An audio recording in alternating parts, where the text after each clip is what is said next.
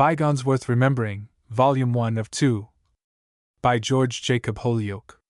Contents. Preface Chapter 1. Concerning Bygones Prefatory Chapter 2. Personal Incidents, Chapter 3. Other Instances, Chapter 4. First Steps in Literature, Chapter 5. George Eliot and George Henry Lewes, Chapter 6. When Birmingham was a town, Chapter 7. The 10th of April, 1848, Its Incredibilities, Chapter 8. The Chartists of Fiction, Chapter 9. The Old Postilion, Chapter 10. Meeting Breakers, List of those paid for doing it, Chapter 11. Trouble with Her Majesty, Chapter 12. Unforeseen Qualities in Public Men, Chapter 13. The Cobden School, Chapter 14. Harriet Martineau, the Deaf Girl of Norwich, Chapter 15. Harriet Martineau, Further Incidents in Her Singular Career, Chapter 16. The Three Newmans, Chapter 17.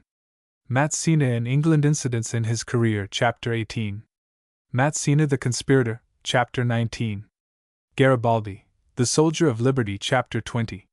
The Story of the British Legion, Never Before Told, Chapter 21. John Stuart Mill, Teacher of the People, Chapter 22. John Stuart Mill, Teacher of the People, Chapter 23. About Mr. Gladstone. Preface. Chapter 1. Chapter 2. Chapter 3.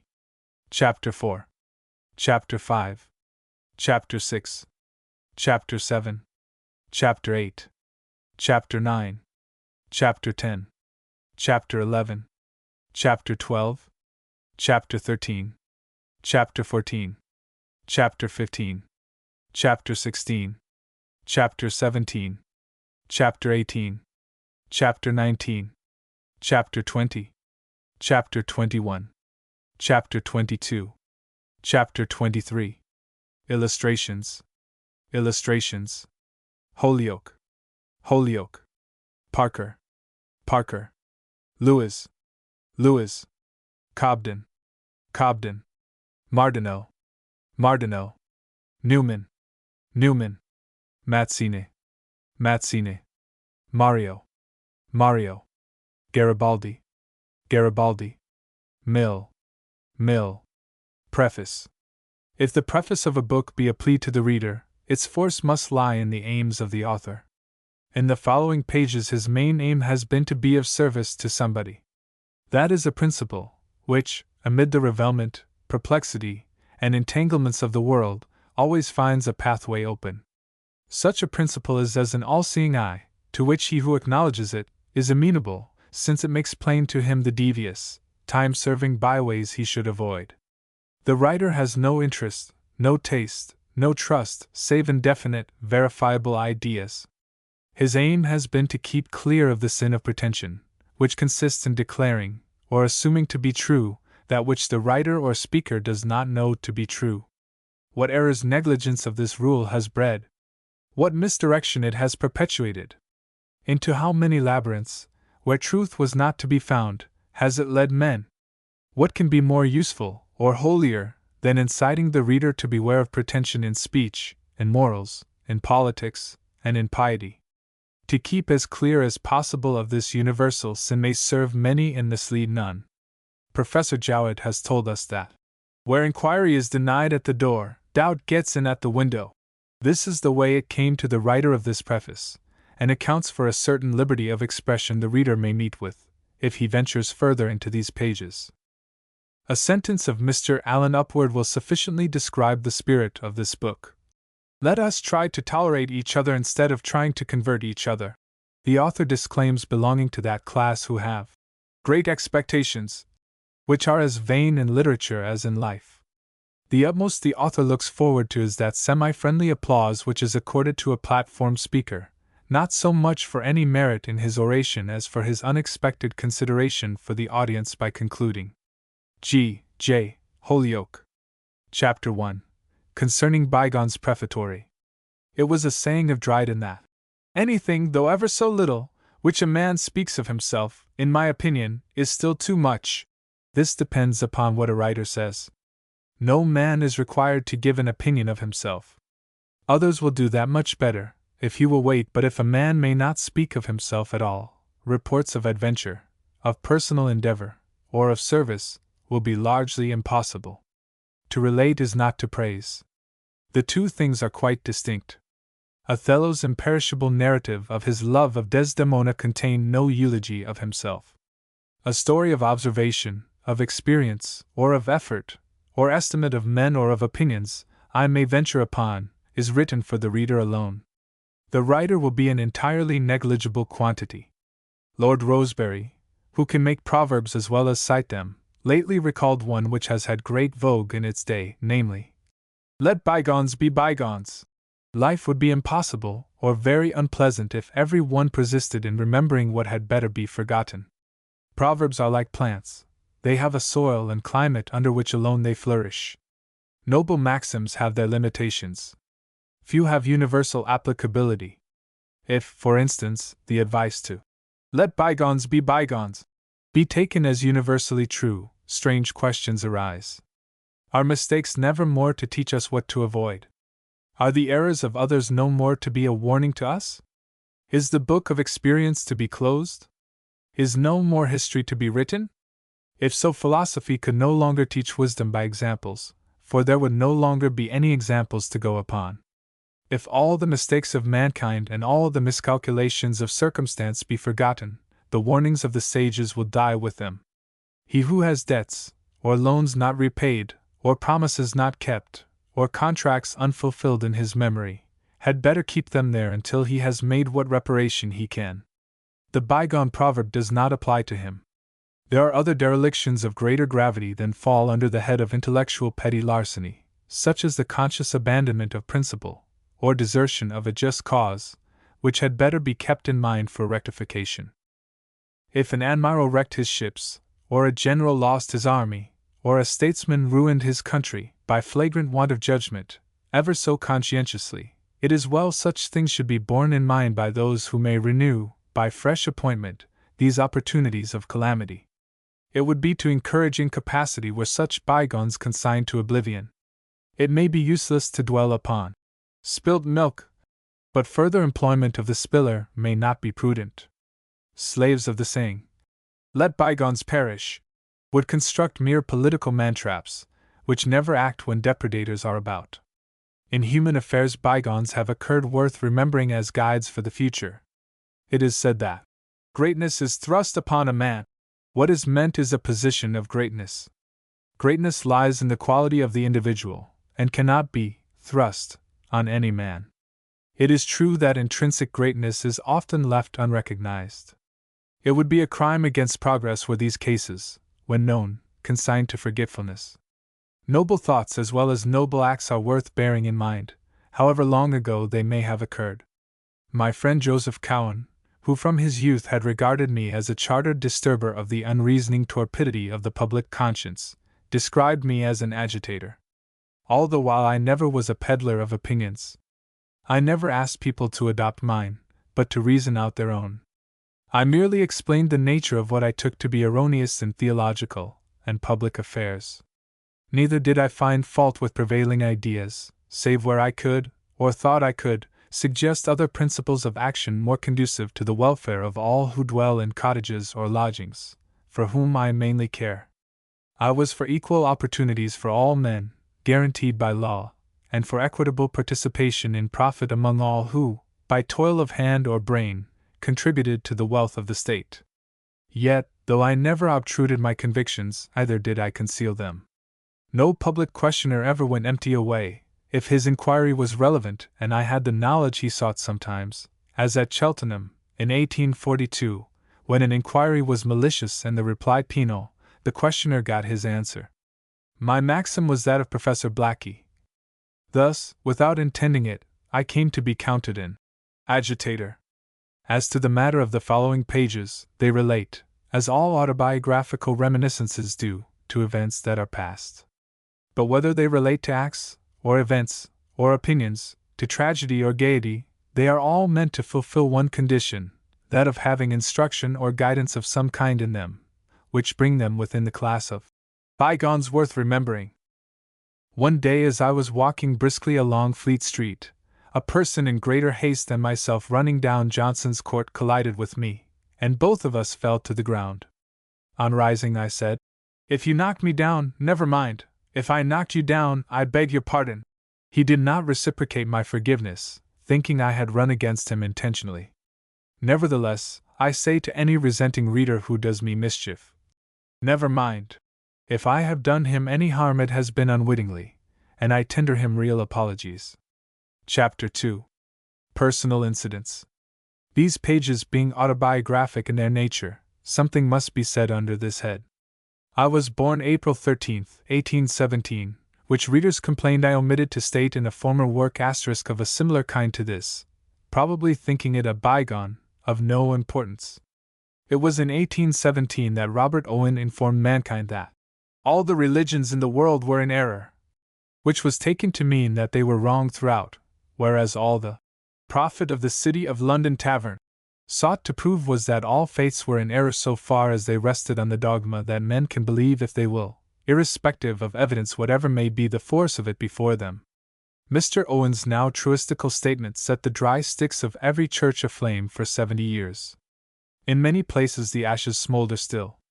By blending theology with sociology, the churches mixed two things better kept apart. Confusion raged for years on 1,000 platforms and pulpits. I mention this matter because it was destined to color and occupy a large portion of my life. The habit of my thoughts is to run into speeches, as the thoughts of a poet run into verse. But if there be a more intrinsic characteristic of my mind, it is accurately described in the words of Coleridge. "I am by the law of my nature a reasoner." A person who should suppose I meant by that word an arguer would not only not understand me, but would understand the contrary of my meaning. I can take no interest whatever in hearing or saying anything merely as a fact, merely as having happened. I must refer to something within me before I can regard it with any curiosity or care. I require in everything a reason why the thing is at all, and why it is there or then rather than elsewhere or at another time. This may be why I entitled the first periodical edited in my name, The Reasoner. My firstborn child, Madeline, perished while I was in Gloucester prison. There is no other word which described what happened in 1842. In 1895, as I had always intended, I had a brass tablet cast bearing the simple inscription. This tablet I had placed on the wall over the grave where the poor child lay. The grave is close to the wall. The cemetery authorities had objections to the word perished. When I explained to them the circumstances of Madeline's death, they permitted its erection, on my paying a cemetery fee of 2 guineas. The tablet will endure as long as the cemetery wall lasts. The tablet is on the left side of the main entrance to the cemetery, somewhat obscured by trees now. Dr. Samuel Smiles published a book on self-help in 1859. In 1857, 2 years earlier, I had used the same title, Self-Help by the People. In a later work, Self-Help 100 Years Ago, the title was continued. I had introduced it into cooperation, where it became a watchword. I have wondered whether Dr. Smiles borrowed the name from me. He knew me in 1841, when he was editing the Leeds Times, to which I was a contributor. He must have seen in Mill's Principles of Political Economy, Self-Help by the People, History of Cooperation in Rochdale, quoted in Mill's book, Book 4.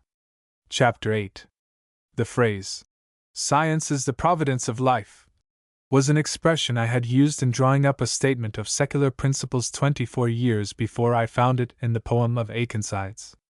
2 things of the past I may name as they indicate the age of opinions, by many supposed to be recent. Cooperators are considered as intending the abolition of competition, but as what we call nature, human, animal, and insect, is founded upon competition, nobody has the means of abolishing it. In the first number of The Reasoner, June 3, 1846, in the first article, I stated that Mr. Owen and his friends proclaimed cooperation as the corrector of the excesses of competition in social life, a much more modest undertaking than superseding it. The second thing I name that I wrote in the same number of The Reasoner is a short paper on moral mathematics, setting forth that there is a mathematics of morality, as well as of lines and angles. There are problems in morality, the right solution of which contributes as much to mental discipline as any to be found in Euclid. These I thus set forth. Problem 1. Given, an angry man to answer without being angry yourself. Problem 2. Given, an opponent full of bitterness and unjust insinuations to reply to without asperity or stooping to counter insinuations. Problem 3. Given, your own favorite truths to state without dogmatism, and to praise without pride, adducing with fairness the objections to them without disparaging the judgment of those who hold the objections. Problem 4. Given, an inconsistent and abusive opponent. It is required to reply to him by argument, convincing rather than retorting. All opportunities of thrashing him are to be passed by, all pain to be saved him as far as possible, and no word set down whose object is not the opponent's improvement. Problem 5. Given, the error of an adversary to annihilate with the same vigor with which you could annihilate him. Problem 6. Required, out of the usual materials to construct a public body, who shall tolerate just censure and despise extravagant praise. One day I found a piece of twisted paper which I picked up thinking I had dropped it myself. I found in it a gold ring with a snake's head. It was so modest and curious that I wore it. For years after, on a visit to Mr. W. H. Dignan at Rushall Hall, on the border of Cannock Chase, I lost it. 4 days later I arrived by train at Rugby Station with 5 heavy-footed countrymen. I went to the refreshment room. On my return only one man was in the carriage. The sun was shining brightly on the carriage floor, and there in the middle lay, all glittering and conspicuous, my lost ring unseen and untrodden. I picked it up with incredulity and astonishment. How it came there or could come there, or being there, how it could escape the heavy feet of the passengers who went out, or the eyes of the one remaining, I cannot to this day conceive. After I had lost it, I had walked through Kidderminster, Dudley Castle, and Birmingham, and searched for it several times. I had dressed and undressed 4 times. I lost it finally during Lord Beaconsfield's last government, at the great drill hall meeting at Blackheath, in a jingo crush made to prevent Mr. Gladstone entering to speak there on the Eastern policy of that day. In future times, should the ground be excavated, the spot where I stood will be marked with gold, the only place so marked by me in this world. It is probably vanity, though I disguise it under the name of pride, that induces me to insert here certain incidents. Nevertheless, pride is the major motive. When I have been near unto death, and have asked myself what has been the consolation of this life, I found it in cherished memories of illustrious persons of thought and action, whose friendship I had shared. There are other incidents, as Harriet Martineau's letter to Lloyd Garrison, Tyndall's testimony, elsewhere quoted, which will never pass from my memory. The first dedication to me was that of a poem by Alan Davenport, 1843, an ardent Whitechapel artisan. The tribute had value in my eyes, coming from one of the toiling class, and being a recognition on the part of working men of London, that I was one of their way of thinking and could be trusted to defend the interests of industry. The next came from the theological world, a quite unexpected incident in those days. The Rev. Henry Crosky dedicated his Defense of Religion to me. He was of the priestly profession, but had a secular heart, and on questions of freedom at home and abroad he could be counted upon, as though he was merely human. The dedication brought Mr. Crosky into trouble with Dr. Martineau. Unitarians were personally courteous to heretics in private, but they made no secret that they were disinclined to recognize them in public. Dr. Martineau shared that reservation. Letter from Dr. James Martineau to Rev. W. H. Crosky. It is very difficult to say precisely how far our respect for honest conviction, and indignation at a persecuting temper, should carry us in our demonstrations towards men unjustly denounced. I do confess that, while I would stoutly resist any ill usage of such a man as Holyoake, or any attempt to gag him, I could hardly dedicate a book to him, this act seeming to imply a special sympathy and admiration directed upon that which distinctively characterizes the man. Negative defense from injury is very different from positive homage. After all, Holyoake's principles are undeniably more subversive of the greatest truths and genuine basis of human life than the most unrelenting orthodoxy. However, it is a generous impulse to appear as the advocate of a man whom intolerance unjustly reviles. Thus he gave the young minister to understand that while there was nothing wrong in his having respect for me, he need not have made it public. At that time it was chivalry in Mr. Krosky to do what he did, for which I respected him all his days. A third dedication I thought more of, and still value, came from the political world, and was the first literary testimony of my interest in it. It came from Mark Rutherford, William Hale White, who knew everything I knew, and a good deal more. He inscribed to me, 1866, a remarkable argument for the extension of the franchise, which had all the characteristics of statement, which have brought him renown in later years. He said in his prefatory letter to me, "If my argument does any service for reform, reformers will have to thank you for it, as they have to thank you for a good many other things." They were words to prize. Recently a letter came from Professor Goldwin Smith, who was Cobden's admiration and envy, as he once told me, for the power of expressing an argument, or a career in a sentence. His letter to me was as follows: "You and I have lived together through many eventful and changeful years. The world in these years has, I hope and believe, grown better than it was when we came into it. In respect of freedom of opinion and industrial justice, the two objects to which your life has been most devoted, real progress has certainly been made. The main objects of my life are here distinguished, and expressed in 6 words. Reviewers of the autobiographic volumes preceding these complained that they contain too little about myself. If they read the last 4 paragraphs given here, they will be of opinion that I have said enough now." At the Cooperative Congress held in Gloucester, 1879, a number of delegates went down to see the jail. When they arrived before it, Mr. Abraham Greenwood, of Rochdale, exclaimed, "Take off your hats, lads! That's where Holyoake was imprisoned." They did so. That incident, when it was related to me, impressed me more than anything else connected with cooperation. I did not suppose those tragical 6 months in that jail were in the minds of cooperators, or that any one had respect for them. The chapter, "Things Which Went as They Would," shows that serving cooperators had its inconveniences, but there were compensatory incidents which I recount with pleasure. One was their contribution to the annuity of 1876, which Mr. Hughes himself commended to them at the London Congress. It was owing to Major Evans Bell and Mr. Walter Morrison that the project was successful. The other occurred at the Doncaster Congress, 1903. In my absence, a resolution had been passed thanking me for services I had rendered in 10 letters in defense of cooperation. When I rose to make acknowledgment, all the large audience stood up. It was the first time I had ever been so received anywhere, showing that services which seemed unnoted at the time lived in remembrance. Here I may cite a letter from Wendell Phillips. Of the great American abolitionists, Phillips, with his fine presence and intrepid eloquence, was regarded as the noblest Roman of them all. Theodore Parker, he described to me as the Jupiter of the pulpit, and Russell Lowell has drawn Lloyd Garrison in the famous verse. I corresponded with them in their heroic days. It is one of the letters of Phillips to me I quote here. Boston, July 22, 1874. My dear Sir, I ought long ago to have thanked you for sending me copies of your pamphlets on John Stuart Mill and the Rochdale Pioneers, and with so kind and partial a recognition of my cooperation with you in your great cause.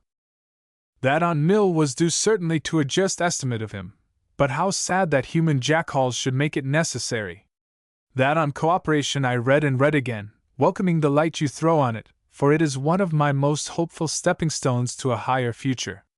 Thank you for the lesson. It cleared 1 or 2 dark places, not the first by any means, for I've read everything of yours I could lay my hands on. There was one small volume on rhetoric, public speaking and debate, methods of address, hints towards effective speech, etc., which I studied faithfully, until someone to whom I had praised and lent it, acting probably on something like Coleridge's rule, that books belong to those who most need them, never returned me my well-thumbed essay, to my keen regret. Probably you never knew that we had printed your book. This was an American reprint, wholly exhausted, proof that it did good service. We reprinted, some 10 years ago, one of your wisest tracts, The Difficulties That Obstruct Cooperation. It did us yeoman's service. But enough, I shall beg you to accept a volume of old speeches printed long ago, because it includes my only attempt to criticize you, which you probably never saw. In it I will put, when I mail it, the last and best photograph of Sumner, and if you'll exchange, I'll add one of yours faithfully and ever, Wendell Phillips. Mr. G.J. Holyoake. With Mr. Charles Bradlaugh I had personal relations all his life. I took the chair for him at the first public lecture he delivered. I gave him ready applause and support. At the time of what was called his parliamentary struggle, I was entirely with him and ready to help him. It was with great reluctance and only in defense of principle, to which I had long been committed, that I appeared as opposed to him. He claimed to represent free thought, with which I had been identified long before his day. My conviction was that a free thinker should have as much courage, consistency, and self-respect as any apostle, or Jew, or Catholic, or Quaker. All had in turn refused to make a profession of opinion they did not hold, at the peril of death, or, as in the case of O'Connell and the Jews, at the certainty of exclusion from Parliament. They had only to take an oath, to the terms of which they could not honestly subscribe. Mr. Bradlaugh had no scruple about doing this. In the House of Commons he openly kissed the Bible, in which he did not believe, a token of reverence he did not feel. He even administered to himself the oath, which was contrary to his professed convictions. This seemed to be a reflection upon the honor of free thought. Had I not dissented from it, I should have been a sharer in the scandal, and free thought, so far as I represented it, would have been regarded as below the Christian or pagan level. The key to Mr. Bradlaugh's character, which unlocks the treasure house of his excellences and defects, and enables the reader to estimate him justly, is the perception that his one overriding motive and ceaseless aim was the ascendancy of the right through him. It was this passion which inspired his best efforts, and also led to certain aberration of action. But what we have to remember now, and permanently, is that it was ascendancy of the right in political and theological affairs that he mainly sought for, fought for, and vindicated. It is this which will long cause his memory to be cherished. At the time of his death I wrote honoring notices of his career in the Bradford Observer and elsewhere, which were reproduced in other papers. Otherwise, I found opportunity on platforms of showing my estimate of his character and public services. I had never forgotten an act of kindness he had, in an interval of goodwill, done me. When disablement and blindness came in 1876, he collected from the readers of his journal £170 towards a proposed annuity for me. It was a great pleasure to me to repay that kindness by devising means, which others either thought of nor believed in, of adding thrice that sum to the provision being made for his survivors. It was a merit in him that devotion to pursuits of public usefulness did not, in his opinion, absolve him from keeping a financial promise, as I knew, and have heard friends who aided him testify, a virtue not universal among propagandists. No wonder the coarse environments of his early life lent imperiousness to his manners.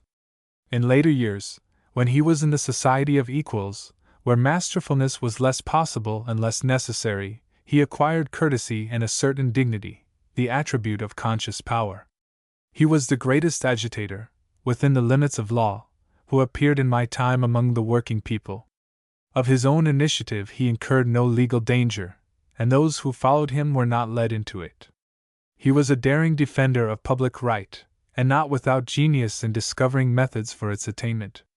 One form of genius lies in discovering developments of a principle which no one else sees. Had he lived in the first French Revolution, he had ranked with Mirabeau and Danton. Had he been with Paine in America, he had spoken common sense on platforms. He died before being able to show in Parliament the best that was in him.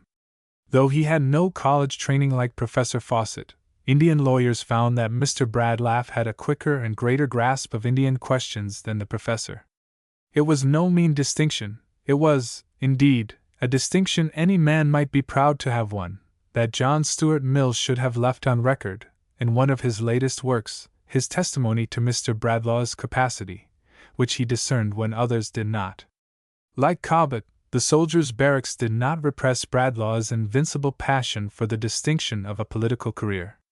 In the House of Commons he took, both in argument and debate, a high rank, and surpassed compeers thereof 1,000 times his advantages of birth and education.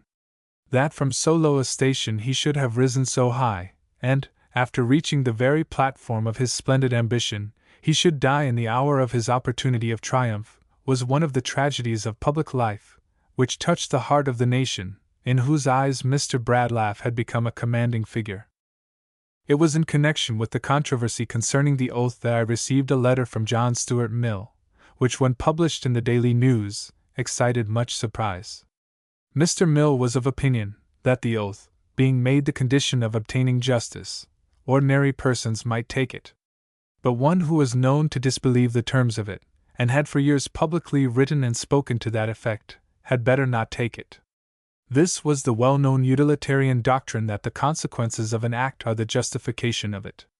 Francis Place had explained to me that Bentham's doctrine was that the sacrifice of liberty, or life, was justifiable only on the ground that the public gained by it.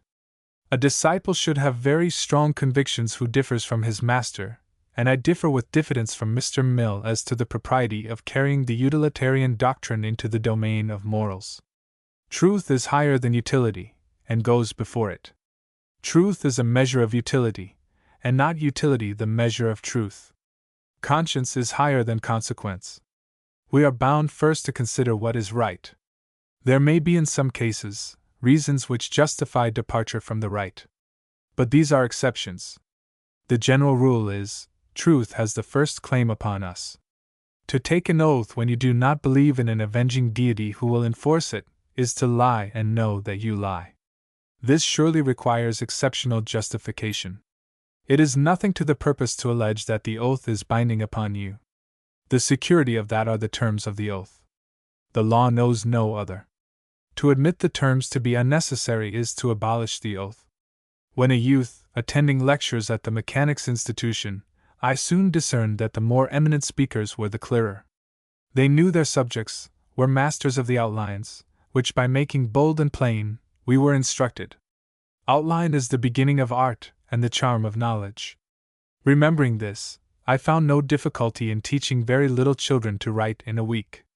It is a great advantage to children to take care that their first notions are true. The primary element of truth is simplicity. With children it is their first fascination. I had only to show them that the alphabet meant no more than a line and a circle. A little child can make a straight stroke and a round O. The alphabet is made up of 15 straight line and dozen curved line letters. The root of the 15 straight line letters is J placed in various ways. The root of the 11 curved line letters is O, or parts of O and I joined together. A is made by 2 straight lines leaning against each other at the top, and a line across the middle. H is made of 2 upright lines with a straight line between them. V is made of 2 straight lines meeting at the bottom. If 2 upright lines are added to the V, it becomes M. 2 V's put together make W. The letters L and T and X and Z make themselves, so easy is it to place the straight lines which compose them. O makes itself. A short line makes it into Q. If the side of O be left open, it is AC. If 2 half O's are joined together, they make S. Half O and an upright line make D. An upright line and a half O make P. Another half added and B is made. After a second or third time, a child will understand the whole alphabet. Such is the innate faculty of imitation and construction in children that they will put the letters together themselves when the method is made plain to them, and within a week will compose their own name and their mother's. At the same time they learn to read as well as to write. What they are told they are apt to forget, what they write they remember. Reason is the faculty of seeing what follows as a consequence from what is, but to define distinction well is a divine gift. My one aim was to make things clear. One of my suggestions to the young preachers, who had 2 sermons on Sunday to prepare, was that they should give all their strength to the evening discourse and arrange with their congregation to deliver the other from one of the old divines of English or continental renown, which would inform as well as delight hearers. It would be an attraction to the outside public. Few congregations know anything of the eloquence, the happy and splendid illustrations and passages of thought to be found in the fathers of the church of every denomination. Professor Francis William Newman, whose wide knowledge and fertility of thought had few equals in his day, told me that he should shrink from the responsibility of having to deliver a proficient and worthy discourse 52 times a year. Anyhow, for the average preacher, better one bright ruddy discourse than 2 pale-faced sermons every Sunday. Those who remain true to Chartism till the end of it are recorded in the following paragraph under the title of the National Charter Association, which appeared in Reynolds's newspaper, January 4, 1852. On Wednesday evening last, the scrutineers appointed by the metropolitan localities attended at the office, 14, Southampton Street, Strand, and having inspected the votes received, gave the following as the result, in favor of the following 9. Ernest Jones, who received 900 votes, Fergus O'Connor, John Arnott T. M. Wheeler, James Graspy, John Shaw W. J. Linton J. J. Beza G. J. Holyoake. Messrs. J. B. O'Brien, Gerald Massey, and Arthur Trevelyan having declined to serve, the votes received on their behalf have not been recognized. We, the undersigned, hereby declare the 9 persons first named to be duly elected to form the Executive Committee for the ensuing year. John Washington, City Locality. Idid. John Looms, Finsbury Locality. December 31, 1851. After I became an octogenarian, I was asked whether my years might be ascribed to my habits. I could only explain what my habits were. In the first half of my life I ate whatever came to hand, and as not enough came I easily observed moderation. But then I was disposed to be moderate on principle, having read in the Penny Magazine, about 1830, that Dr. Abernethy told a lady she might eat anything eatable in moderation. In the second and later half of my life I gave heed to Carnero, and sought to limit each meal to the least quantity necessary for health. The limitation of quantity included liquids as well as solids, decreasing the amount of both. In relation to age and activity, as Sir Henry Thompson advised. Not thinking much of meat, I limited that to a small amount, and cereals to those that grow above ground. A tepid bath for the eye, on the recommendation of the Rev. Dr. Molesworth, of Rochdale, and a soap bath for the body every morning ends the catalogue of my habits. My general mode of mind has been to avoid excess in food, in pleasure, in work, and in expectation. By not expecting much, I have been saved from worry if nothing came. When anything desirable did arrive, I had the double delight of satisfaction and surprise. Shakespeare's counsel ought to be part of every code of health. The conduciveness of my habits to longevity may be seen in this. More than 40 of my colleagues, all far more likely to live than myself, have long been dead. Had I been as strong as they, I also should have died as they did. Lacking their power of hastening to the end, I have lingered behind. For the rest, the principles and aims of earlier years are confirmed by experience at 88. Principles are like plants and flowers. They suit only those whom they nourish. Nothing is adapted to everybody. Goethe said, "When I was a youth I planted a cherry tree, and watched its growth with delight. Spring frost killed the blossoms, and I had to wait another year before the cherries were ripe. Then the birds ate them, another year the caterpillars ate them, another year a greedy neighbor stole them, another year the blight withered them. Nevertheless, when I have a garden again, I shall plant another cherry tree. My years now are dwindling to their shortest span. If I should have my days over again, I shall plant my trees again, certain that if they do grow they will yield verdure and fruit in some of the barren places of this world." Chapter 3. Other instances. My first public discussion in London was with Mr. Passmore Edwards, personally, the handsomest adversary I ever met. A mass of wavy black hair and pleasant expression made him picturesque. He was slim, alert, and fervid. The subject of debate was the famous delineation of the bottle, by George Cruikshank, which I regarded as a libel on the wholesome virtue of temperance. Exaggerations which inform and do not deceive, as American humor, or Swift's Lilliputians, Aztecs, and giants of Brobdingnag, have instruction and amusement. The exaggeration intended to deride and intimidate those who observe moderation is a hurtful and misleading extreme. Mr. Edwards took the opposite view. Cruikshank could not be moderate, and he did right to adopt the rule of absolute abstinence. It was his only salvation. To every man or woman of the Crookshank tendency I would preach the same doctrine. To all others I, as fervently, commend the habit of use without abuse. Without that power no man would live a month. Had Mr. Edwards been of this way of thinking, there had been no debate between us. Mr. Edwards had much reason on his side. Mankind are historically regarded as possessing insufficiency of brains, and it is bad economics to put an incorrigible thief into their mouths to steal away what brains they have. I had respect for Mr. Edwards' side of the argument. For when a man makes a fool of himself, or fails to keep an engagement, or departs, in his behavior from his best manner, through drink, he should take the next train to the safe and serene land of abstinence. The first person who mentioned to me the idea of a halfpenny newspaper was Mr. Passmore Edwards. One night as we were walking down Fleet Street from Temple Bar, when the bar stood where the Griffin now stands, Mr. Edwards asked me, as I had had experience in the publishing trade, whether I thought a halfpenny newspaper would pay, which evidently had for some time occupied his mind. The chief difficulty I foresaw was, would newsagents give it a chance? It afterwards cost the House of Castles, the first to make the experiment, many thousands. The Workman, in which I had a department, was intended, I was told, to be a forerunner of the halfpenny paper. But that title would never do, as I ventured to predict. Workmen, as a rule with no partnership in profits, had enough of work without buying a paper about it. Tradesmen, middle class and others, did not want to be taken for workmen, and the Workman was discontinued. But, strange to say, the same paper issued under the title of Work became successful. Everybody was interested in work, but not in being workmen. Such are the subtleties of titles. Their right choice, is it art or instinct? The Echo was the name fixed upon for the first halfpenny paper. Echo of what? Was not indicated. It excluded expectations of originality. Probably curiosity was the charm. It committed no one to any side. There were always more noises about than any one could listen to, and many were glad to hear the most articulate. I wrote articles in the earliest numbers under the editorship of Sir Arthur Arnold.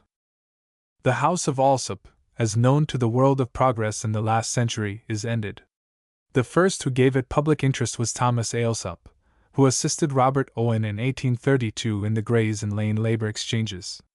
He was a watchful assistant of those who contributed to the public service without expecting or receiving requital. His admiration of genius always took the form of a gift, a rare but encouraging form of applause.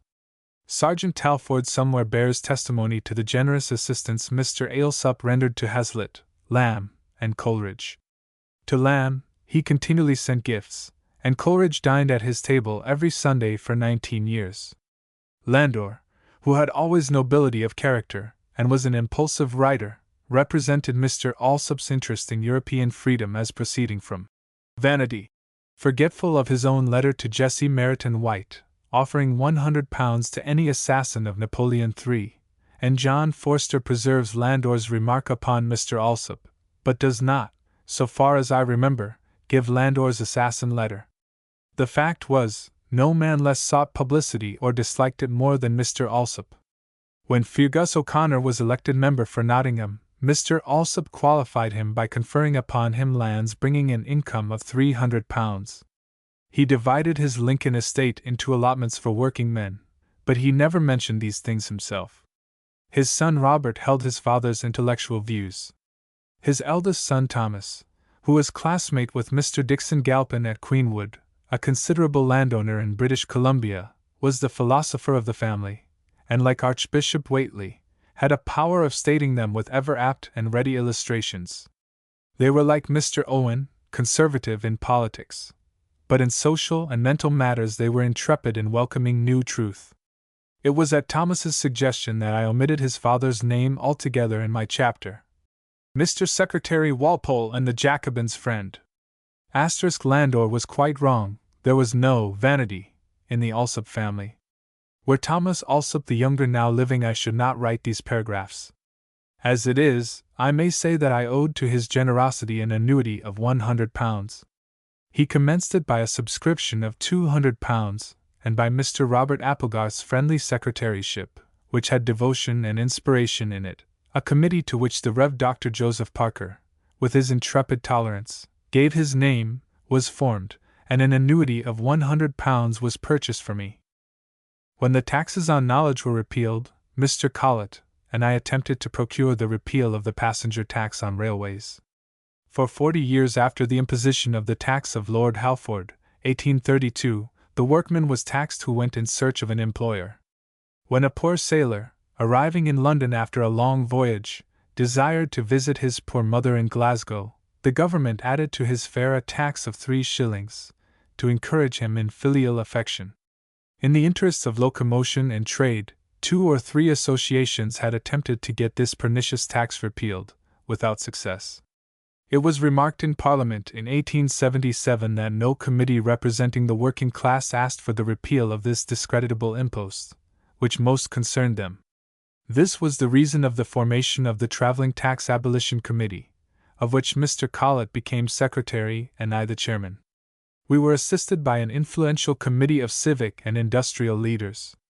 After 6 years' agitation, we were mainly instrumental, that was in Mr. Gladstone's days, in obtaining the repeal of the penny-a-mile tax on all third-class fares, effected by Mr. Childers in 1883, which ever since has put into the pocket of working-class travellers £400,000 a year. Besides the improved carriages and improved service the repeal has enabled railway companies to give. We continued the committee many years longer in the hope of freeing the railways wholly from taxation, which still hampers the directors and is obstructive of commerce.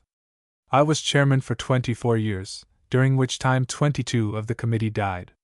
Our memorials, interviews with ministers, correspondence with officials, petitions to Parliament, public meetings and various publications, involved a large and incessant amount of work without payment of any kind.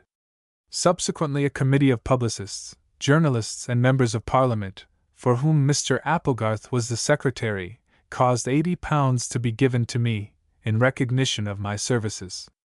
Though it represented less than £4 a year as the salary of the chairman, it was valuable in my eyes from the persons who gave it, as they were not the persons much benefited by the work done, and who really taxed themselves on behalf of others. A subscription of a halfpenny each from the working-class travellers who had profited by the repeal would have amounted to a handsome acknowledgment. But from them it was impossible to collect it. Testimonials, I believe, are often given by persons who generously subscribe for others upon whom the obligation of making it more properly rests.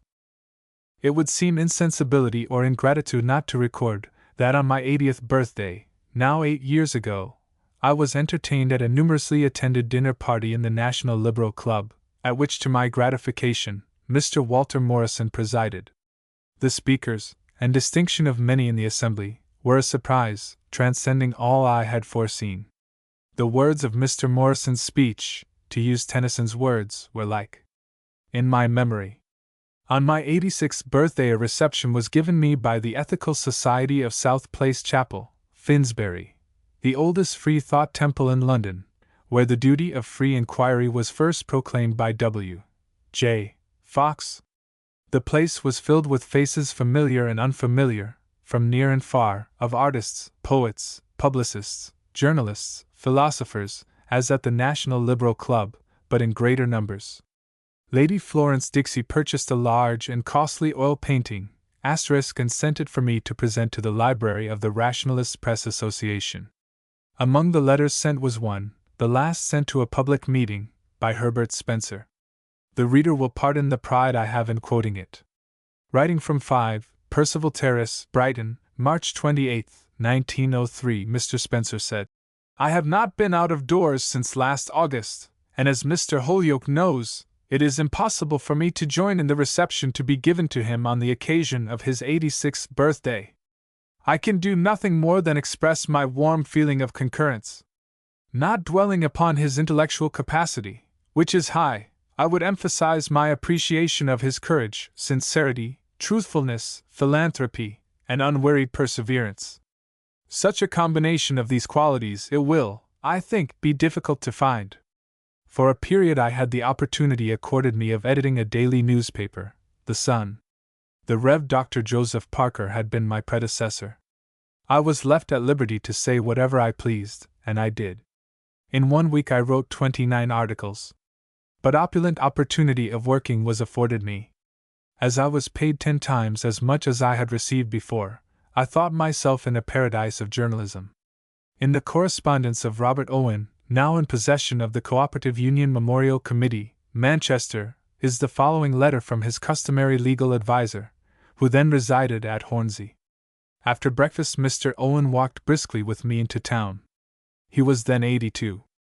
On his way, he explained to me that, when walking as often had done from Birmingham to Worcester, or from Huddersfield to Sheffield, to lecture, I should find it an advantage to use the horse road, as on the footpath there is more unevenness and necessity of deviation to allow persons to pass, which increases the fatigue of a day on foot.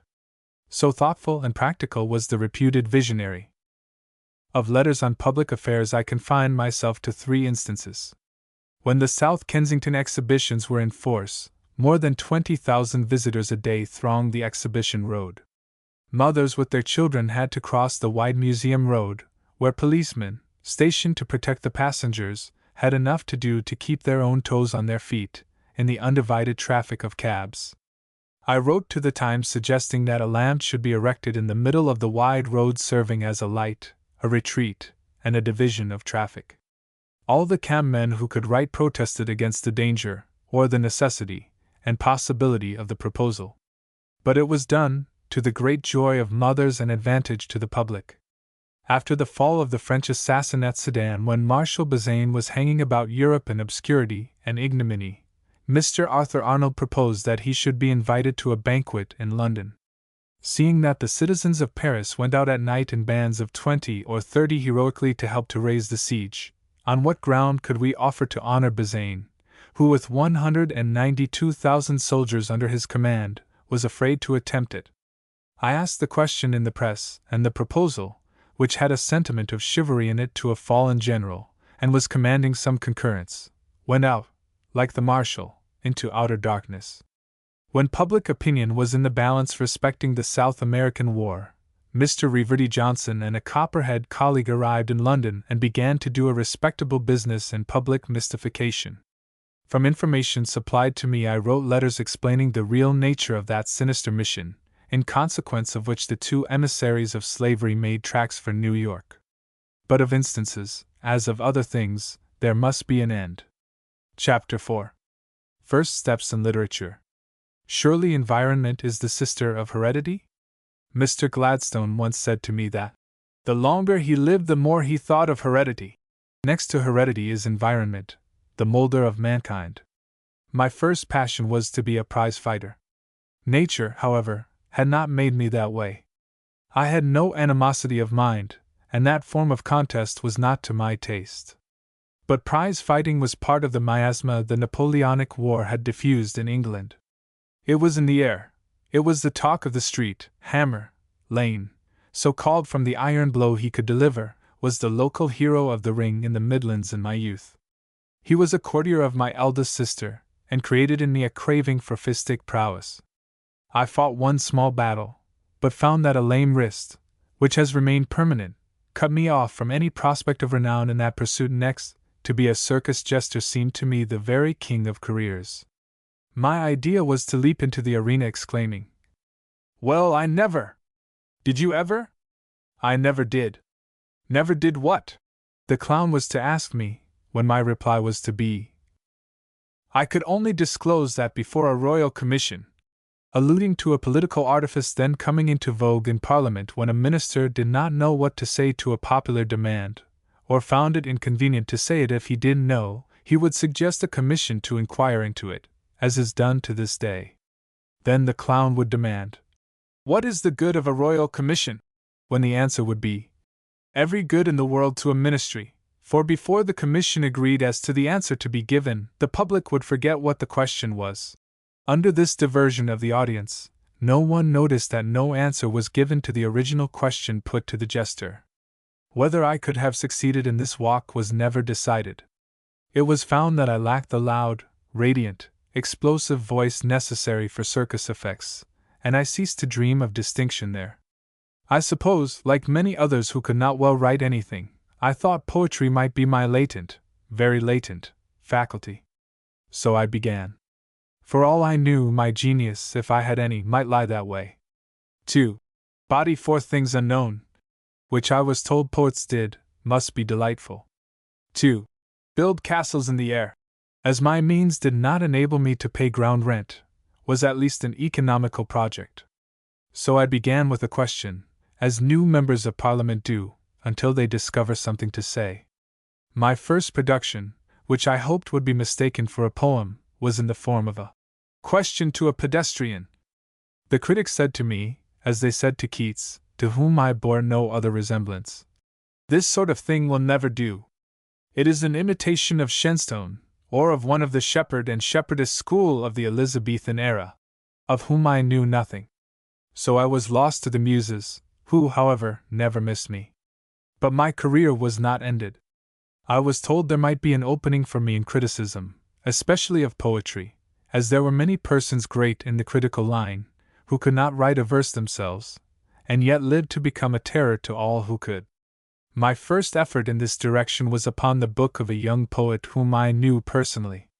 Not venturing upon longer pieces at first, I selected 2 sonnets, as the author, Emsley Duncan, called them. The opening was very striking, and was thus expressed. "How natural is the exclamation," I began. "The poet invokes the deity on the threshold of a great surprise." Luther did the same in his famous hymn beginning. Our sonneteer may be said to have borrowed the exclamation from Luther, but we have no doubt the exclamation of our poet is purely original. He next demands an interpretation of his vision.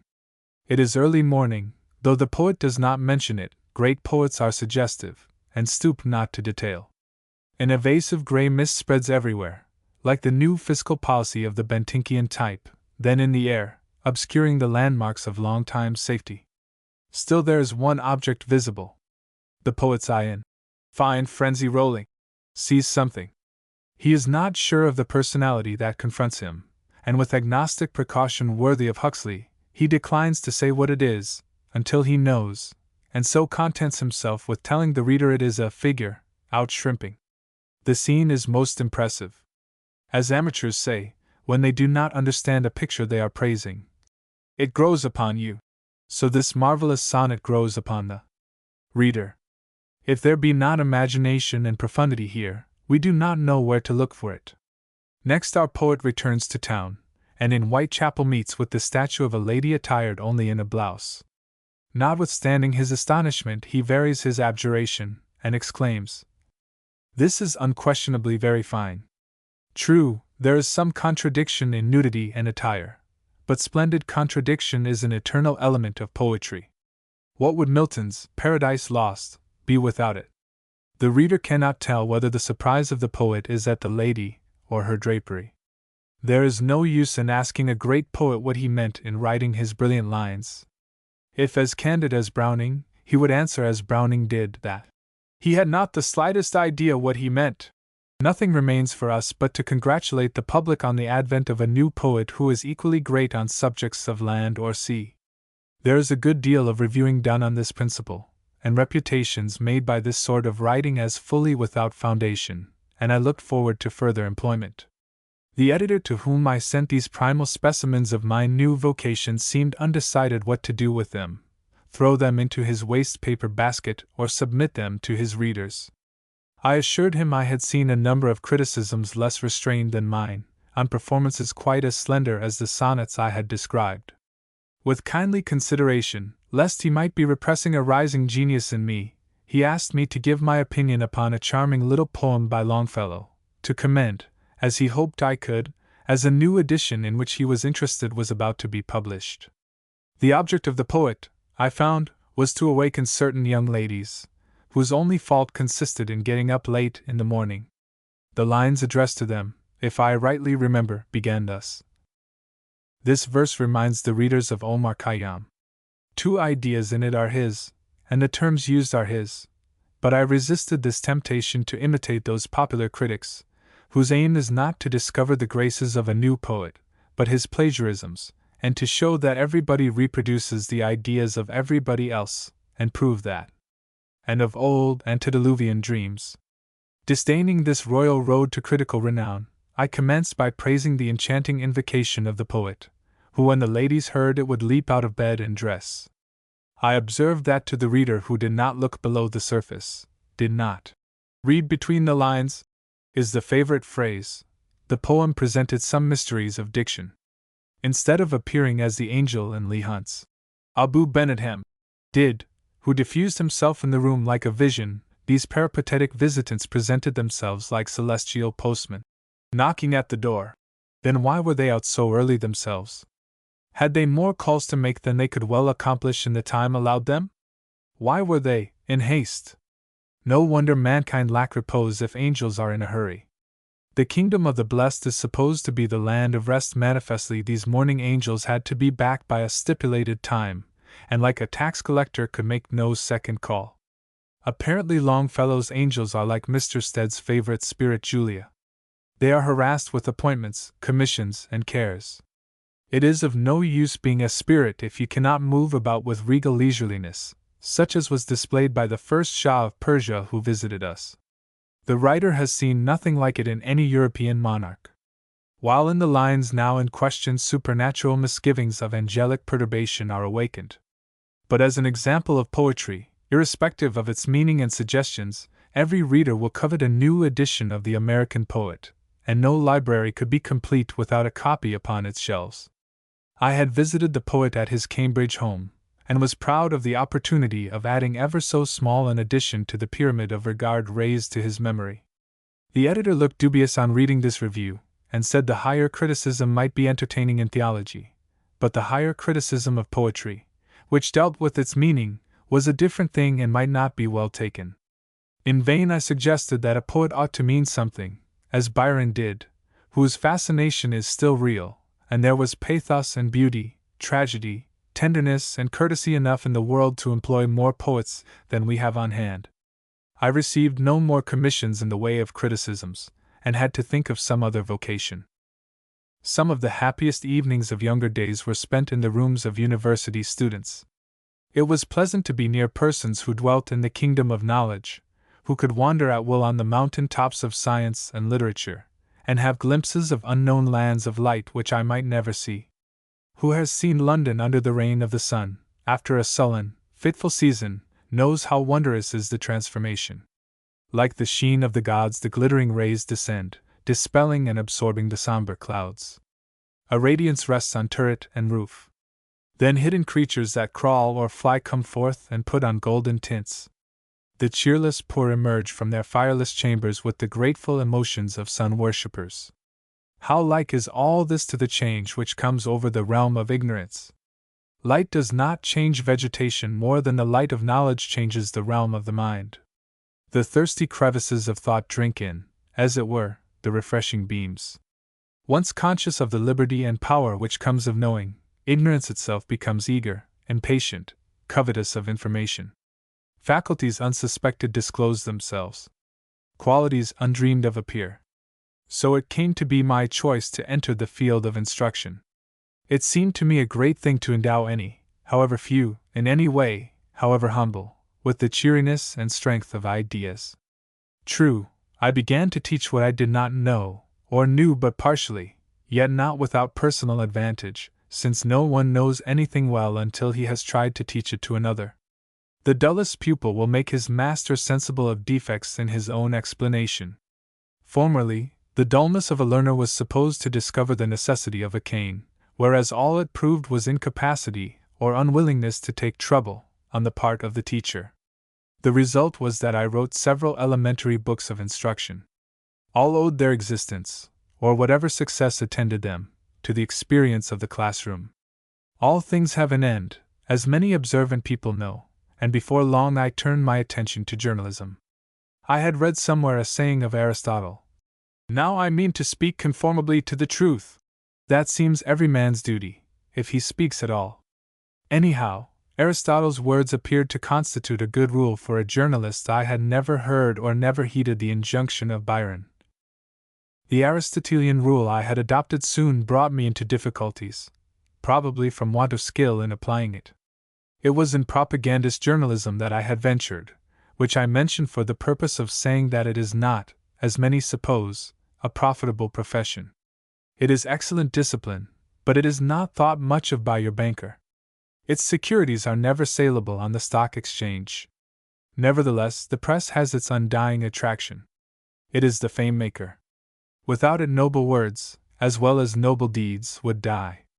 Day by day there descend from the press ideas in fertilizing showers, falling on the parched and arid plains of life, which in due season become verdant and variegated. Difficulties try men's souls, but true ideas expand them. And they have done so. Literature is a much brighter thing than it was when I first began to meddle, or muddle, in it, as Lord Salisbury would say. Nothing was thought classical then that was not dull. No definition of importance was found to be utterly unintelligible until a university man had explained it. All is different now, let us hope. Instances of the progress of literary opinion are perhaps more instructive and better worth remembering. In 1850, when George Henry Lewes and Thornton Hunt included my name in their published list of contributors to the Leader, it cost the proprietors, I had reason to know, £2,000. It set the Rev. Dr. Jelf, of King's College, on fire, and caused an orthodox spasm of a serious kind in Charles Kingsley and Professor Maurice, as witnessed their letters of that day. One journal projected by me in 1850 is still issued, Public Opinion. Mr. W. H. Ashurst asked me to devise a paper I thought the most needed.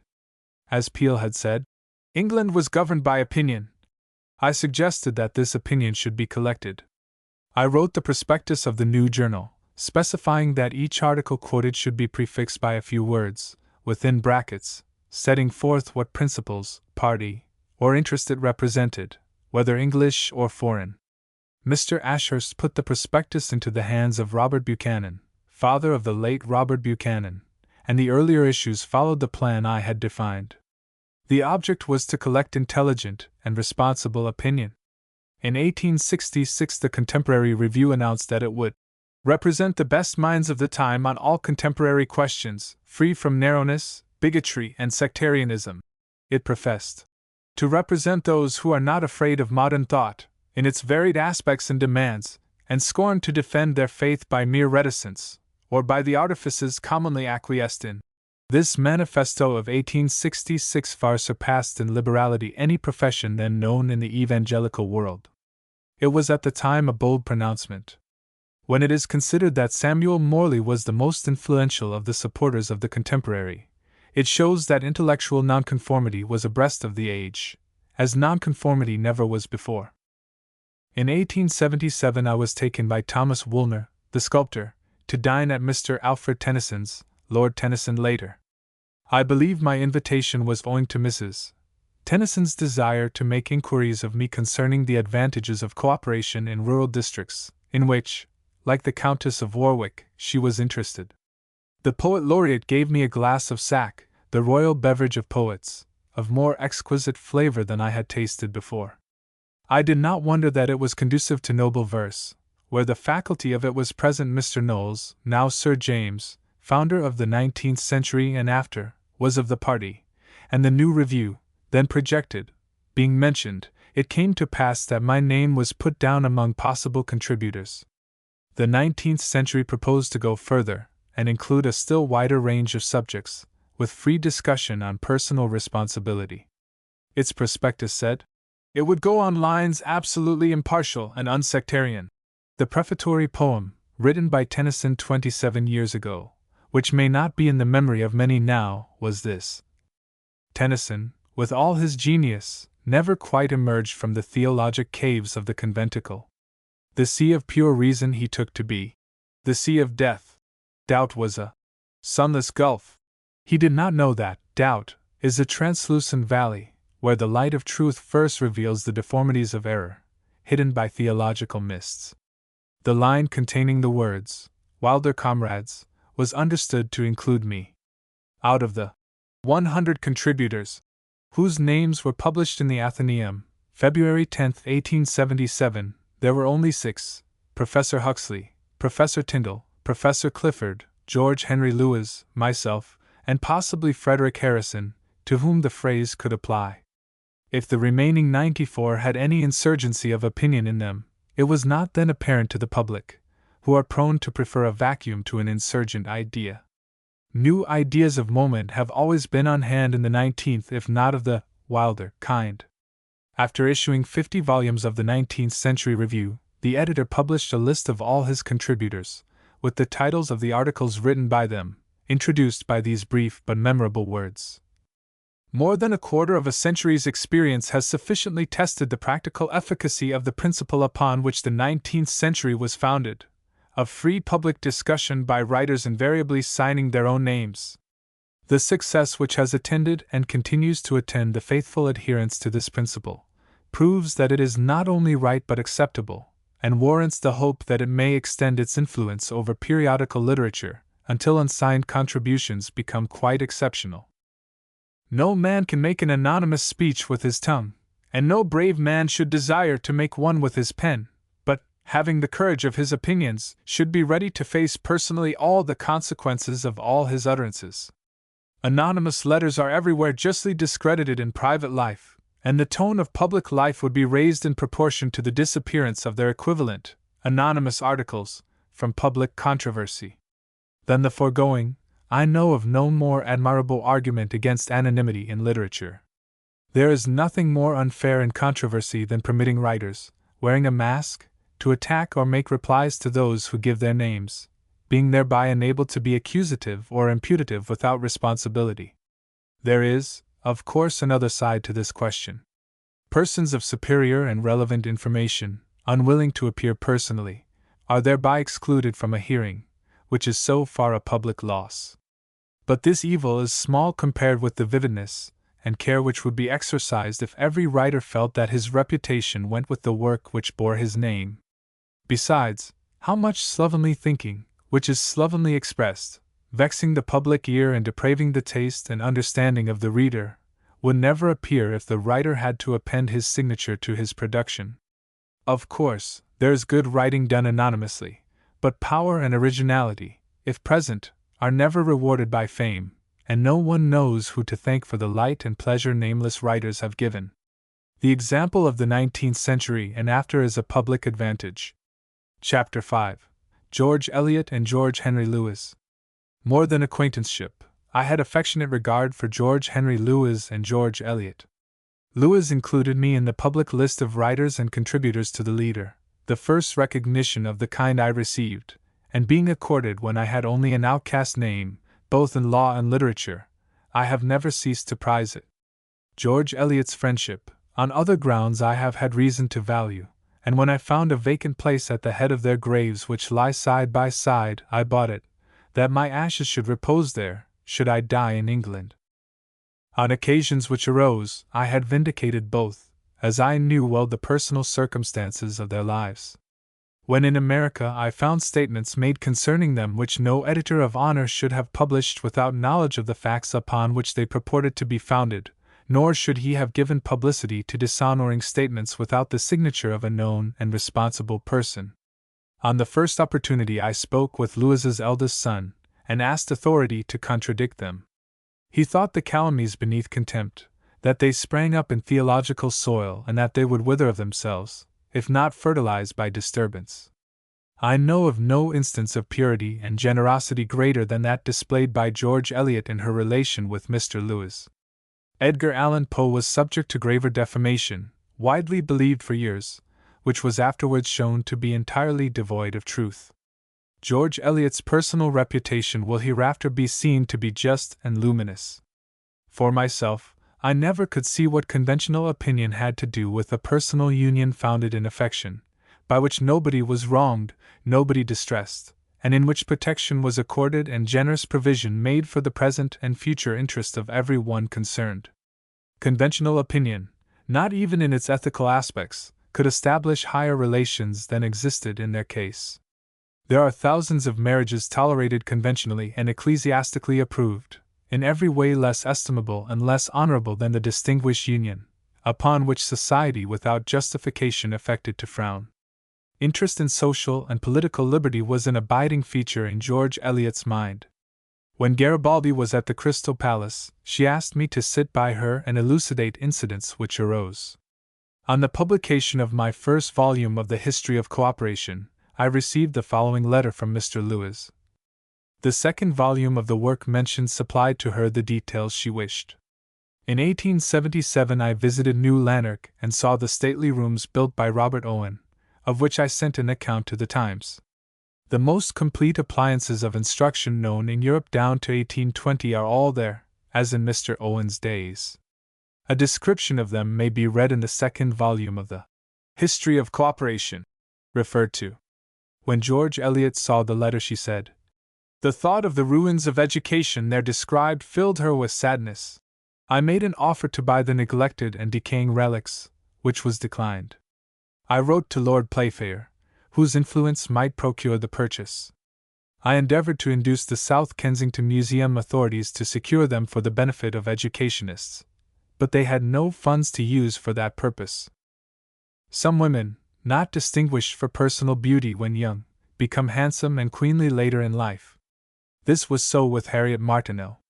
George Eliot did not come up to Herbert Spencer's conception of personal charm. One day when she was living at Godstone, she drove to the station to meet Mr. Lewis. He and I were traveling together at the time, and he caused the train to be delayed a few minutes that I might go down into the valley to meet his wife. I had not seen George Eliot for some years, and was astonished at the stately grace she had acquired. One who knew how to state a principle describes the characteristic conviction of George Eliot, from which she never departed, and which had abiding interest for me. She held as a solemn conviction, the result of a lifetime of observation, that in proportion as the thoughts of men and women are removed from the earth on which they live, are diverted from their own mutual relations and responsibilities, of which they alone know anything, to an invisible world, which can alone be apprehended by belief, they are led to neglect their duty to each other, to squander their strength in vain speculations, which can result in no profit to themselves or their fellow creatures, which diminish their capacity for strenuous and worthy action during a span of life, brief, indeed, but whose consequences will extend to remote posterity. Chapter 6.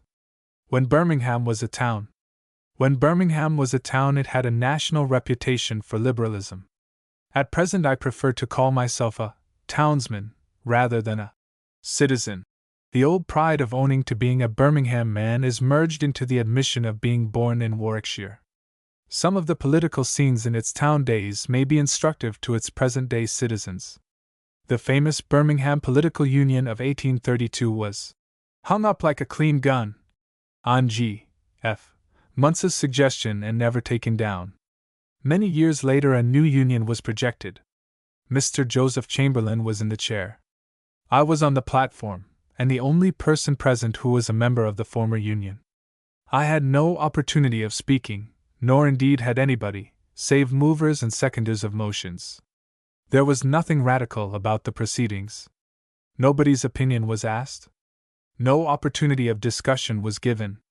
The meeting was a mere instrument for registering the business of the chair. The impression that afternoon made upon me has never left me.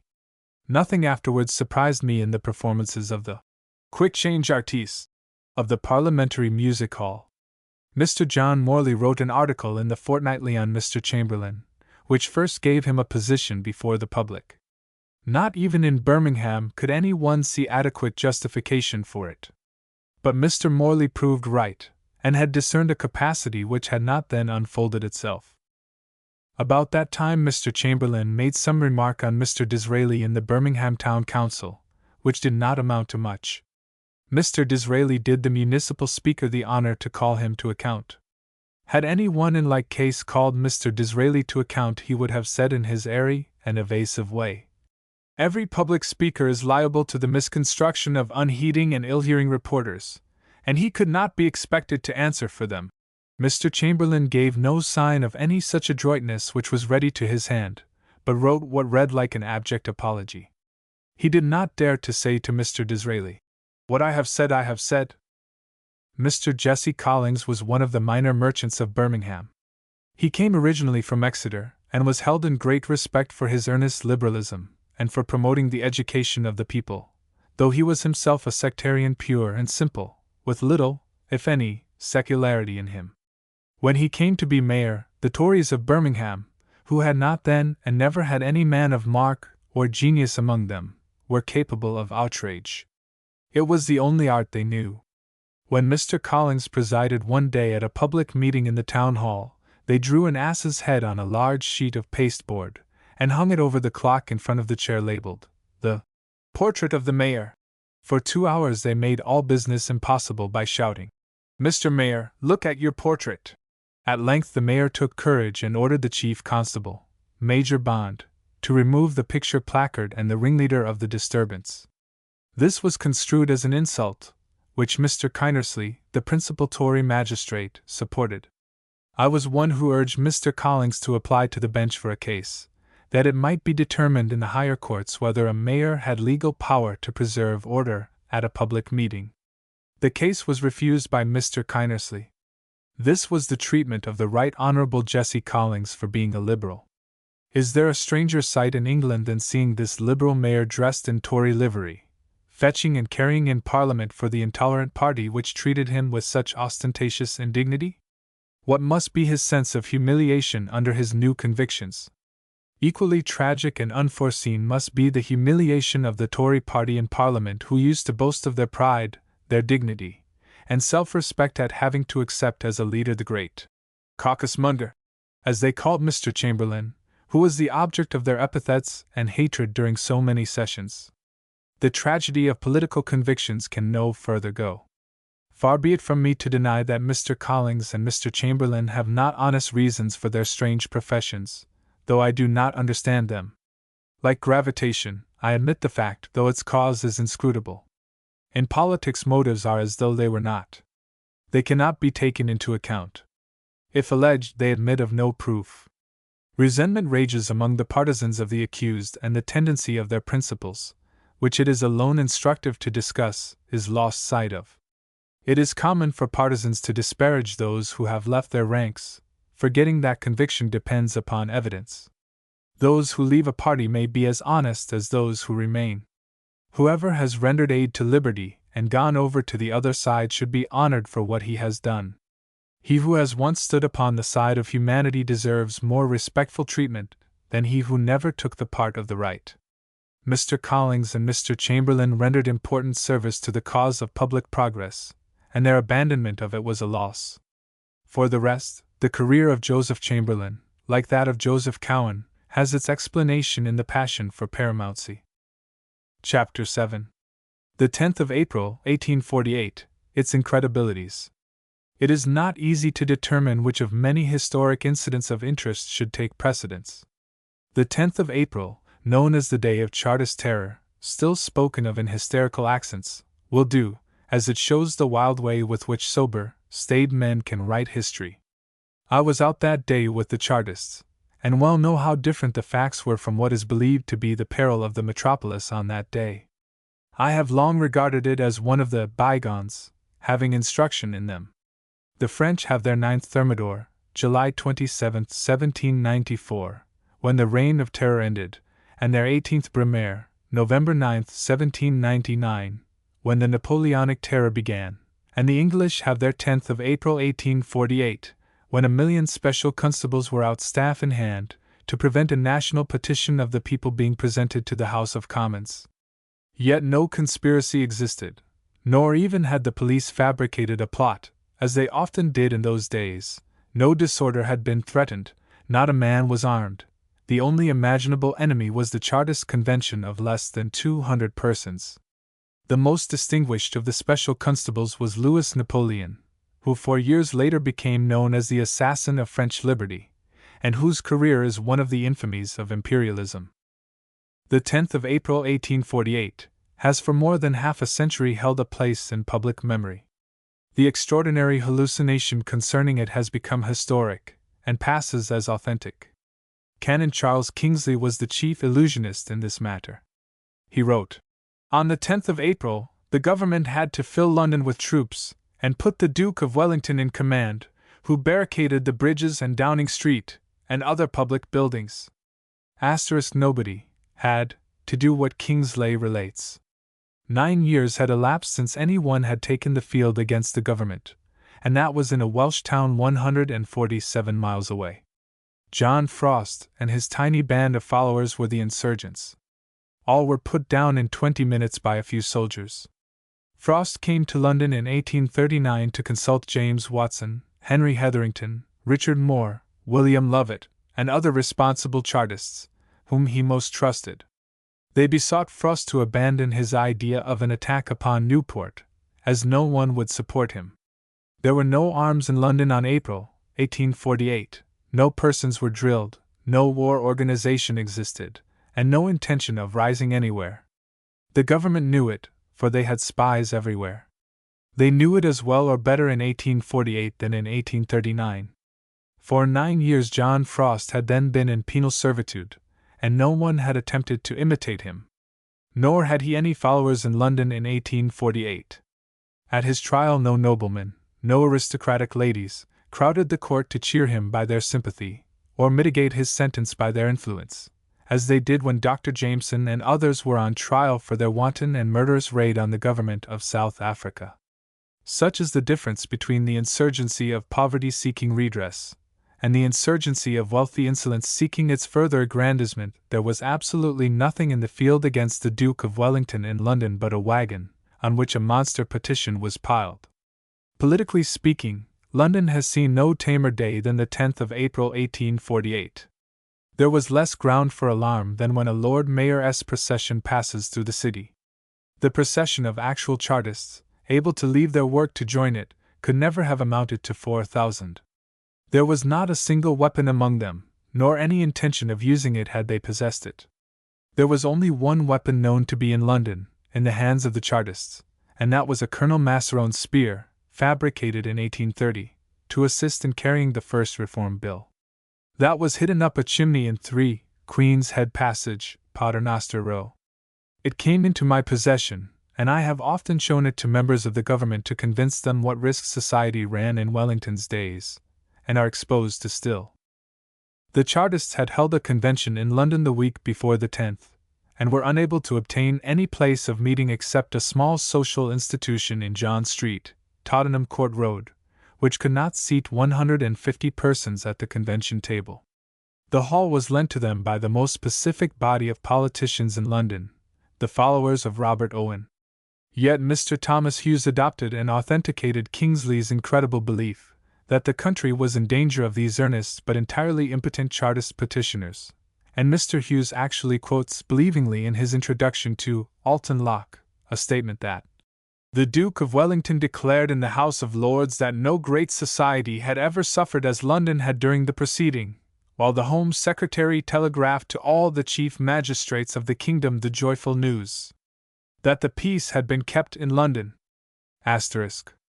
Never did the craziest despotic government in Europe engage in such a political imposture.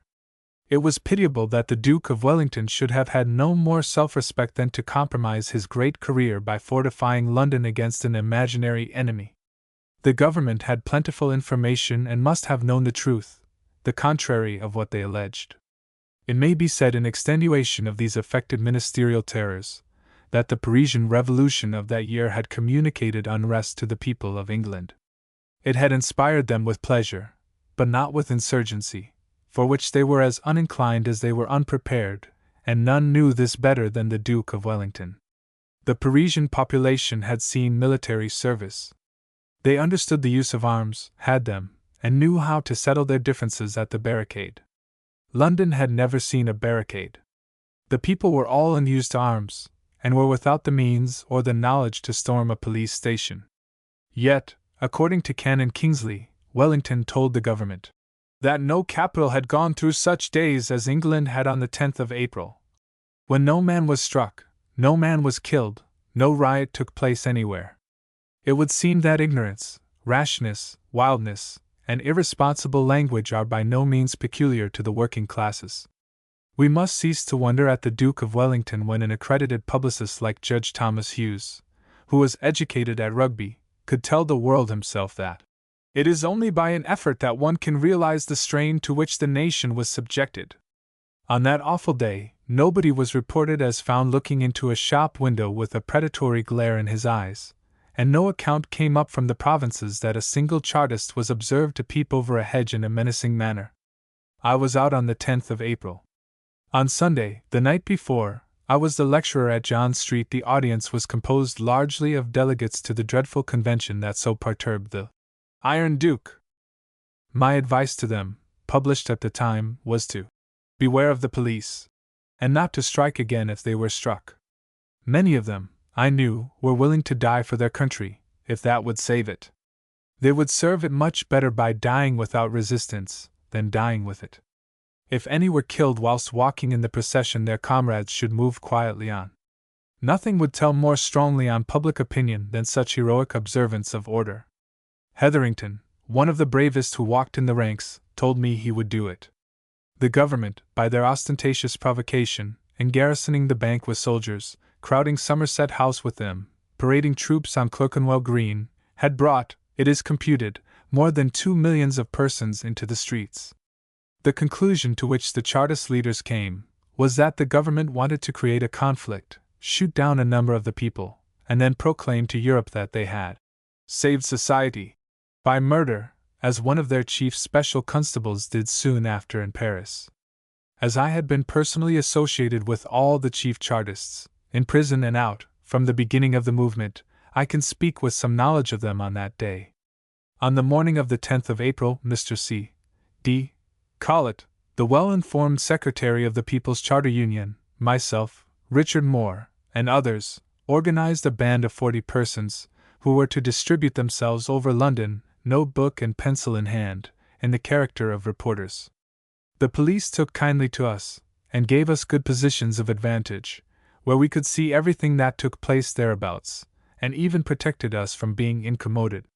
We were there to watch the police, not the people, as the disorder, if there were any, would come from them. My station was in Bridge Street, Blackfriars, where a row of constables was drawn up. I found a coarse, plethoric alderman, going from man to man, saying only 3 words: "Strike hard today." The people behaved admirably. Not a blow was struck which gave a colorable ground for outrage on the part of the police. In justice to the police, it ought to be said, either did they incite disorder. At night the Home Secretary spent the money of the state, in telegraphing to all the mayors in the land. The day had passed off quietly, thus creating a false terror everywhere that London had been in danger of the government's creating. The Bull Ring riots in Birmingham in 1839, when I was resident there, were created entirely by the magistrates, who introduced 100 London policemen into the town, which led to the loss of life and property. I and others on the deputation to Mr. Walpole told him at the time, when the railings were broken down in Hyde Park, that if he made a show of soldiers and policemen, people were sure to be killed. At the peril of his own reputation, he kept them out of sight, and no disorder took place, though violent members of the government tried to destroy Mr. Walpole for his wise and noble forbearance. Dean Stubbs, in his interesting book on Charles Kingsley, says, page 97, "On the 10th of April 1848, a revolution was threatened in England. 100,000 armed men were to meet on Kennington Common and thence to march on Westminster, and there to compel, by physical force, if necessary, the acceptance of the People's Charter by the Houses of Parliament. Could such a lunatical statement be written by any one, and his friends not procure a magistrate's order for his removal to the nearest asylum? How were the 100,000 to get the arms into London, if they had them? Whence were they to procure them? Where could they store them, seeing that at that time there was not a single place of Chartist meeting that was not known to be in debt, unless its rent was paid by the charity of some well-to-do sympathizer? What were muskets or pikes to do against the stone walls of the Houses of Parliament, or the Bank? How were cannon to be drawn from the centre of London to Kennington Common with ample service of powder and shot? Marvellous is the history which churchmen can write. The utterly groundless and incredible representations of the April 10th, which Charles Kingsley and Thomas Hughes published, as we have seen, were to my amazement resuscitated as late as 1902 for the historic instruction of the students of the Working Men's College in Great Ormond Street, London, by Mr. R. P. Litchfield, Vice Principal of the College, who for 47 years has rendered it important service, for which all friends of education for workmen are grateful. Yet in his address to the students, October 1, 1902, he tells them that in 1848, the wave of democracy which swept over Europe gave fresh impetus to the Chartist agitation. On the memorable 10th of April it looked as if we were to have a revolutionary outbreak on the Parisian pattern. This we were saved from, partly by an army of volunteers, special constables, partly by the Duke of Wellington's discreet placing of his troops. The attempt to overawe Parliament by a physical force demonstration was a fiasco. The world knows a good deal of historians who draw upon their imagination for their facts, but here is a responsible teacher, drawing upon his terrors of 50 years ago, for statements which nobody believes now or believed then, who knew the facts. The Duke of Wellington's great name in war imposed upon amateur politicians. The Duke, contrary to his reputation for military veracity, readily lent himself to the government of that day, that they might figure before the country as the deliverers of England from the nation-shaking assault of a miscellaneous crowd of penniless and unarmed combatants, who had neither cannon nor commissariat. Everybody was aware that the knowledge of the Iron Duke, outside war, was very limited, and his political credulity was unbounded. At the end of the Peninsular War he wrote to the government of that day, informing them the bankers of Paris were furnishing large sums to revolutionists in England. Only old residents in Bedlam would believe that. There were no leaders of revolutionists in England, to whom the money could be assigned or consigned, and bankers were the last persons in the world to subscribe money for a wild, speculative, and uncertain enterprise. No spy of Pitt or Sidmouth would have sent home so insane a report, from fear of instant dismissal from their sinister employment. This is but a sample of the airy, false, and fictionary foundation on which the legend of the 10th of April was built. These incidents of historic perversion, though bygones of half a century ago, are worth remembering. Chapter 8. The Chartists of Fiction. The Chartists have made as much noise in the world as they knew how, yet to the generation of today they are ambiguous. They have had no historian. Carlyle went to look at them in prison, and defamed them with that bitterness and contempt he had for partisans who lacked the sense of submission to the dictates of those superior persons who knew what was best for everybody, of whose aspirations they knew nothing, and for whose needs they had no sympathy. Chartism, however, has one conspicuous treatment in fiction. What it was in fact is a very different thing. There is the Church Chartist by Canon Kingsley, and the Positivist Chartist by George Eliot, drawn by two famous artists. The pictures are hung upon the line in the great gallery of literature. So brilliant is the work of Kingsley that it has imposed on so accomplished a connoisseur as Dean Stubbs, who, in his Life of the Fervid Rector of Eversley, has taken it for a painting from real life. I present the Church Chartist first. In my time I have seen much good done by Christians with a view to extend their faith. Some few, like Samuel Morley, who excelled all lay dissenters I have known in the manly sense of the dignity and independence of nonconformity, would do generous things from the humaneness of their own minds alone. Some Quakers and Unitarians have had this quality. Others, Churchmen, Roman Catholics, and Orthodox Christians, I have known to mitigate privation for the Lord's sake, not for humanity's sake. This was to some extent the case of the Rev. Frederick Denison Maurice, Canon Kingsley, and their noble colleagues, Edward Van Sittert Neal, Judge Thomas Hughes, and J. M. Ludlow. They became Christian socialists not so much because they cared for socialism, as Maurice owned his object was not to socialize society, but to Christianize socialism.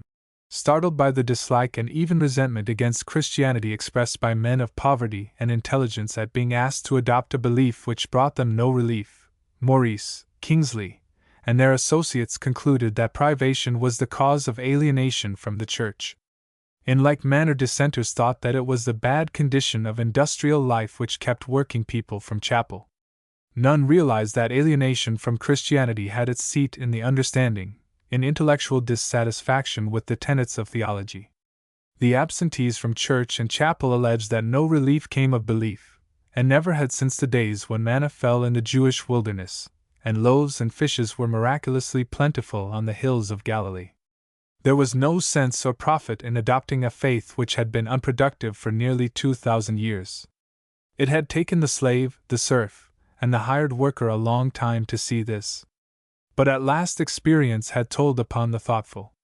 But the theologians neither in the dominant nor dominated camps perceived it. Very generous is Kingsley's sympathy, in Alton Locke, with the lot of working people, but he believed that when the rebellious shoemaker fully realizes that good priests would mitigate the lot of those who labor in workshops or in fields and mines, he will become reconciled to the 39 Articles. Alton Locke is a church Chartist, not one of the Chartists of real life whom I knew, who were current in Kingsley's days, who signed the famous document which Place Drew and Roebuck revised. They had principles. They did not seek paternal government of friendly churchmen, nor of positivists, nor that nobly organized kind of passive competence which Mr. Ruskin meditated for the people. The real Chartists, like the cooperators, sought self-government for the people by the people. The alienation of the people from church and chapel was not founded on lack of spiritual patronage, or thirst for it, but from intellectual dissatisfaction with theological tenets. Christians, from the Vatican to the primitive Methodist conventicle, are all so persuaded of the infallibility of their interpretation of the Scriptures, and are so convinced of the perfect sufficiency of their tenets for the needs of all the world, that they regard difference of opinion as springing from wilful misunderstanding, or from the evil heart at enmity with God, a mad doctrine beneath the notice of the average lunatic. Natural variety of intellect, the infinite hosts of personal views, and the infinitude of individual experience, which silently create new convictions, are not taken into account, and conscientious dissent seems to the antediluvian theologian an impossibility. Even the most liberal of eminent Unitarians in England, W. J. Fox, regarded what we now know as the agnostic hesitation to declare as true that which the declarer does not know to be so, as a species of mental disease. That Kingsley lived in a refracting medium, in which the straightest facts appeared bent when placed in it, was evident when he wrote, "Heaven defend us from the Manchester school, for of all narrow, conceited, hypocritical, and atheistic schemes of the universe the Cobden and Bright one is exactly the worst."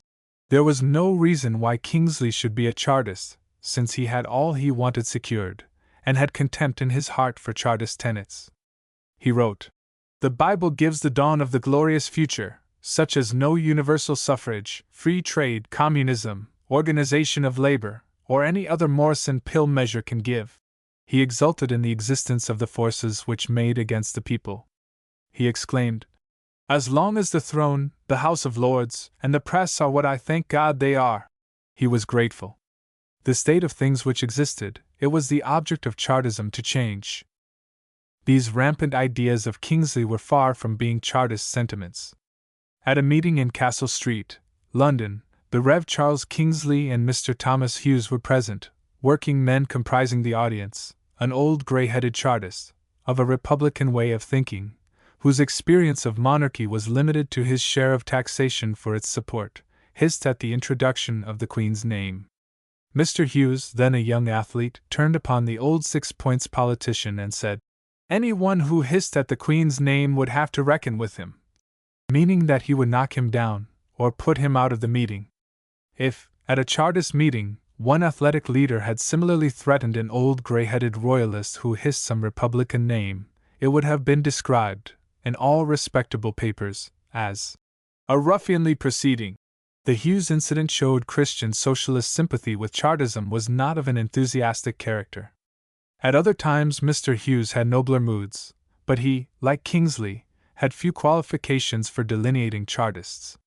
Judge Hughes, like Canon Kingsley and his Christian Socialist colleagues, saw everything in the light of theology. He saw nothing else by itself. He relates, "The appearance of a little grey, shriveled man at the grave of Mr. Maurice at the cemetery at Hampstead, one of the staff of the leading Chartist newspaper, as a proof of his conversion.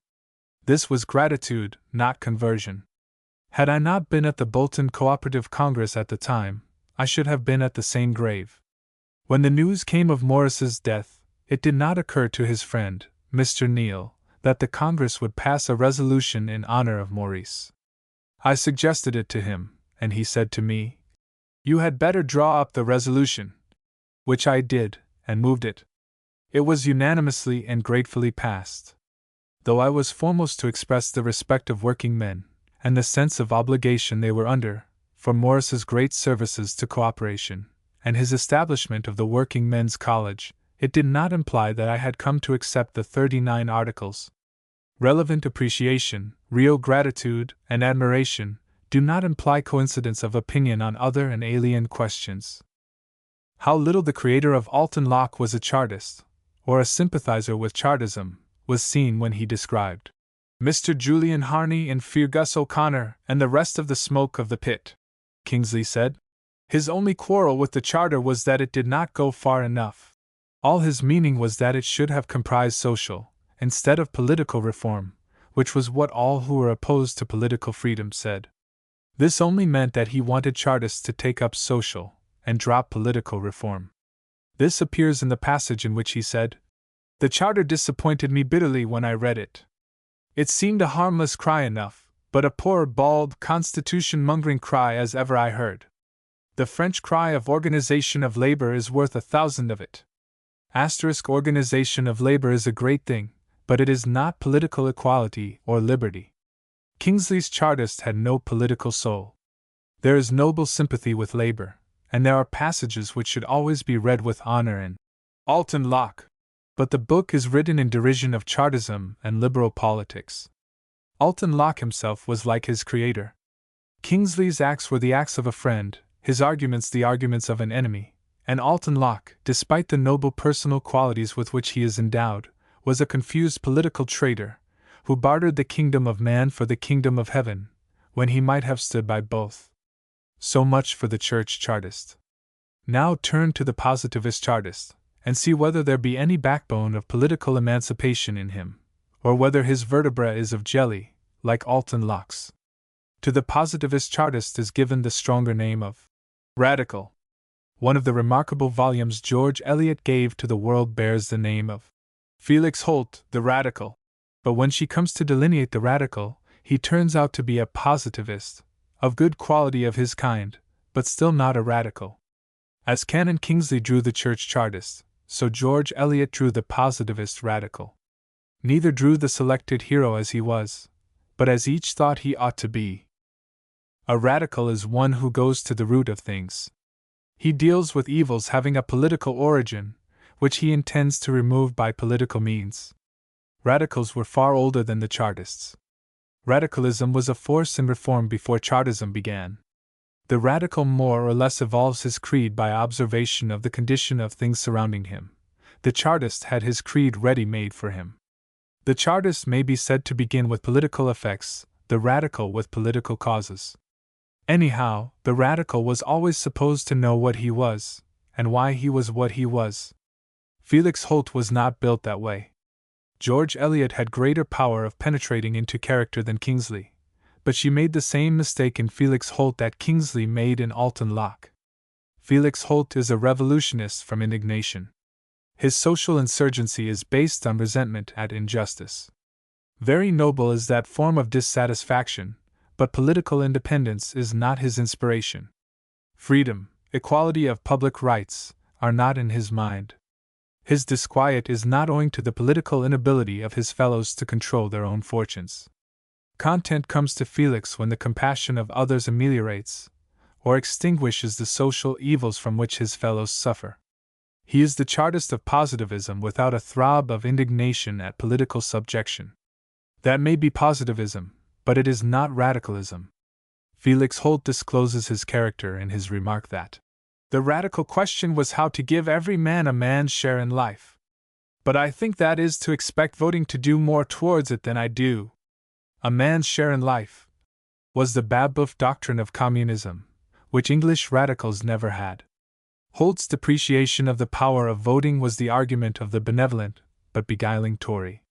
It was part of the Carlylean contempt of a 10,000th part of a voice in the national palaver. This meant distrust, not only of the suffrage, but of Parliament itself. When both are gone, despotism becomes supreme. When Felix Holt talked so, he had ceased to be a radical, if he ever was one. The power of voting has changed the status and dignity of working men, not much yet, but more will come. Hampered and incomplete as the suffrage is, it has put the workers on the way to obtain what they want, though they are a little puzzled which turning to take now they are on the road. Felix Holt continues, I want the working men to have power. And I can see plainly enough that our all having power will do little towards it at present. If we have false expectations about men's characters, we are very much like the idiot who thinks he can carry milk in a can without a bottom. In my opinion, the notions about what mere voting will do are very much that sort. Felix declares that all the scheme about voting in districts and annual parliaments, all points of the charter, will not give working men what they want. Asterisk. Felix has much more to say in disparagement of political aspiration, which is like reading one of Lord Salisbury's speeches when he was Lord Cranborne, but without the bitterness and contempt by which we knew the genuine Salisbury mind. The Eliot spirit is better, the argument more sympathetic, but the purport is the same. It means, leave politics alone. You will find all the redress that is good for you elsewhere. This, if true, is not radicalism which sought to help itself, and not rise by compassion. Radicals may have expected too much from political reform. They may have thought political power to be an end instead of a means whereby better public conditions can be obtained, by which social effort could better be compassed, and its projects carried out. It is true that social condition can be improved by men of purpose and character under despotism, but this does not prove that despotism is desirable, since it can make itself at will an effectual obstacle to progress, and as a rule does so. The policy of seeking the best political condition in which social progress can be made is radicalism. The policy of contentment with things as they are, seeking social condition apart from politics, is socialism, as it has been understood in England.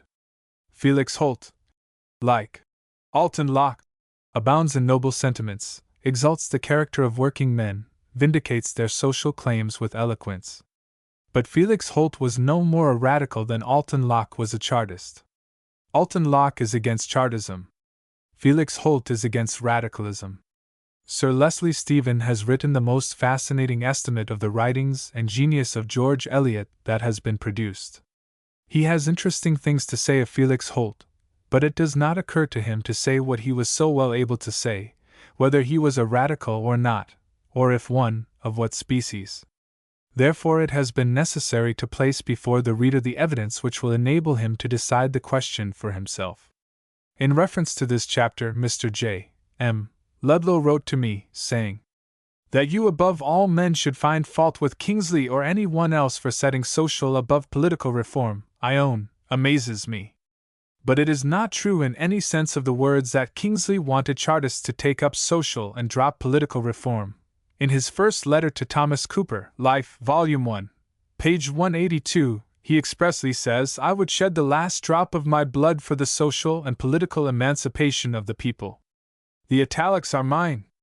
Again, you misquote General Morris's, not Mr. Morris's, words, when you say that Maurice owned that his object was not to socialize society, but to Christianize socialism. General Morris's words are, beyond all doubt he dreaded becoming the head of a party of Christian socialists. His great wish was to Christianize socialism, not to Christian socialize the universe. Life, Volume 2, page 47. Your story about the old gray-headed Chartist and T. Hughes does not tally altogether with the statement in Mr. Morris's Life, Volume 2, page 13, but as I do not recollect being present, nor, I believe, were you, on the occasion, I cannot say which is right. I should have thought that an old gray-headed Chartist would have had more courtesy as well as more sense than to hiss the Queen. Mr. Ludlow's letter throws a flood of light on the mistakes of Canon Kingsley and his colleagues. Mr. Ludlow is amazed that I above all men should blame any man for setting social above political reform. It is now some 50 years since Mr. Ludlow first did me the honor to notice what I wrote or said. Yet I think he never knew me to subordinate political to social reform. I always thought it base to teach men to barter political freedom for social benefits. The leaders of early cooperation in the days before Mr. Ludlow knew it, being like Robert Owen, mostly of a Tory way of thinking, deprecated political reform, and thought its pursuit unnecessary, as their social remedy would do everything for the people. I always dissented from this doctrine and resented it, as the politician, if you do not watch him, will come some day and throw the savings of a century into a sea of imperial blood. Mr. Ludlow quotes a letter from Kingsley to Thomas Cooper, in which he says he would shed the last drop of his blood for the social and political emancipation of the people. What? For the smoke of the pit, as he described the agitation for the charter. What? Shed his blood for a Morrison pill measure. Shed the last drop of his blood for a poor, bald, constitution-mongering cry as ever he heard. I agree that this is extraordinary political enthusiasm. Still, it was no proof that Kingsley was a Chartist, and that was my point. General Morris's version of his father's saying that his object was not to socialize society shows that Maurice cared no more for socialism, which at that time meant cooperative communism, than Kingsley cared for Chartism. Both meant well to the people in a theological, not a political way. The old gray-headed Chartist hissed the Queen's office, not herself. Republicans ever made that distinction. Chapter 9. The Old Postilion. Besides Church Chartists and Positivist Chartists, there were Tory Chartists, of whom I had an account, and a list of those among them who were paid in the days of their hired activity. But the business of this chapter is with the Old Postilion, the founder of the real Chartists, who taught them and who knew them all. Of course I mean Francis Place, who was always ready to mount and drive the coach of the leaders of the people. Though he took that modest and useful position, it was he who determined the route, made the map of the country, and fixed the destination of the journey. Joseph Parks himself, known as the People's Attorney General, first addressed Place as the Old Postilion. James Watson, a working-class politician, whom Place could always trust, wrote of him at his death as the English Franklin. A very good title, having regard to the strength of the common-sense characteristics of Place. One advantage, there were not many, of my imprisonment which I have never ceased to value, was that it led to my acquaintance with Place. From him I learned many things of great use to me in after life. One thing he said to me was, "A man who is always running after his character seldom has a character worth the chase." Some far-seeing qualification was generally present in what he said. For a man who is, always, vindicating himself becomes tiresome and ineffectual. Yet now and then, sooner or later, and often better later than sooner, a personal explanation may be useful. Printed actionable imputations were made against Cobbett of which no notice was taken, so far as I knew, which created in many minds an ineffaceable personal prejudice against him. Once imputations were published concerning me which justified contradiction. It came to pass that they were certified as true by a person of mark. Then I proposed to show that the allegations were untrue. Whereupon I was assured it would be to my disadvantage with many with whom I stood well, which meant that should I prove I was not a rascal I should lose many of my best friends, which shows the curious perplexities of personal explanation. Nevertheless I made it. Mr. Place told me that in the course of his career as defender of the people, he had been charged with every crime known to the Newgate calendar save wilful murder. A needless reservation, for that would have been believed. He let them pass, merely keeping a record of the accusations to see if their variety included any originality. There was one charge brought against him which to this day prejudices many against him. The one thought to be most overwhelming was that he was a tailor at Charing Cross. After that, argument against the principles he maintained was deemed superfluous, as though following a trade of utility disqualified a man's opinions on public affairs, while one who did nothing, and whose life and ideas were useless to mankind, might be listened to with deference. In 1849 Chambers's Journal published an article on the reaction of philanthropy, against which I made vehement objection in an article in the Spirit of the Age, of which Chambers's Journal took, for them, the unusual course of replying. The Spirit of the Age coming under Place's notice, he sent me the following letter, which I cite exactly as it was expressed, in his quaint, vigorous, and candid way. Brompton Square, March 3, 1849. Master Holyoake, I have read your paper of observations on a paper written by Chambers, and dislike it very much. You assume an evil disposition in Chambers, and have laid yourself open to the same imputation. This dispute now consists of three of us, you and I and Chambers, all three of us, in vulgar parlance, being philanthropists. I have not read Chambers, but expect to find, from what you have said and quoted, that he, like yourself, has been led by his feelings, and not by his understanding, and has therefore written a mischievous paper. I will read this paper and decide for myself. Knowledge is not wisdom. The most conspicuous proof of this is the conduct of Lord Brougham. He knows many things, more, indeed, than most men, but is altogether incapable of combining all that relates to any one case, i.e., understanding it thoroughly, and he therefore never exhausts any subject, as a man of a more enlarged understanding would do. This, too, is your case. I think I may say that not any one of your reasonings is as perfect as it ought to be, and if I were in a condition to do so, I would make this quite plain to you by carrying out your defective notions, reasonings, if you like the term better.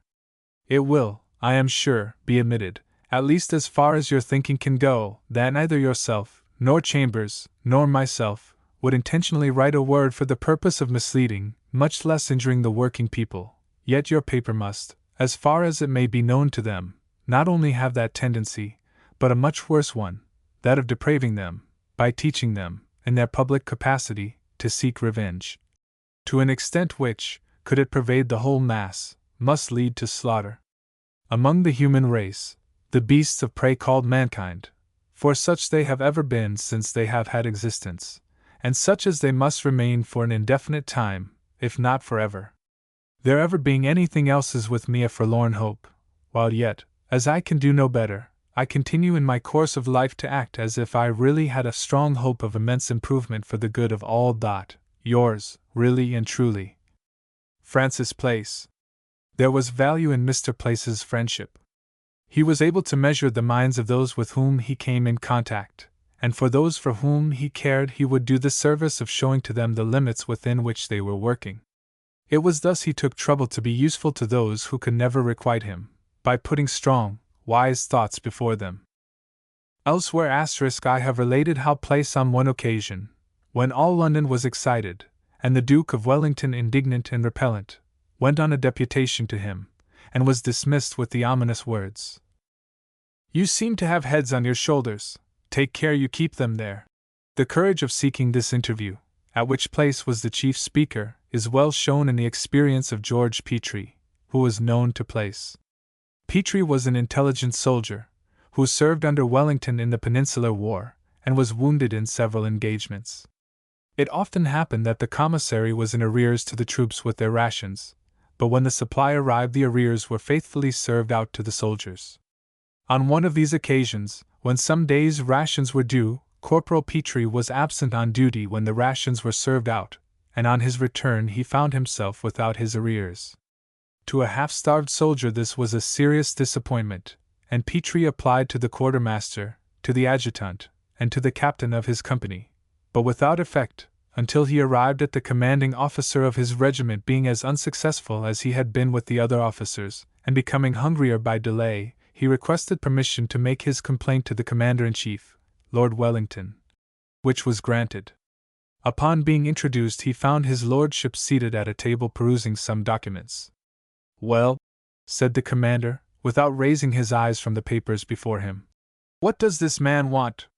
"He has come to appeal to your lordship about his rations," replied the officer in attendance, whereupon the commander-in-chief, without asking or permitting a single word of explanation from the injured soldier, without discovering, as he ought in common justice to have done, whether the soldier had a real grievance for the redress of which he had sought the protection of the head of the army, Wellington hurriedly exclaimed, "Take the fellow away and give him a good flogging."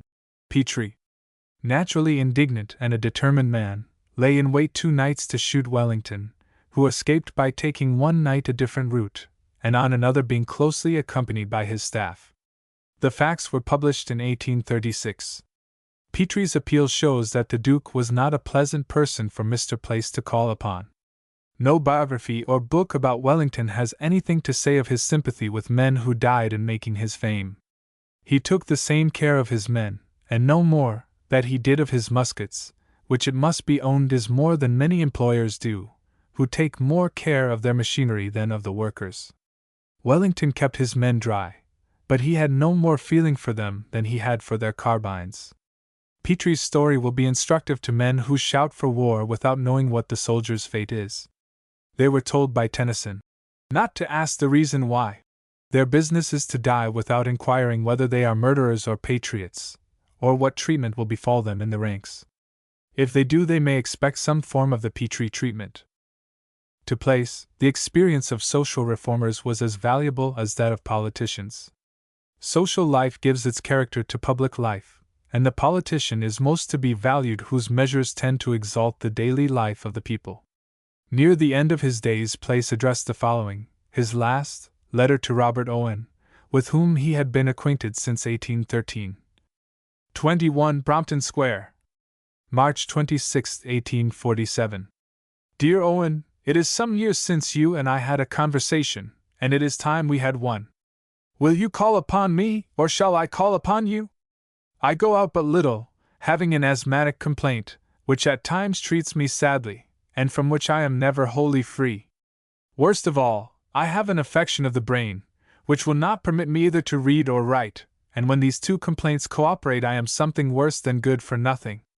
You are, I conclude, in a much better state than I am. Although you are not much younger, yet the doctors tell me that after having lived through 70 years without illness, I have nothing to complain of in the usual circumstances of old age now that I approximate to 80. Yours truly, Francis Place. From a condition of absolute penuriousness, he raised himself to the position of master tailor, from which, at the age of 45, he was able to retire upon an income of £1,000. Shrewd, hard-headed, painstaking, vigilant and prudent as he was, he found, when more than 60, that £650 of his income was irrevocably lost. He had put a large part of his capital into house property, and left the investment of it to an incompetent or dishonest solicitor. The fate befell him which afterwards befell Cobden, Thomas Bailey Potter, and some others. Why did Place let his prudence sleep? Why, in his walks with Jeremy Bentham, did he not turn his steps to the sites of his investments, and judge for himself their value? His absorbed interest in public affairs is the only explanation. Yet he had often warned others that such engrossment, however honorable, should be limited, and not suffered to endanger necessary personal security. On the death of Place in 1854, at the age of 82, the Spectator and the Reasoner expressed a hope that a life of Place would be written as one of supreme utility to the great class which he had served so conspicuously. Happily this was done, 44 years after, in 1898, **** by Mr. Graham Wallas. When he mentioned to me his intention of writing a biography of Place, I told him where, in the manuscript department of the British Museum, he would find virgin material in Place's own compact and clear hand. By research there and elsewhere, Mr. Wallas has produced a valuable and remarkable book, of which there is no similar one so instructive to a working-class politician. The most notable of all the insurgent publicists Place inspired and counseled, Richard Carlile, an impassible defender of a free press, whom pitiless power in the darkest days of its supremacy could not subdue, thus wrote of Place. Though by circumstances, meaning those of 9 years' imprisonment, separated from the immediate acquaintance of Mr. Place for several years past, I can, by experience of 18 and the well-founded report of 40 years, pronounce him a prodigy of useful, resolute, consistent political exertion and indefatigable labor, which evidently continues unabated to this day. Francis Place, by his assistant labors and advice given to the members of the House of Commons, has produced more effect in that House than any man who was ever a member. This testimony from one who bore the heat and burden of the day with Place agrees with all recorded of him. Carlyle wrote in 1835, and the public work Place was engaged in then he continued until his death in 1854, at which time he was chairman of the Committee for Repealing Taxes on Knowledge. The old postilion was on the saddle to the last.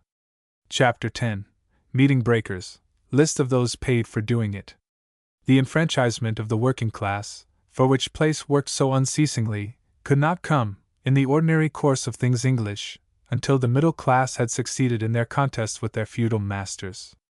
By the possession of the vote in 1832, the middle class became a rival power to the aristocracy, and that power would be greatly augmented if the middle class should favor the extension of the franchise to the working class, as many of them were naturally inclined to do. The Tory policy then was to sow animosity between the middle and the working classes, which might prevent them acting together. Their method was to suggest that the middle class, having obtained what they wanted, cared nothing for the people, notwithstanding that Hume, Leader, Roebuck, Grote, Mill, Cobden, and Bright were the great champions of the franchise for the people, who incurred labor, peril, and obloquy for them. Temple Leader said, "Do not be too sure workmen will not turn against you, do what you may for them. If sheep had votes, they would give them all to the butcher, as we have seen them do in this generation." The Tories had spite against the Whigs, who gave the people the first Reform Bill. Disraeli began to denounce the Whigs, and he soon found ostensible leaders of the people to help. Chartist speakers were bribed to take up the cry. The Irish in England, who thought their chances lay in English difficulty, willingly preached distrust of the middle class, and their eloquent tongues gave them ascendancy among the Chartists, many of whom honestly believed that spite was a mode of progress, and under the impression that passion was patriotism, they took money to express it. The liberal portion of the middle class had long contributed to the support of workmen's political societies.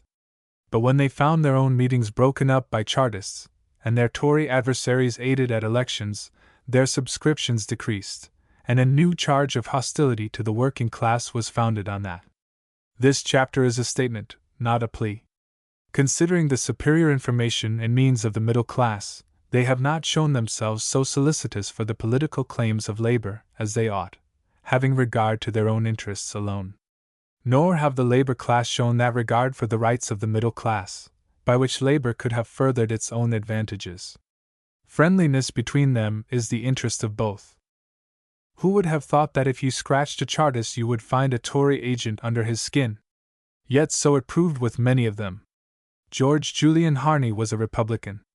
In early Chartist days he wore on Winleton platforms a red cap of liberty, after the manner of Marat, and called himself L'Ami du Peuple, after Marat's famous Journal of Blood. Yet he was not the friend of the people, in the sense we all thought. He went to America with the reputation of a fiery patriot. It procured for him a welcome from the Liberals of Boston, and he was given a clerkship in the State House soon after his arrival. He might have grown gray in England before a place would have been given him in any government department here. To my astonishment, Harney soon began to write home disparagements of the American people and their government, such as we were familiar with from aristocratic pens.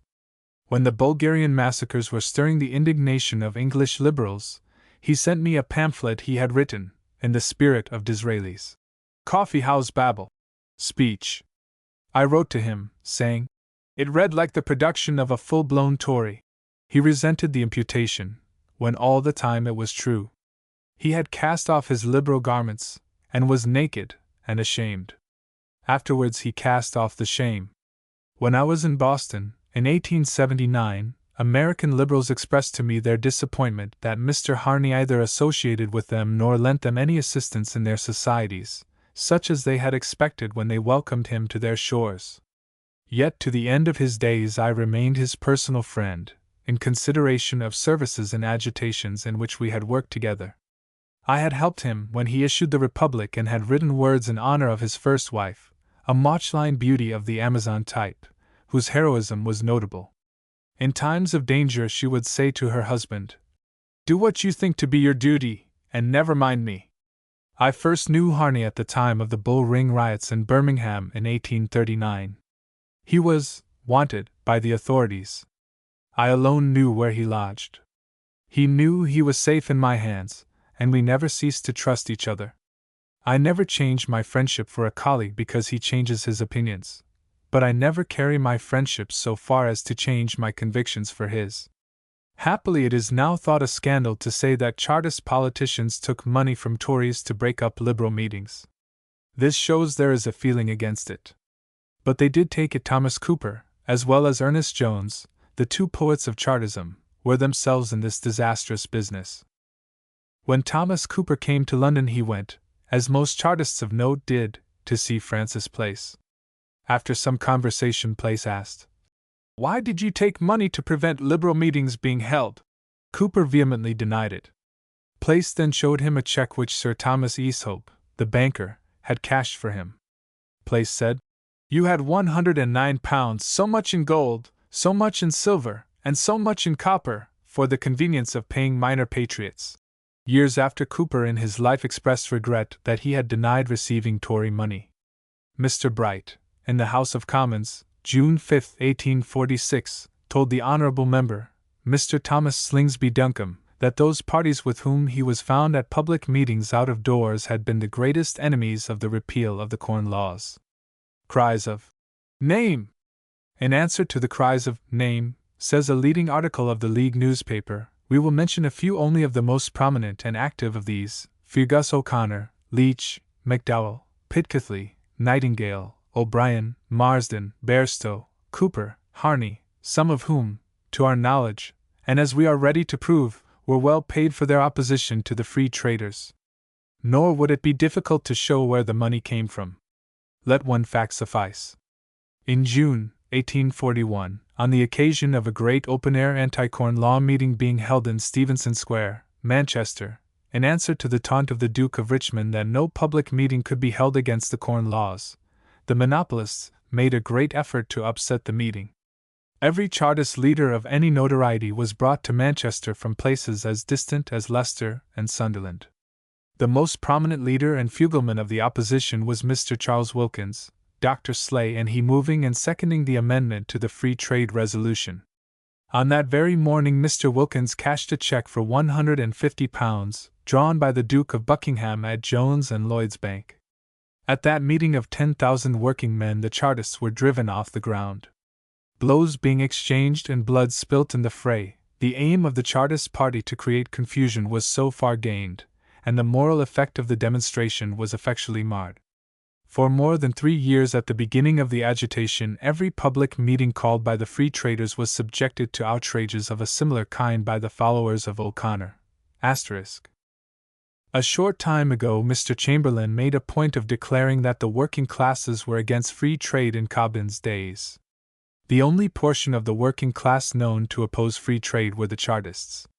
Why they did so, Mr. Chamberlain ought to know. If he does not, he may learn the reason in these pages. The list of the payments made to them was published, when it could have been contradicted if untrue. But no disproof was ever attempted. Even honest Tom Duncombe, as the Chartists affectionately called him, was known to be in the pay of the French Emperor, of sinister renown, as documents found in the Tuileries showed. The Chartists, who became the hired agents of Tory hostility, did more to delay and discredit the Charter and to create distrust of the cause of labor than all outside enemies put together. Those who censure the middle class for indifference to the parliamentary claims of labor should bear in mind the provocation they received. Their meetings were frustrated for years after the anti-Corn Law agitation was ended. In the light of what we know, it seems hypocrisy in the Tories to speak of Chartists with the horror and disdain which they displayed, when all the while the Chartists were doing their work. It seems also ingratitude that when questions were raised in Parliament of mitigating the condition of Chartist prisoners, the Tories never raised a single voice in their favour.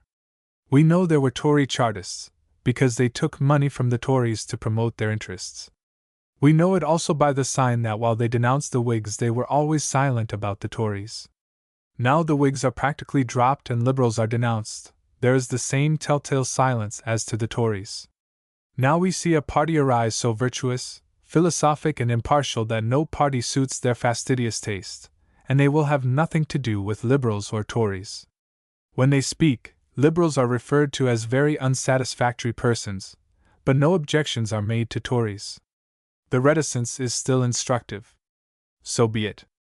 In art, every man to his taste; in politics, every man according to his conscience. I only describe species.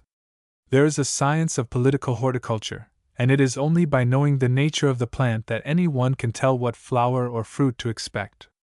Yet there are politicians who go mooning about looking for nectarines on crab-apple trees.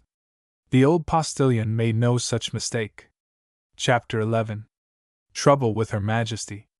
I References are continually made in the press to certain events recorded in this chapter founded upon statements made by myself, but lacking details and without the official substantiating documents.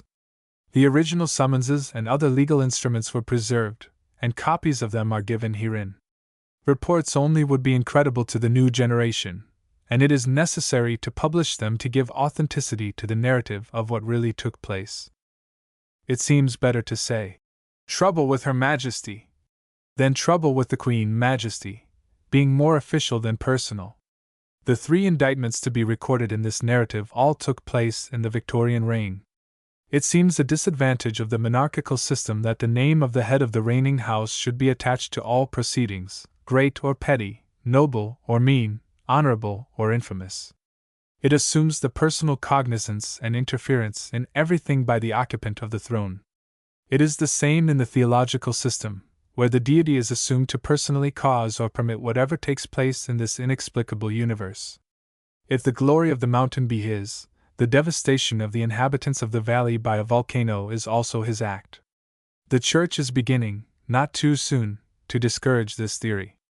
The curate rescued from a wreck who reported to Archbishop Whately that he had been, providentially, saved, was asked by the logical prelate, "Do you intend to say that the lost have been providentially drowned?" Thus blasphemy is made one of the wings of religion, just as sedition becomes a wing of loyalty, when discreditable incidents are represented as the personal acts of the crown.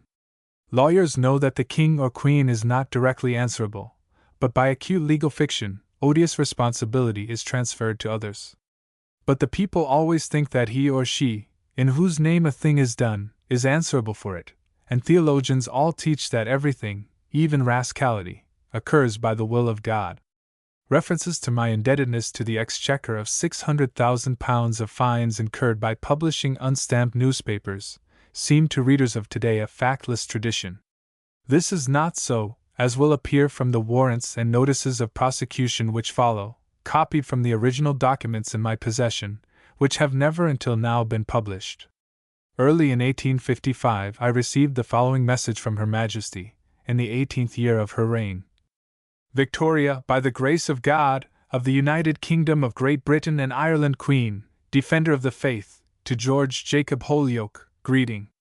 We command and strictly enjoin you that, all excuses apart, you appear before the barons of our Exchequer at Westminster, on the 31st day of January instant, to answer us concerning certain articles then and there on our behalf to be objected against you. And this in no wise omit under the penalty of £100, which we shall cause to be levied to our use upon your goods and chattels, lands and tenements, if you neglect this our present command. Witness Sir Frederick Pollock, Knight, at Westminster, the 11th day of January, in the 18th year of our reign. By the Barons. H. W. Vincent Qr. Mr. George Jacob Holyoake, you are served with this process to the intent that you may by your attorney, according to the practice of the court, appear in Her Majesty's Court of Exchequer, at the return thereof in order to your defense in this prosecution. Mr. George Jacob Holyoake. At the suit of Her Majesty's Attorney General. By information. Folio 9, 1855. Joseph Tim, Solicitor of the Inland Revenue. Somerset House, London. Folio 9, 55. Inland Revenue, Somerset House. Solicitor's Department. The Attorney General against George Jacob Holyoake. The penalties sought to be recovered by this prosecution are several of £20 each, which the defendant has incurred by publishing certain newspapers called War Chronicle, and the War Fly Sheet on unstamped paper. As I had published 30,000 copies, the penalties incurred were £600,000. These alarming documents were accompanied by intimation as to the question at issue, and the penalties to be recovered. My solicitors, Messrs. Ashurst, Waller and Morris, No. 6, Old Jewry, put in an appearance for me, but on the repeal of the duty shortly after, a hearing was never entered upon, and the penalties have not been collected. How they came to be incurred in respect of the War Chronicles the reader may see in 60 Years, Volume 1, page 287. No intimation was ever given to me, there is no courtesy, I believe, in law, that these intimidating summonses were withdrawn. I had no defense against the charge. I could not deny, nor did I intend to deny, that I had knowingly and wilfully published the said papers. In justification I could only allege that I had acted, as I believed, in the public interest, which, I was told, was no legal answer. The law, which ought to be clear and plain, was, I knew, full of quirks and surprises, and for all I knew or know to this day, the payment of the fines incurred might be demanded of me. It was communicated to the then Chancellor of the Exchequer, Mr. Gladstone, that in case of the full demand being made upon me, I should be under the necessity of asking him to take it in weekly installments, as I had not the whole amount by me. The position of an unstamped debtor was not, in those days, a light one. My house in Fleet Street could be entered by officers of the Inland Revenue, every person in it, printers, assistants in the shop, and any one found upon the premises could be arrested. The stock of books could be seized, and blacksmiths set to break up all presses and destroy all type, as was done to Henry Hetherington, and for many weeks I made daily preparations for arrest. The St. James's Gazette, April 13, 1901, referred to the fines of £600,000 incurred by me. What I really owed was a much larger sum, had the government been exacting. Previously to the War Chronicle liability, I had published The Reasoner 12 years, of which the average number issued may have exceeded 2,000 weekly, or 104,000 a year, every copy of which, containing news and being unstamped, rendered me liable to a fine of £20 each copy.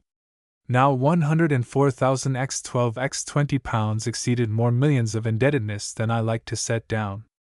Any arithmetical reader can ascertain the amount for himself. A friend in the Inland Revenue Office first made the calculation for me, which astonished me very much, as it did him. Had the whole sum been recoverable, it might have saved the budget of a Chancellor of the Exchequer struggling with a deficit. The government were frequently asked to prosecute me. It was not from any tenderness to me that they did not. It was their reluctance to give publicity to the Reasoner that caused them to refrain. It was the advocacy of unusual opinion which gave me this immunity. The St. James's Gazette asked me, "Is it justifiable for a good citizen to break a law because he believes it to be wrong?" I answered, "No, unless the public good seems to require it, and that he who breaks the law is prepared to take the consequences." I never evaded the consequences, nor complained of them when they came. If every one who breaks a law first satisfies himself that public interest justifies it, and he is ready to meet the penalty, only bad laws would be broken. It is also the duty of a citizen to find out whether there is any practical way open for procuring the repeal of a bad law before breaking it. Respect for law, under representative government, in which the lawbreaker has a share, is a cardinal duty of a citizen.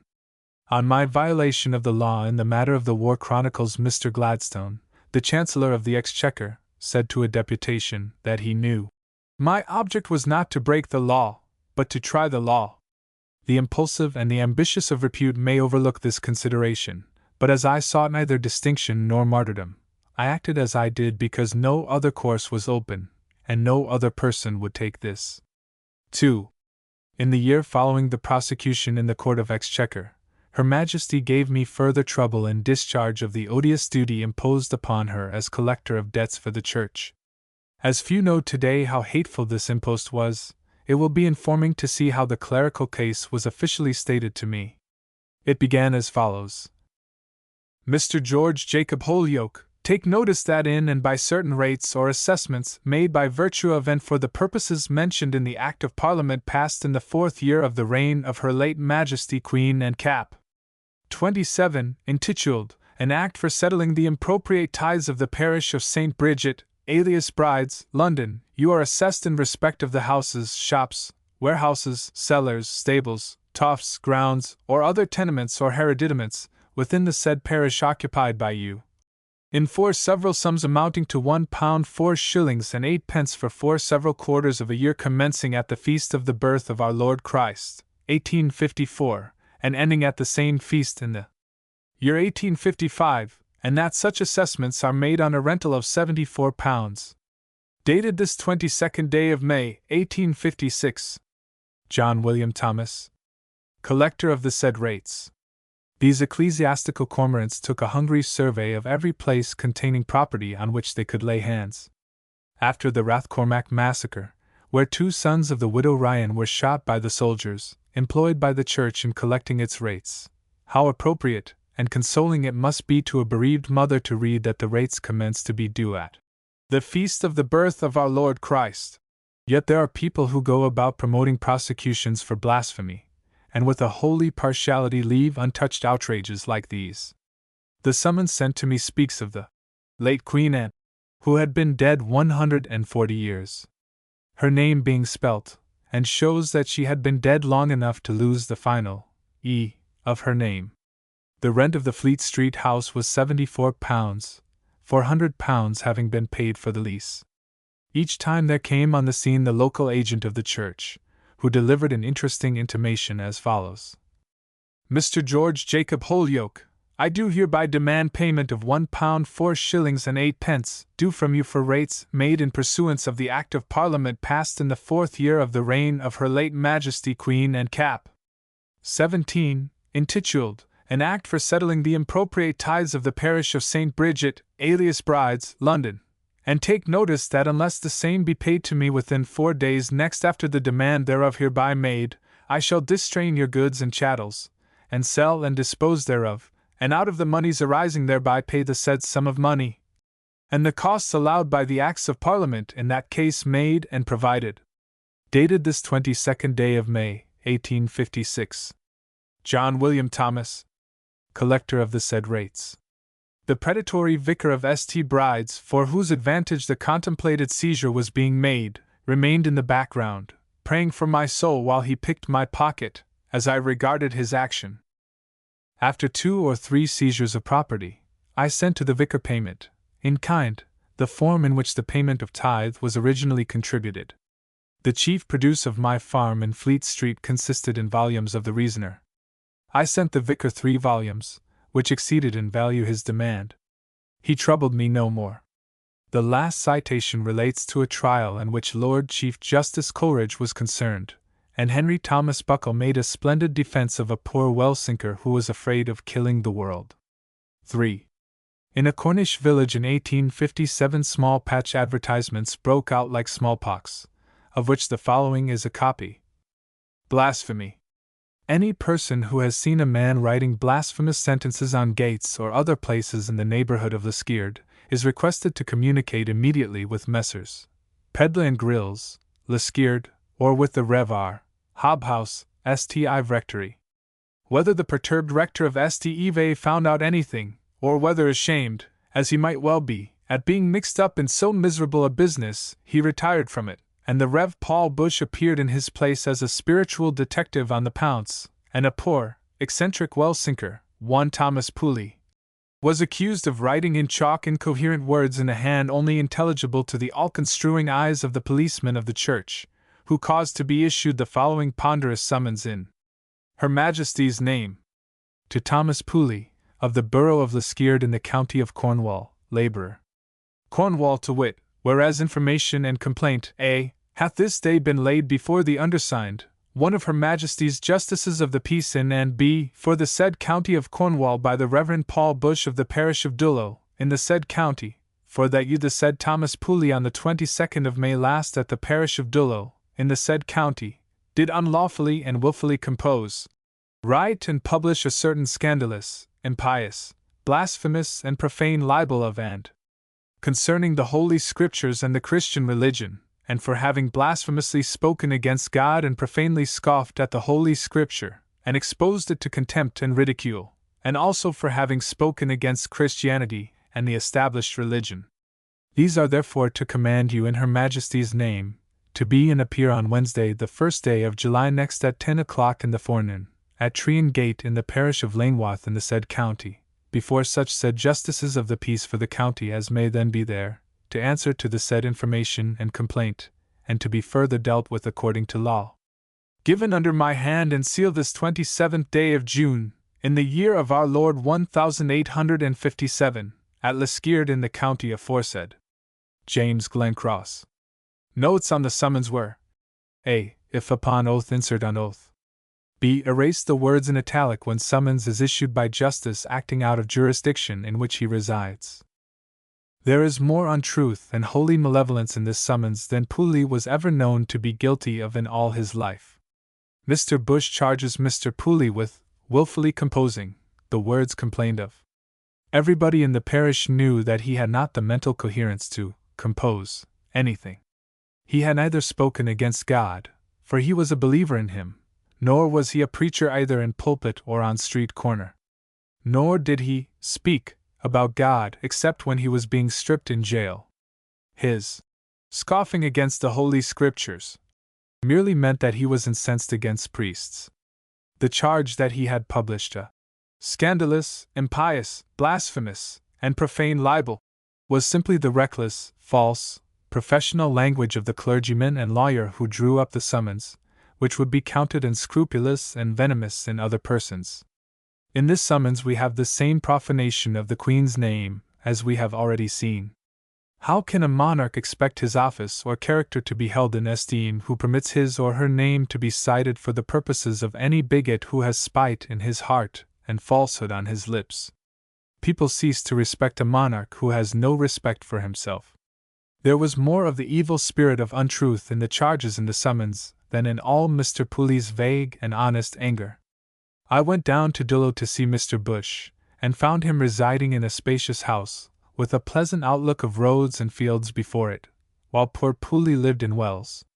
Why should one so well placed as the Rev. Paul Bush conspire to procure 21 months' imprisonment for this friendless, half-demented parishioner?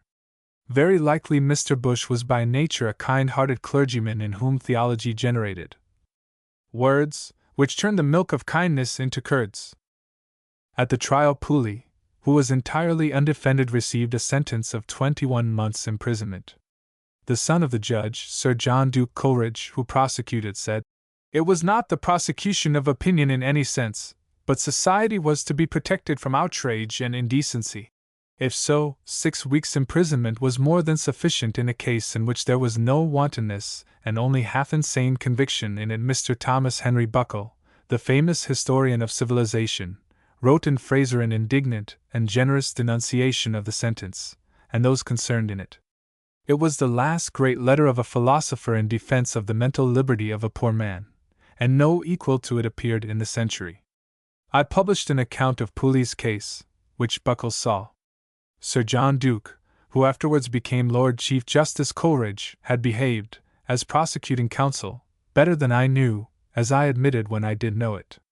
Still, the sentence, 21 months' imprisonment, will always stand on record as atrocious, apart from the irresponsible condition of the offender. The words said to be spoken, and which were made account in his indictment, were mere exclamations, provoked by the irritation of jailers, which the prisoner had neither means nor intent of publishing. A barrister in court was struck by the signs of insanity in Pooley, unnoticed by the preoccupied eyes of the judge and his son. Pooley, as we have said, was a well sinker, a tall, strongly built man of honest aspect and of good courage and fidelity, who had descended into a deep well and rescued his master from death. Though not a philosopher, Pooley, like some who were, was a wild sort of pantheist. He thought this world to be an organism, and believed it to be alive, and such was the tenderness and reverence of his devotion that nothing could persuade him to dig a well beyond a certain depth, lest he should wound the heart of the world. Some years later Lord Coleridge informed me that he did not press the case against Pooley, and that he had no idea he was of uncertain mind, nor did his father suspect it. I thought it was impossible they could be unaware of it, as it was well known to all Liskeard. In justice to Lord Coleridge's father, I ought to say that when he subsequently became aware of Pooley's condition of mind, he at once consented to his liberation, and Pooley was taken home, after 4 months' imprisonment, in the carriage of the governor of the jail, who had sympathy for him. Sir William Molesworth and Sir Erskine Perry were, after Mr. Buckle, the chief instruments of his liberation. The facts I have related of the Coleridges were not known to me when I first saw Mr. Buckle, who wrote upon the information I gave him. Pooley was a resolute man, who had self-respect and would not wear the prison dress. When it was put upon him he tore it to shreds, and he was left naked in the dark cell in which he was confined. He would have been made quite mad had he not been released when he was. 4. The last case in which I supply documentary evidence is that concerning the limelight placed on the clock tower at Westminster. No member of Parliament had thought of it, nor should I, had I not needed it for my own convenience. I was then secretary to Mr., afterwards Sir, Joseph Cowan. When he wished to take part in a division, he would ask me to ascertain whether the House was sitting. In those days there were 2 lampposts in Palace Yard with 3 lights each, which were kept in while the House was sitting. But when the House was up, 2 of the lights were extinguished. There was no other sign, and I had often to ride from Redcliffe Square, Brompton, to Palace Yard before the signal light could be seen.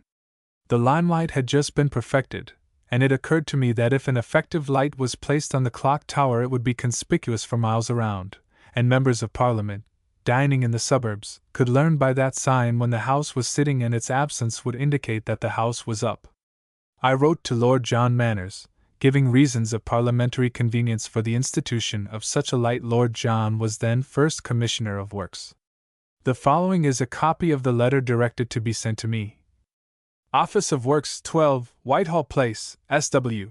It is requested that any answer to this letter may be directed to the private secretary to the First Commissioner of H.M. Works. 8-1-68. Sir, I am desired by Lord John Manners to acknowledge with thanks the receipt of your letter and suggestions. Your faithful servant, H. Stuart Wortlev. G. J. Holyoake Esq. Nothing was done during Lord John Manners' reign as Commissioner of Works, but when Mr. A. S. Ayrton became Commissioner of the Board, he found the letter in the archives of the office, and had the light erected. Chapter 12. Unforeseen Qualities in Public Men. Without noticing unexpected qualities now and then, and remembering them, many are needlessly discouraged in purposes of improvement.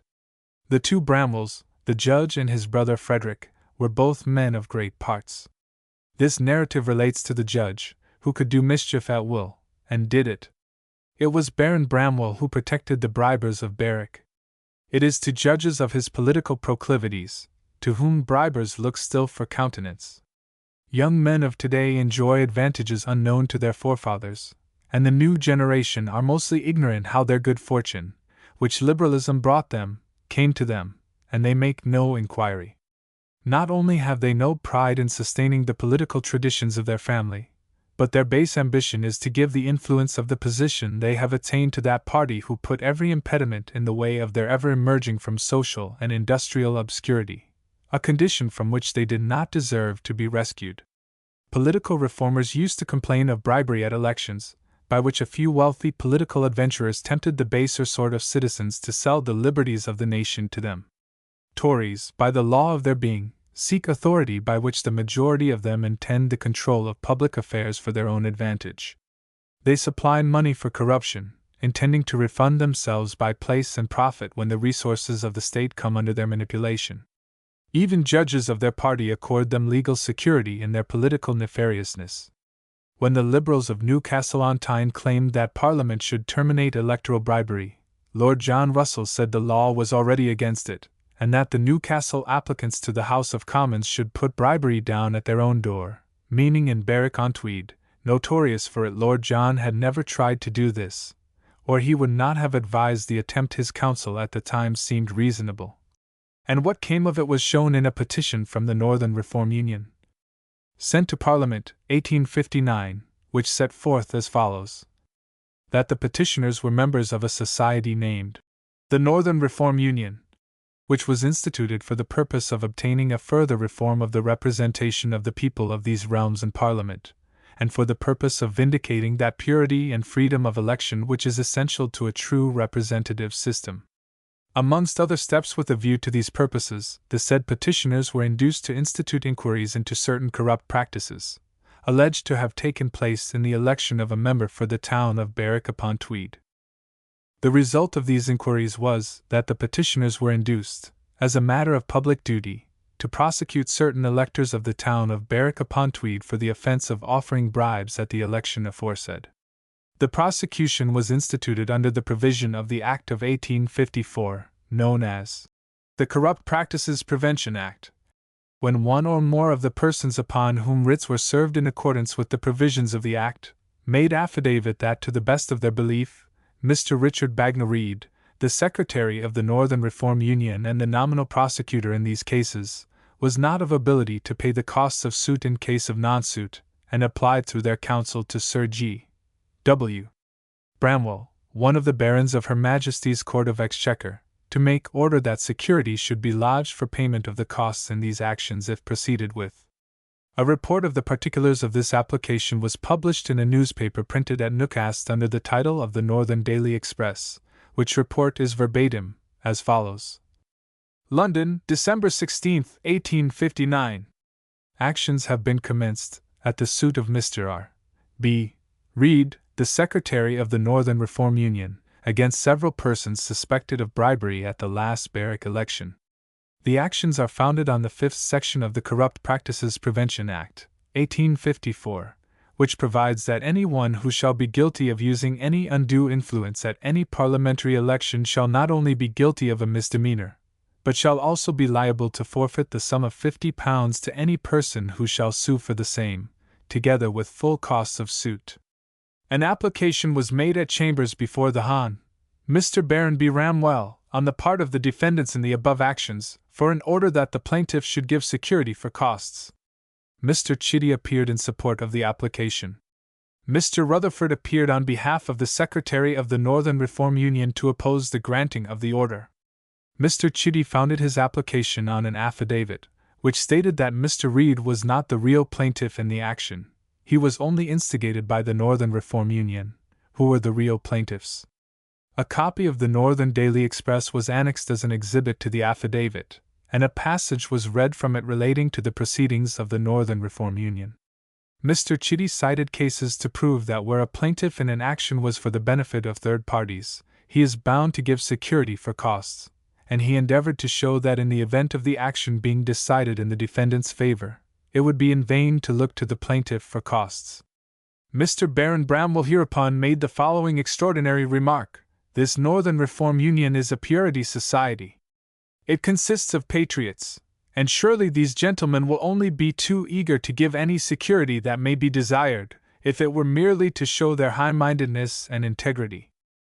Mr. Rutherford said that his lordship, on looking into the case, would find that the application now made was a vexatious proceeding to throw obstacles in the way of the plaintiff. Mr. Reed was the Secretary of the Union, and the proper person to sue. The Union must sue in the name of someone, and who so proper as their secretary? The authorities that had been cited on the other side did not touch the case, because the plaintiff was suing for penalties, which, if recovered, would be for his own benefit. It mattered not at whose instigation he was suing. He was suing for a penalty, which the Act of Parliament gave him the right to sue for. Mr. Baron Bramwell, what is the plaintiff's position? Is he a man of substance? Mr. Rutherford, he is, I am told, a gentleman of a respectable position. But that is not the question. It appears clearly from the authorities that in penal actions the courts have refused to order security, even in cases where the common informer was a person of great poverty.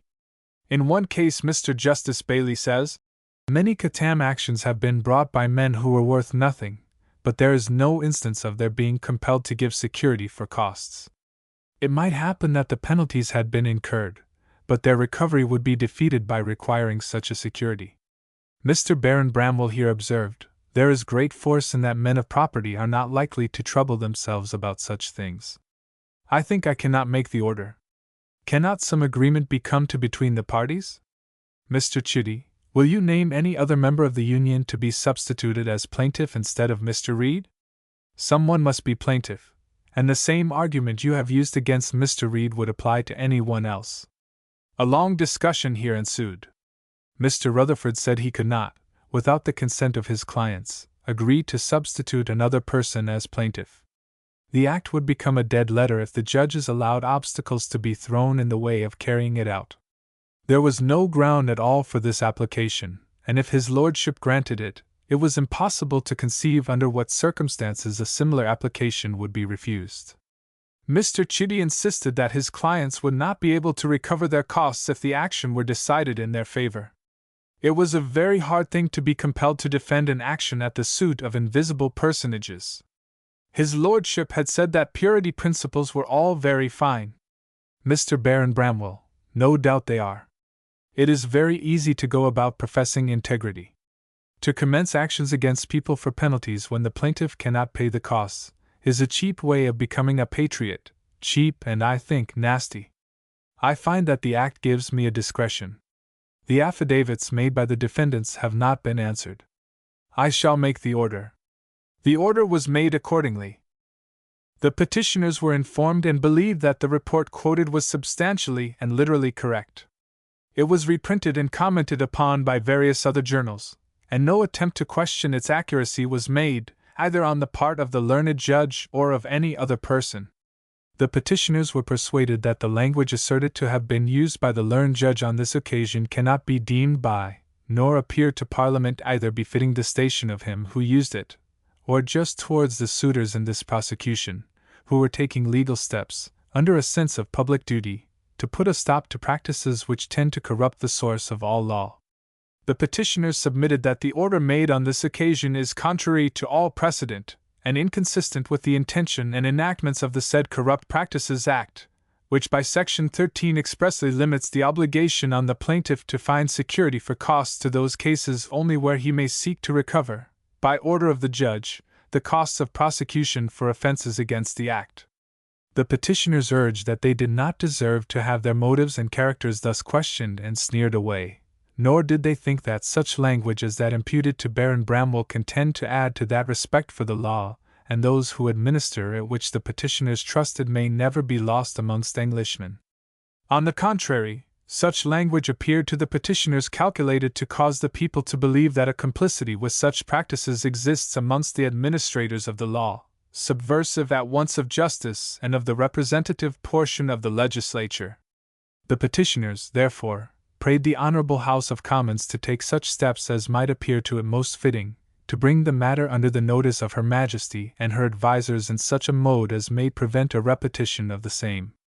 This remarkable petition, which may be read in the records of the House, bore the signatures of the following persons. The character of Baron Bramwell's remarks, the impediments he must well know he was putting in the way of any prosecution for bribery in Berwick, the words by which he sought to intimidate the prosecutors by holding them up to public ridicule, the language of the petition appropriately characterized. Baron Bramwell could not be ignorant of the great expense which had been incurred in taking legal proceedings against the persons accused of bribery, and in collecting evidence long after the time when the acts of bribery occurred. Such evidence is expensive to collect at the time, and much costlier at a later stage. After obtaining witnesses, it was necessary to protect them from being spirited away at the time of the trial, no uncommon occurrence in these cases. Many hundreds of pounds must have been spent before the case reached the stage when Baron Bramwell was appealed to by the accused to put obstacles in the way of the charges against them being tried. The penalties recoverable under the Act would not have covered a tenth part of these costs. Those who appealed to Baron Bramwell for protection knew perfectly well, as all Durham and Northumberland knew, that any costs they might be able to claim against Mr. Reed would be met. Baron Bramwell, by the remarks he uttered and the order he made, aided and abetted the bribery, and protected those who committed it. The Baron's observation that men of property would not be likely to trouble themselves to put the Act in force against electoral corruption was true and significant. The men of property were they who profited by it, and if any man of property had justice and patriotic spirit sufficient to prosecute bribers, he was certain to incur annoyance and loss, and subject himself to offensive comments such as Baron Bramwell made. It was the duty of a judge, to whom the Act gave discretion, to use it in favor of public purity, and not to favor public corruption. Though no other judge behaved so flagrantly ill as Baron Bramwell, there were few who could be trusted to render justice to reformers. The Tory judge, Baron Bramwell, sneered away all chance of a just verdict, and Mr. Joseph Cowen's noble effort to vindicate electoral purity cost him £2,000 and whatever obloquy and derision the venomous tongue of the judge could heap upon him. Let men beware of principles which render corruption congenial, and let them honor the memory of those who made heroic sacrifices for electoral integrity.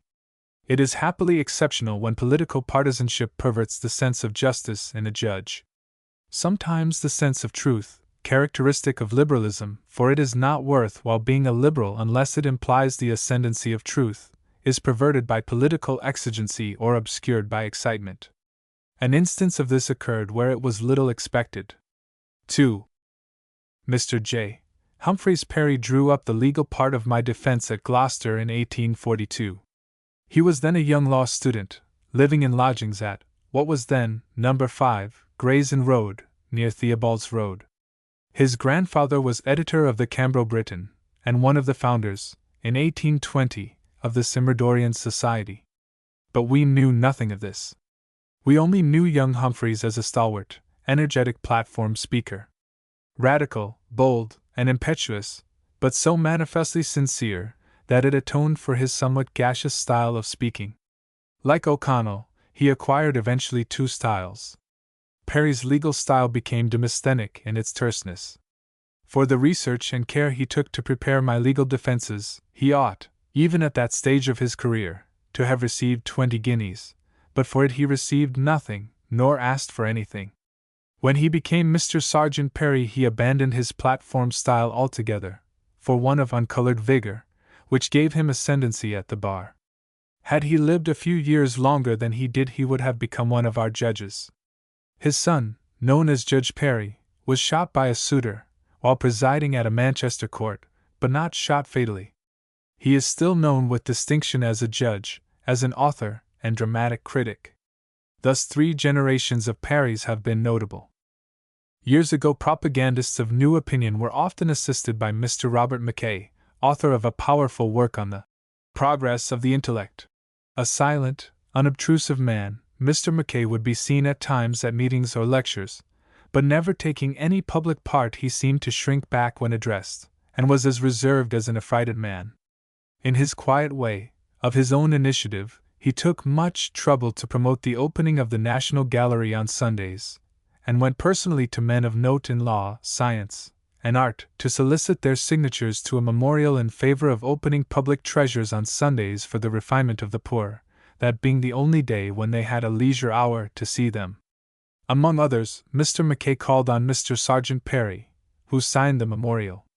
Later the sergeant was a parliamentary candidate for Finsbury. Some superfervid Free Sunday advocate went to electoral meetings, asking Mr. Perry whether he would vote for the opening of the National Gallery. There are always fool friends of progress who are ever ready to ruin it by their Pauline zeal of doing things in season and out of season. It was well known to all concerned that he would vote for an open door of art.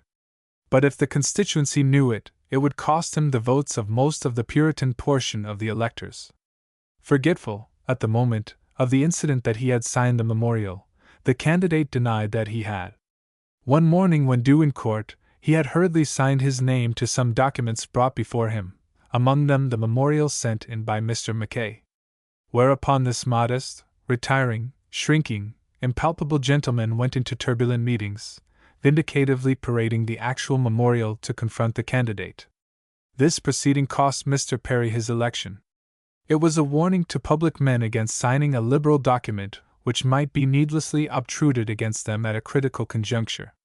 Thus the Sunday League lost a parliamentary defender, who, from persuasion of the righteousness and rightfulness of its objects, would have stood by it. The word of Mr. Mackay would have been quite sufficient to vindicate the honor of the League, had he waited till the election was over.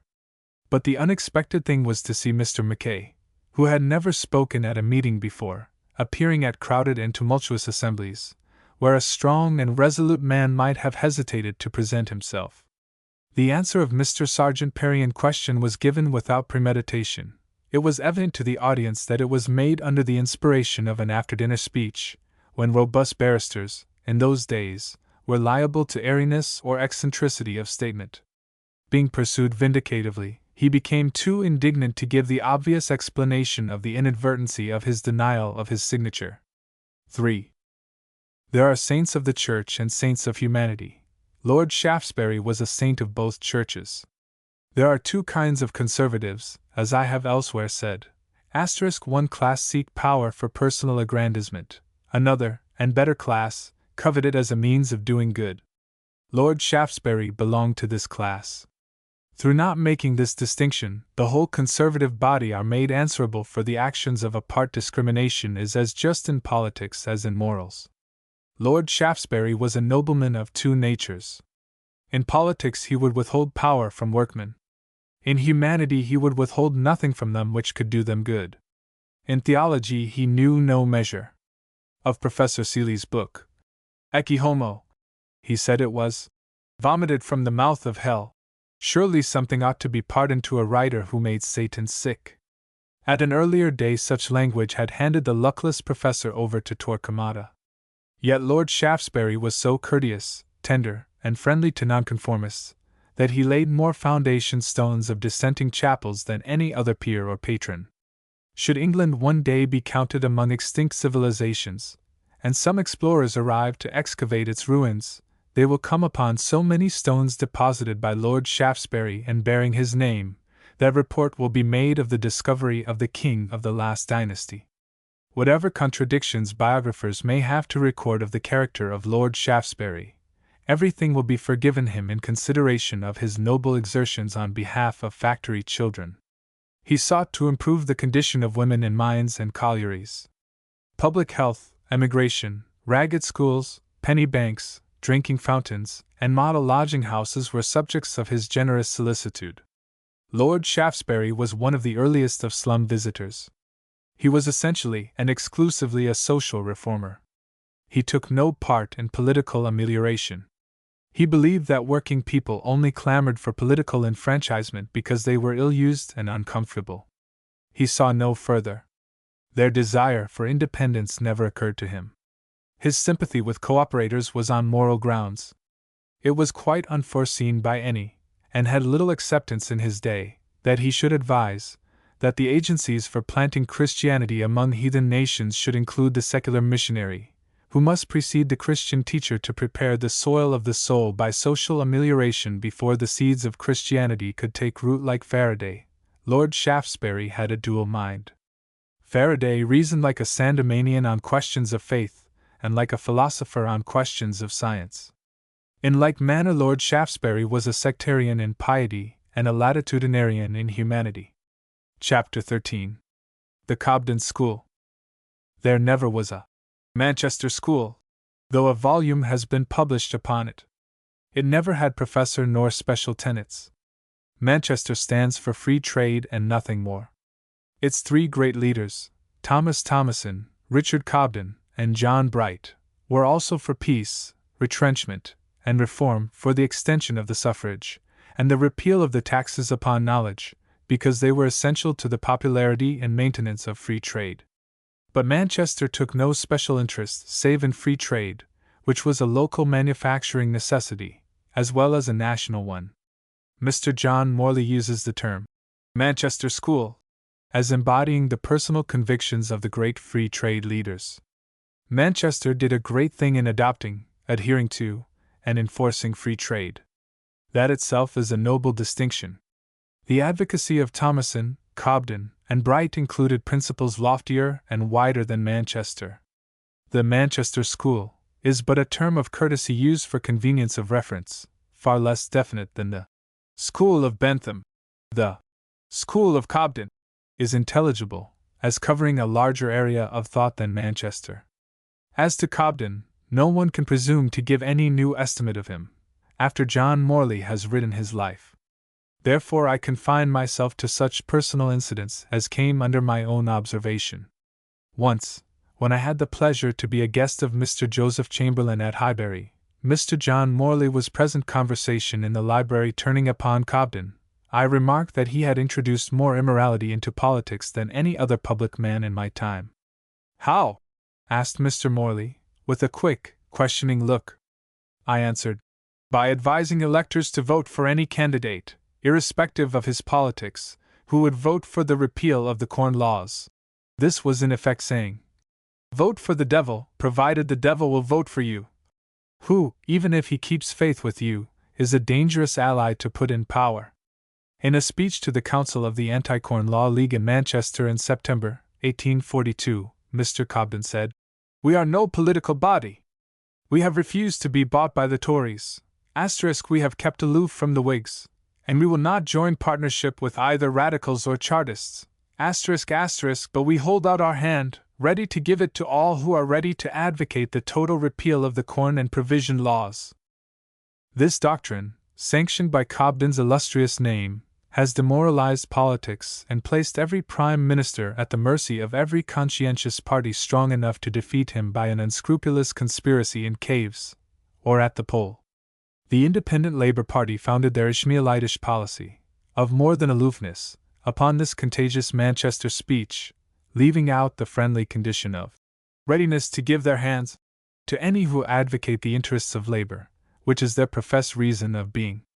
Women who seek the political emancipation of their sex adopt the policy of voting for Tories, and Mr. Woodall, in their name, risked the wrecking of a Liberal government if it did not accede to their claim.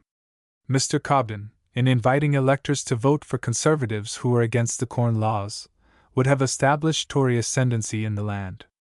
Considering that the stricken condition of the people was through their food being taxed, Toryism might be a lesser evil than the denial of free trade. Cobden might reasonably be of opinion that no party can do so much harm as starvation, and therefore felt justified in possibly destroying the Liberal party to save the people. But he should have qualified his policy by restricting it to extreme cases, where the arrest of a progressive government is a lesser peril than refusing a particular and paramount claim. Without such qualification, Cobden's precedent proclaimed a policy of selfishness which fights for its own hand against the general interest of the state. This is the charge which Liberals bring against the aristocracy. It is the policy of self which makes the multiplication of parties a public danger. Such unqualified advocacy of reforms carries with it an element of national hostility. Justifying himself by the example of Cobden, we have seen the publican going for the bung, and the teetotaler for the teapot. The anti-vaccinator will risk poisoning the nation by Toryism in order to arrest the lancet, as certain workmen will destroy liberalism in the interest of labor. Thus, generally speaking, every party is for its own hand and none for the state. The great French Revolution, which promised the emancipation of Europe, was destroyed by the determination of each party to obtain the ascendancy of its own theories, at the peril of the Republic. The Society for Repealing the Taxes upon Knowledge met in many places. When Francis Place was chairman, we met in Essex Street.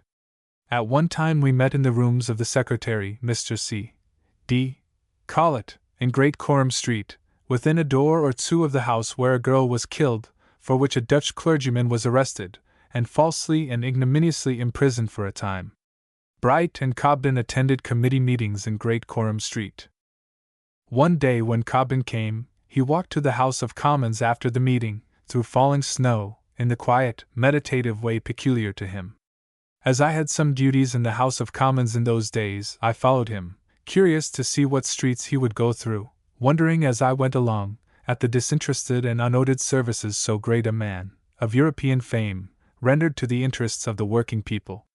Mistaken Chartists were denouncing Cobden, Bright, and Milner Gibson as Whigs, as mere middle-class advocates. These libelled leaders were generously and disinterestedly laboring to confer upon the working class the enfranchisement of the press, although they knew full well it would put larger means of assailing them into the hands of their defamers. Why should Mr. Cobden walk through the snow to put new power in their hands, saved from nobleness of nature, which helped others, irrespective of any advantage to himself, irrespective even of their goodwill? He not only personally attended committees, as Bright and Gibson also did, but often sent us letters explaining principle or policy which implied constant thought upon the movement as well as labor for it. The pale-faced manufacturer was a champion of the industrial classes, which he foresaw would come into the field, which were thought then good enough for paying taxes, but who were to be kept out of the pale of the governing classes.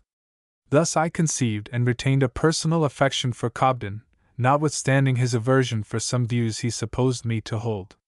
When it was advised that I should appear at the London Tavern to oppose Mr. Peter Borthwick's design of setting up a separate society for the repeal of the paper duty, which would divide the forces for the repeal of the whole of the taxes upon knowledge, Bright hesitated as to the propriety of sending me on that mission. "What I am thinking of," said Bright, is whether we shall not be taken as seeking the repeal of the 39 Articles instead of the taxes on knowledge.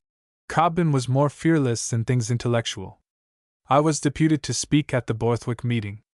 Though Cobden's mind was engrossed in public affairs were never master of him.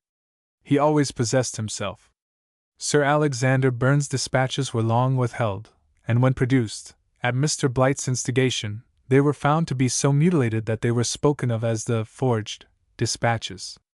It was of that transaction that Cobden said, "Palmerston was so impartial that he had no bias, not even towards the truth," showing that he could speak epigrams that cut into a reputation. One night Mr. Cobden brought to me in the bill room of the House of Commons a blind young man, whom he said he wished to introduce to me. It was Mr. Henry Fawcett, of whom he said great things might be expected in the future. Mr. Cobden had procured for Mr. Fawcett an order for the Speaker's gallery. He was waiting for admission, as the doorkeeper told him there was no room. Amid all the chatter and bustle of the lobby, Mr. Fawcett's ears were up that staircase, and he said, "I hear footsteps coming down," which meant there was a vacant seat, and Mr. Fawcett was admitted. No one else had heard the descending feet. It was that night that Mr. Cobden told me, in answer to a question put to him, that he believed, had it not been for the occurrence of the Irish famine, all the vast educative efforts of the Anti-Corn Law League would not have effected the repeal of the Corn Laws at that time. Nevertheless, the great propagandist activity of the League was the main element of success. The Anti-Corn Law agitation of the League was a triumph of argument aided by calamity. Subsequently, Mr. Fawcett became a professor, and an authority on political economy. At social science meetings, wherever or whenever I asked him to aid the cooperative question of co-partnership, by defining it in debate, as public ideas were confused about it, he would always find or make occasion to do so. In order that cooperation should be represented at his funeral, I traveled across country through the early morning fog, from Leicester to Trumpington, where he was buried. I found in the churchyard my early friend, Sir Michael Foster, who had like regard for the dead Postmaster General. I was the only person known to be connected with the cooperative movement who was present at his grave that day. How well Cobden could take care of himself appeared in a matter in which my friend, Thornton Hunt, to my great regret, was in the wrong. The Times had published defamatory imputations on Mr. Cobden, who took the editor, Mr. Delane, by the throat and held him with a grasp of such vigor that when he died the marks of Cobden's fingers were upon the neck of his reputation. The Daily Telegraph, of which Mr. Thornton Hunt was consulting editor, published comments in defense of the Times on Cobden's letter to Delane, but refused to insert Cobden's letter of self-defense. Mr. Hunt, who had real regard for Cobden, wrote to assure him of it, and gave as the reason for declining to insert his letter his fear lest it should damage his reputation. It was the same as saying to Cobden, "Our readers have a great regard for you, but if you should prove you are not a knave, you will sink in their estimation." The ineffable meanness and audacity of this inspired Mr. Cobden with a contemptuous indignation, and he told Mr. Hunt there was only one favor he could do him, and that was not to take his reputation under his repellent patronage. Apart from instances such as the perfidy to Cobden, Mr. Delane was a great editor, determining the fluctuating policy of the Times, the policy of the ascendancy of prevailing opinion, right or wrong, selecting leading articles and defining the lines to be taken by the writers. Robert Lowe, afterwards Lord Sherbrooke, received directions which might themselves be printed as leaders in brief. As it was Mr. Lowe's custom to throw Mr. Delane's letters into his paper basket, they came into the hands of his butterman, who, having practical curiosity, took them to Mr. James Beale, who, upon the advice of Mr. Bright, sent them back to Mr. Lowe.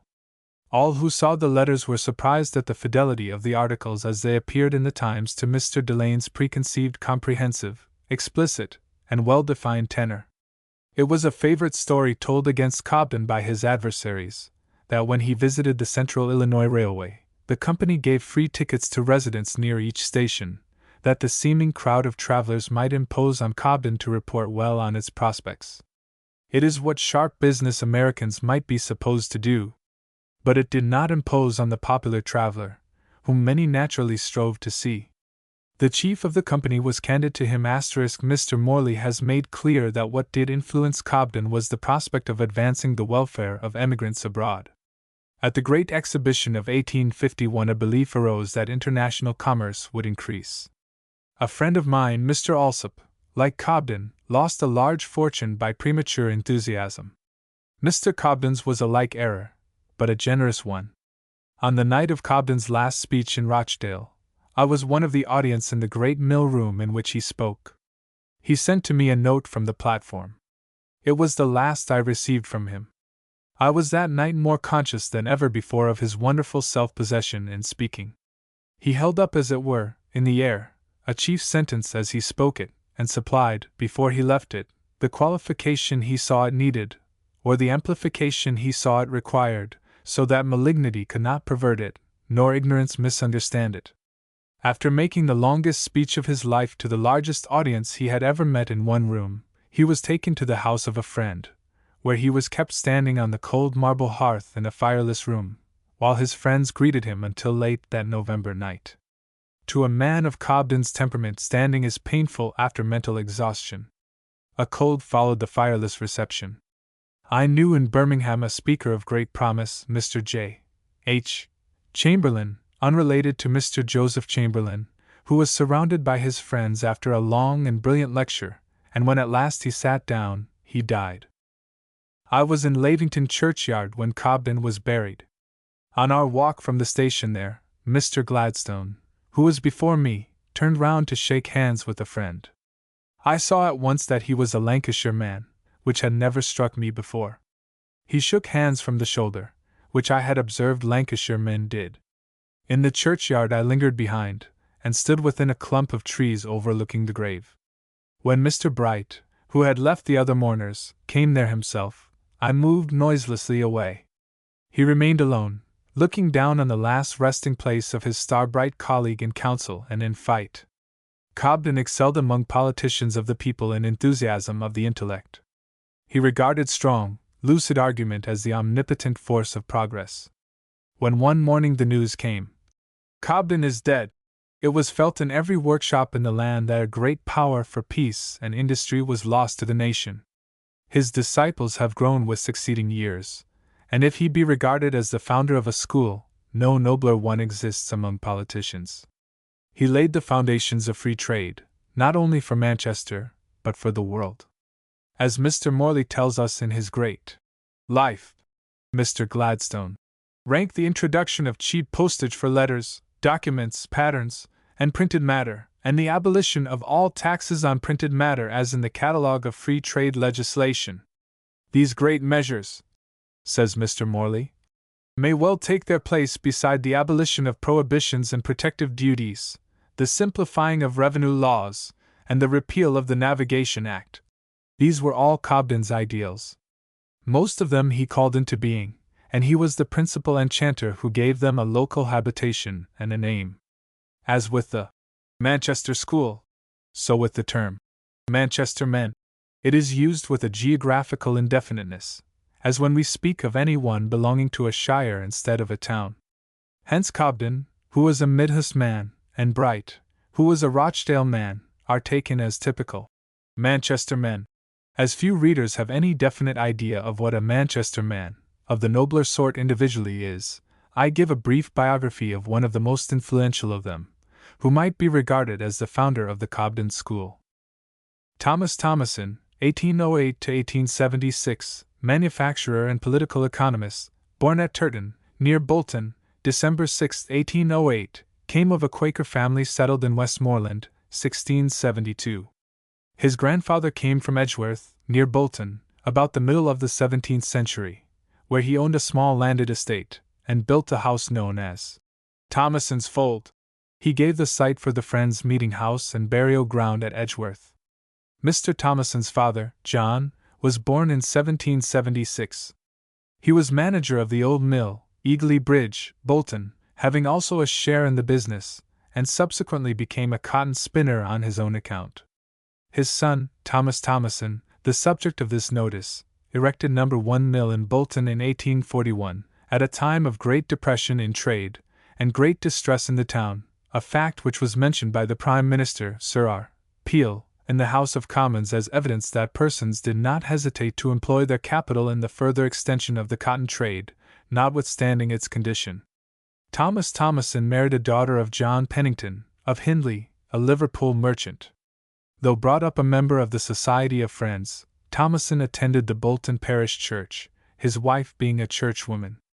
But in 1855 he heard the clergyman preach on the propriety of the Crimean War, which he thought so unchristian that he never went to church again. By his vigorous speeches he gave the impression that he knew more of the political economy of trade and commerce than any other manufacturer of his time. Mr. Bright and Mr. Cobden may be said to have learned from him. When Mr. Bright went out to deliver his first speech at a public meeting, he went to Mr. Thomason on his way to take his opinion upon what he had in his mind to say.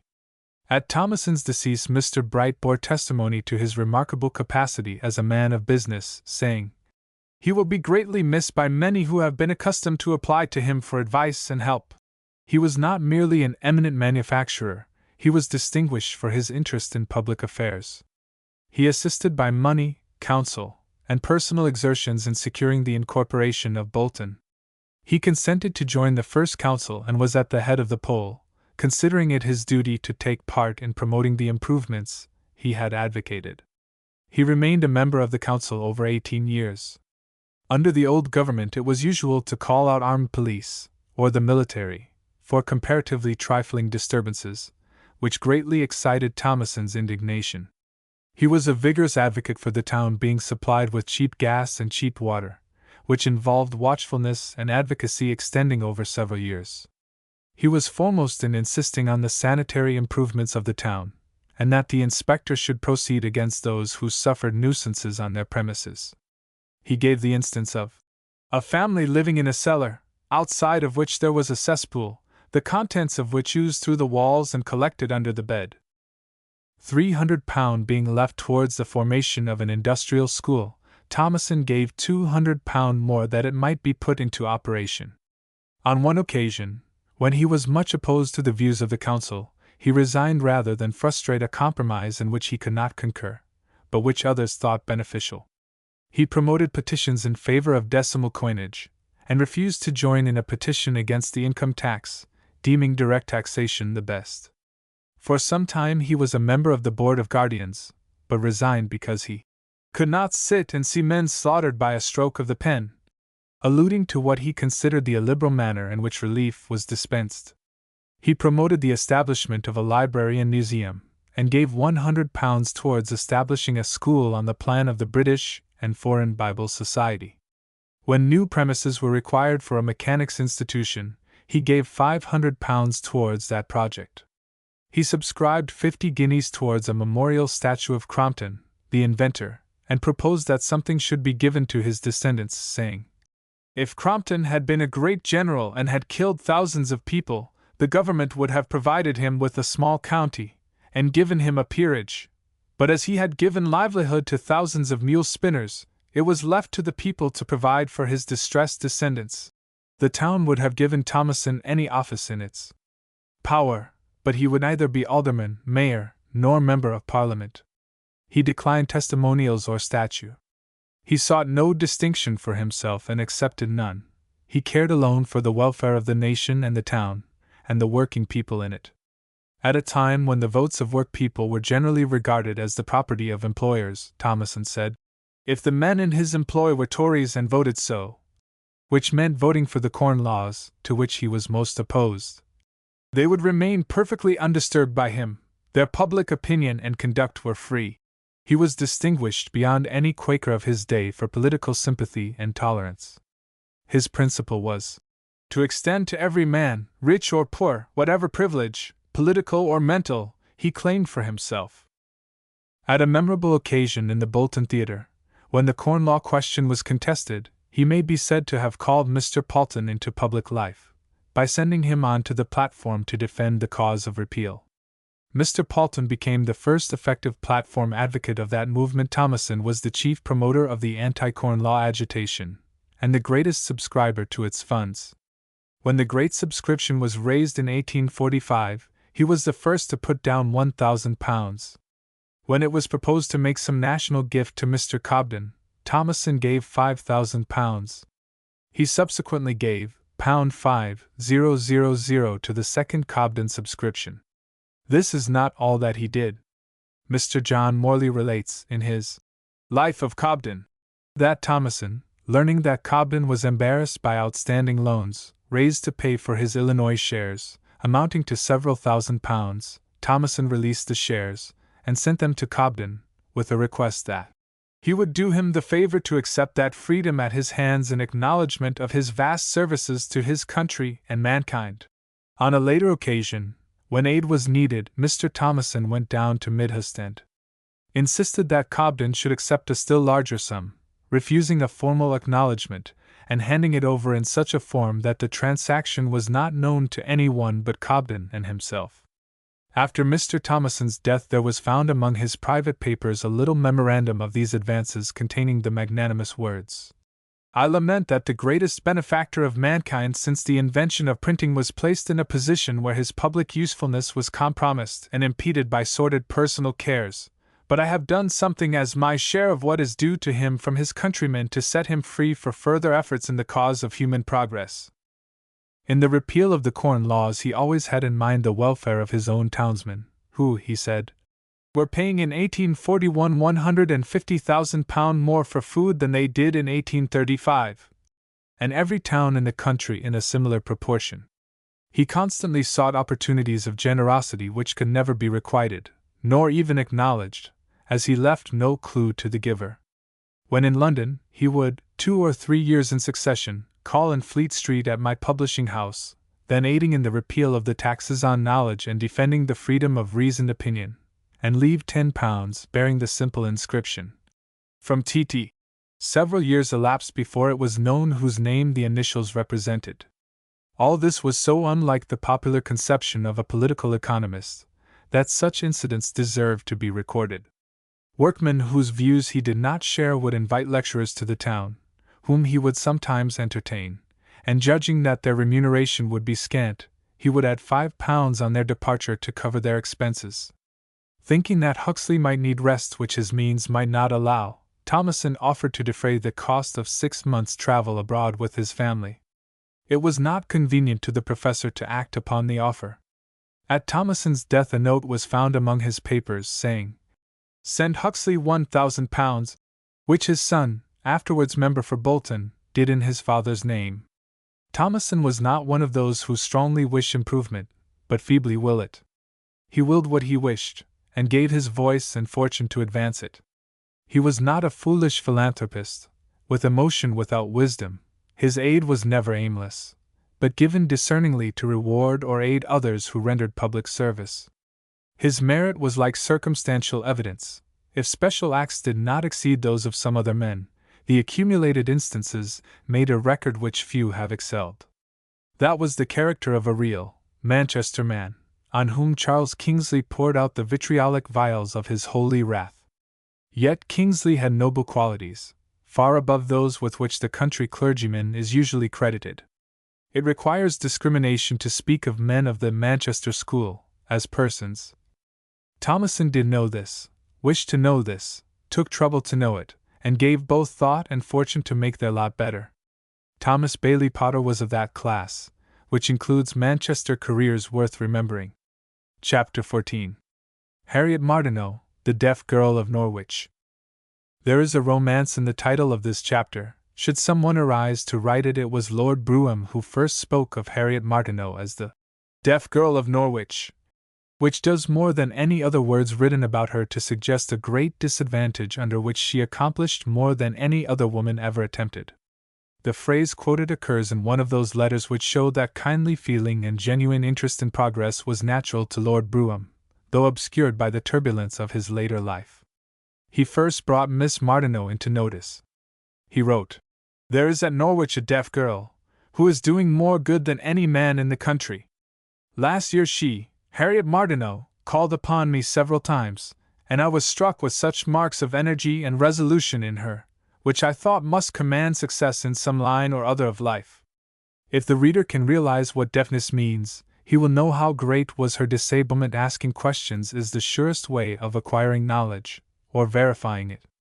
Harriet Martineau was discouraged in asking questions, because she could not hear the answers, unless given through a speaking tube, which imposed efforts on her friends she was loath to subject them to. She could hear no great singer, actor, or orator.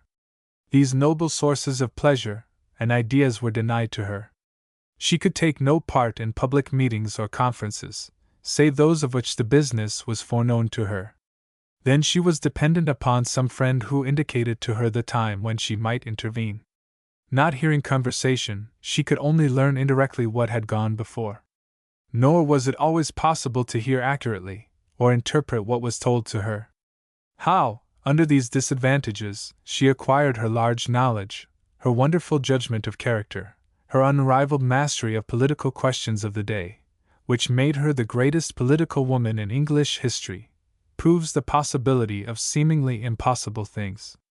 She wrote some 20 small volumes of Tales of Political Economy, which were as eagerly looked forward to as the small volumes in which Sterne's Tristram Shandy appeared, or Dickens's Pickwick Papers. James Mill and Charles Buller told her it was impossible to make the dismal science entertaining, but she did it, and she was the first who did it. She translated Comte's Positive Philosophy so well that Comte had it retranslated from English into French, as being better than his own work. In 1852-3 Harriet Martineau invited me to visit her at Ambleside, saying, "I should like a good long conversation with you on the abolitionists and American slavery, and also on the intolerable iniquities of the leader?" What they were I do not recall, probably Copperheadism * in one of the editors, which she could sharply detect. On Sunday, the day after my arrival, she drove me to Wordsworth's house and other places of interest. At my request she extended the drive to Coniston Water, some miles away, and on to Brantwood, the place Mr. Ruskin afterwards bought of Mr. Joseph Cowan, who held a mortgage of £7,000 upon it. Brantwood was then the residence of W. J. Linton, and Colonel Stalsman and his wife were inmates. The colonel was an old Polish officer, who, when a young man, was present at Fontainebleau, when Napoleon took leave of his old guard. Miss Martineau's quick eye took in at a glance the surroundings of the dwelling, and she explained to Mrs. Linton, who looked delicate, what should be done to render the house healthier, as the rains falling on the hill behind made the undrained foundation damp. Miss Martineau had an instinct of domesticity.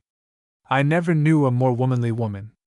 Her life was an answer to those who think that active interest in public affairs is incompatible with household affection.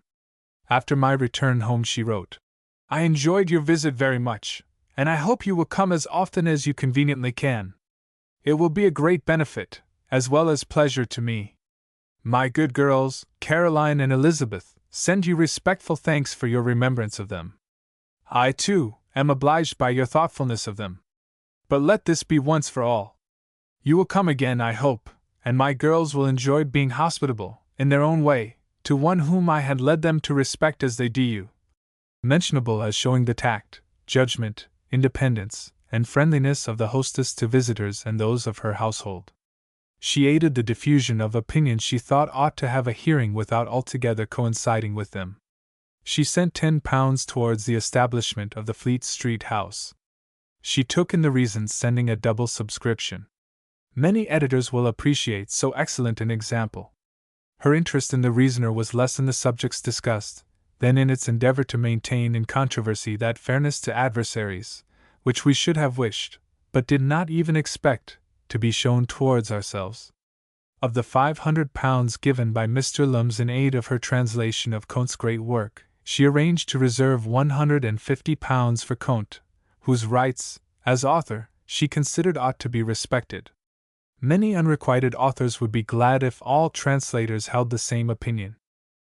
In 1854-5 she was told by her physicians that she had heart disease, which might end her life any day. I mentioned to Professor Francis William Newman the jeopardy she was said to be in. At times restoratives had to be administered before she could be brought down to dinner. Mr. Newman desired me to tell her that he had had, some years previously, heart trouble. All at once a shock came as though a pistol had been discharged in his brain, and he expected fatal results. Yet he recovered his usual health and lived to a great age. Harriet Martineau lived 22 years after her friends were instructed to expect her death daily. Fearless and indifferent when the end might come, she was saved from the apprehensiveness by which the timid invite what they dread.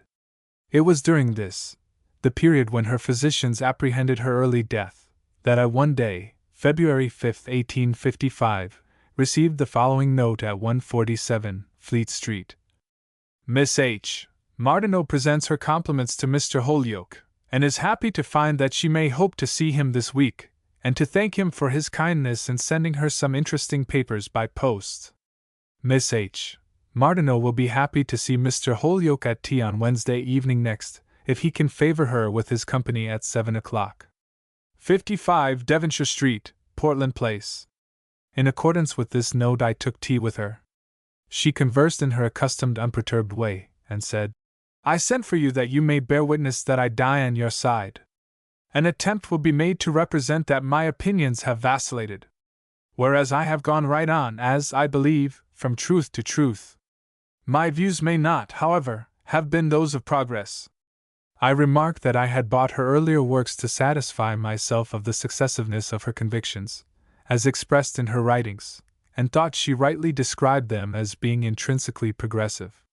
"Yes," she added, "my views from time to time were at successive stages, as they are now, clear and decided. Certainly I was never happier in my life than at the present time. Christians, if they think it worth while to attempt it, will not be able to make a death-bed out of me. I wish you to know my opinions at this time. We have to vindicate the truth as well as to teach it. Asterisk. For myself, I was neither priest nor confessor. Had I been, I should have felt it presumption to attempt to confirm one better able to teach me than I was to teach her. All I said was, "It is certainly a moral relief not to hold the cardinal Christian tenets of faith, as so many preachers speaking, as they assume to do, in the name of God, explain them. To act according to conscience and speak according to knowledge, never ceasing to consider what we can do for the service of others, is the one duty which a future life, if it comes, will not contradict." Though no one was so well able as herself to write her biography, it was not in her mind to do it, and she wrote to me to give her the names of persons I thought might undertake it. I named 3, Charles Knight, who knew more of her life than any one else, eligible to write it. Next, Francis William Newman, who, being a many-sided thinker, and largely coinciding with her views, could justly estimate her earlier and later convictions. The third was Mr. H. G. Atkinson, who was entirely conversant with her convictions and career, but who declined with expressions of diffidence, though I urged him to undertake the work. At length she did it herself, in a way which showed no one else could have done it so well. She left instructions in her will that I should receive a copy of her autobiography, which appeared in 3 volumes, and came to me, February 28, 1877, from Mr. Thomas Martineau, one of her executors. No autobiography produced in its day a greater impression. The treatment Miss Martineau had received from eminent adversaries astonished a generation in which greater controversial fairness had come to prevail. The friends of those who had assailed her felt some consternation at the imperishable descriptions of their conduct, which would never cease to be associated with their names, and they made public attempts to explain the facts away. Her mind was photographic in other respects. She saw social facts and their influences, their nature and sequences, with a vividness no other writer of her day did. Her charming romance, The Feats of the Fjord, impressed Norwegians with the belief that she was personally familiar with the country, where she had never been. There was, color, air in the pages which made the reader hungry. The autobiography contains a small gallery of statues of contemporaries, of note in their time, sculptured from life, as perfect in their way as Grecian statues. Their excellencies are generously portrayed for admiration, and their defects described for the guidance of survivors. Not like the false eulogies of the dead, which, by pretending perfection, lie to the living, where silence on errors or deficiencies are of the nature of deceit, and sure to be resented when the truth comes to be known. Only that admiration is lasting which is fully informed. No character of Lord Brougham so striking and true as hers has ever been drawn. Eminent biographers and critics, including Carlyle, have delineated him, but her portrait, drawn 20 years before theirs appeared, Professor Masson assured me her character of Brougham was the most perfect of all. Her two-sided estimate gave discomfort to those content with obliqueness in knowledge, but those who have the impartial instinct seek reality, by which no one is deceived. The light and shade of character, like the light and shade of a painting, alone give distinctiveness and truth. But whoever delineates so must suffer no distorting tints of pique, or spite, or prejudice on his palate.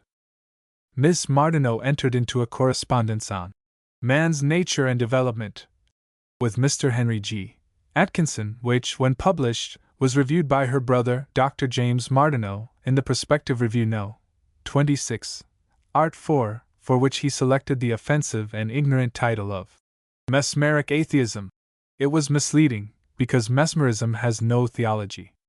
It was ignorant, because neither Mr. Atkinson nor Dr. Martineau's sister were atheists. Their disavowal of atheism was in the book before him. Chapter 15. Harriet Martineau, Further Incidents in Her Singular Career. If the reader is curious to know what really were the opinions of these two distinguished offenders, H. Martineau and H. G. Atkinson, I recite them. In the book Dr. Martineau reviewed, Mr. Atkinson said, I am far from being an atheist. I do not say there is no God, but that it is extravagant and irreverent to imagine that cause a person.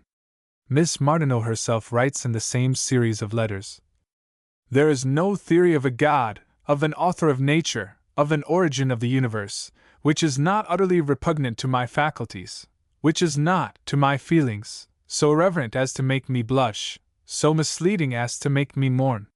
Yet Dr. Martineau wrote of his sister and her friend in terms which seemed, to the public, of studied insult and disparagement, which, in educated society, would be called brutal. It was merely spiritual malignity, of which I had in former years sufficient experience to render me a connoisseur in it. All the while Dr. Martineau had heresies of his own to answer for, yet he wrote words of his sister which no woman of self-respect could condone, unless withdrawn. During her long illness of 20 years, Dr. Martineau, her brother, never wrote to her nor addressed one word of sympathy to one who had loved him so well. He had told the world that the subtle, all-penetrating spirit of Christ has an inspiring nobleness philosophy cannot reach, nor science, nor nature impart. Then how came Dr. Martineau to miss it? The nobleness of mind of his illustrious sister all the world knew, before the world knew him, and Mr. Atkinson was a gentleman of as pure a life and of as good a position in society as Dr. Martineau himself. O theology, into what crookedness dost thou twist the straightest minds? I have seen in a Life of Dr. Martineau that Professor Newman assented to what Dr. Martineau wrote of his sister. This fact I ought not to withhold from the reader. But Mr. Newman only knew what Dr. Martineau told him. Mr. Atkinson was the son of a London architect who left him an income which enabled him to devote himself to philosophy, which was his taste. He was personally conversant, as visitor or guest, with a wide range of distinguished thinkers and writers of his time. He was full of curious knowledge and notable sayings gathered in that opportune intercourse. With a mind devoid of prejudice, he looked on scientific discoveries as a veteran and seasoned spectator. No new idea surprised him, no expression of thoughtful opinion awakened in him resentment. He cared only for truth, in whatever form or quarter it appeared. He had none of the indifference of the armchair philosopher, but aided struggling opinion to assert itself. Once I was his guest in Boulogne. To my surprise, I was the only passenger in the packet boat. The quay of Boulogne was deserted. At Hughes's hotel I was the only guest in the dining room. On inquiring the reason, I learned that Gilbert A. Beckett had died a few days before of diphtheria, and that Douglas Jerrold had left for England since. Mr. Atkinson, not expecting me, had gone for a day's sea trip to Calais. On his return we spent pleasant hours at a café. He had no idea of leaving the hotel where he had rooms. Some years later Mr. Atkinson died in Boulogne, where he had resided many years. Personally he was tall, of good presence, and refined manners. He was clean-shaven, and might be taken for an evangelical bishop. Save a mobile expression, His face was as shadowless as one of Holbein's portraits. The object of his letters to Miss Martineau was to ascertain if there could be found a real basis of a science of mind. The common idea in those days was that mind was a vital spark, which shone at will, originating without conditions, acting of its own caprice and obeying no law. Only the theological spirit could see harm in this investigation. Not only fidelity, but chivalry towards her friends was a characteristic of Miss Martineau. When W. J. Linton, for whom I had great regard, as appears in what I have written of him in the Warpath of Opinion, had become vindictive, because I had obtained 9,000 shillings for European freedom from readers of the Reasoner at the request of Mazzini, Mr. Linton, equally desirous and equally devoted, had not succeeded, wrote to the Liberator of New York, edited by Lloyd Garrison, assailing me politically and personally, whereupon Miss Martineau sent to the Liberator the following generous letter, which, though it be counted egotism in me to cite, I accept the risk, since such friendship was without parallel in my experience. Dear Sir, I see with much surprise and more concern an attack in your paper upon the character of Mr. G. J. Holyoake, signed by Mr. W. J. Linton. I could have wished, with others of your readers, that you had waited for some evidence, or other testimony, before committing your most respected paper to an attack on such a man from such a quarter. Of Mr. Linton it is not necessary for me to say anything, because what I say of Mr. Holyoake will sufficiently show what I think of his testimony. I wish I could give you an idea of the absurdity that it appears to us in this country to charge Mr. Holyoake with sneaking, with desiring to conceal his opinions, and get rid of the word atheism. His whole life, since he grew up, has been one of public advocacy of the principles he holds, of weekly publication of them under his own signature, and of constant lecturing in public places. One would think that a man who has been tried and imprisoned for atheism, and has ever since continued to publish the opinions which brought him into that position, might be secure, if any man might, from the charge of sneaking. The adoption of the term secularism is justified by its including a large number of persons who are not atheists, and uniting them for action which has secularism for its object, and not atheism. On this ground, and because by the adoption of a new term a vast amount of impediment from prejudice is got rid of, the use of the name secularism is found advantageous. But it in no way interferes with Mr. Holyoake's profession of his own unaltered views on the subject of a first cause. As I am writing this letter, I may just say for myself that I constantly and eagerly read Mr. Holyoake's writings, though many of them are on subjects, or occupied with stages of subjects, that would not otherwise detain me, because I find myself always morally the better for the influence of the noble spirit of the man, for the calm courage, the composed temper, the genuine liberality, and unintermitting justice with which he treats all manner of persons, incidents, and topics. I certainly consider the conspicuous example of Mr. Holyoake's kind of heroism to be one of our popular educational advantages at this time. You have printed Mr. Linton's account of Mr. Holyoake. I request you to print mine. I send it simply as an act of justice. My own acquaintance with Mr. Holyoake is on the ground of his public usefulness, based on his private virtues, and I can have no other reason for vindicating him than a desire that a cruel wrong should be as far as possible undone. And I do it myself because I am known to your readers as an abolitionist of sufficiently long standing not to be likely to be deceived in regard to the conduct and character of any one who speaks on the subject. I am, yours very respectfully, Harriet Martineau. London, November 1, 1855.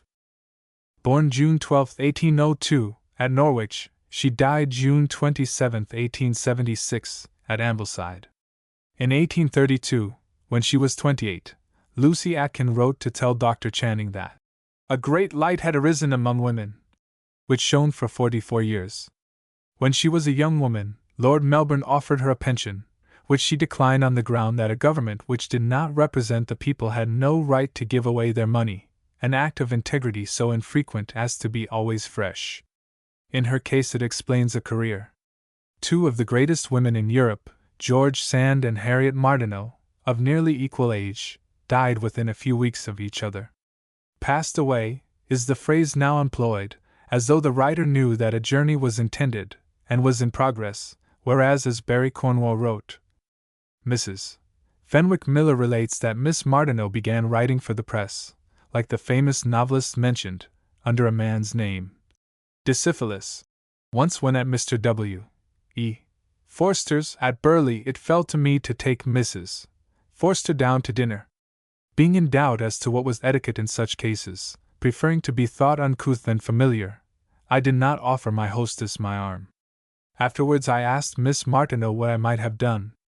She answered that a guest was an equal, and any act of courtesy permissible in him was permissible in me, but in better terms than I can invent. Recurring to the subject at another time, she said, I was well pleased at your consulting me as you did.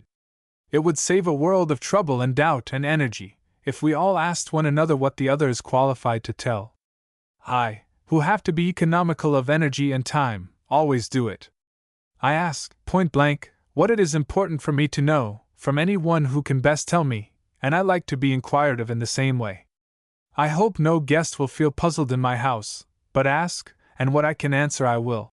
The readiness with which she placed her wisdom at the service of her friends might have given Matthew Arnold, as she was a frequent visitor at Foxhowe, his idea of sweetness and light.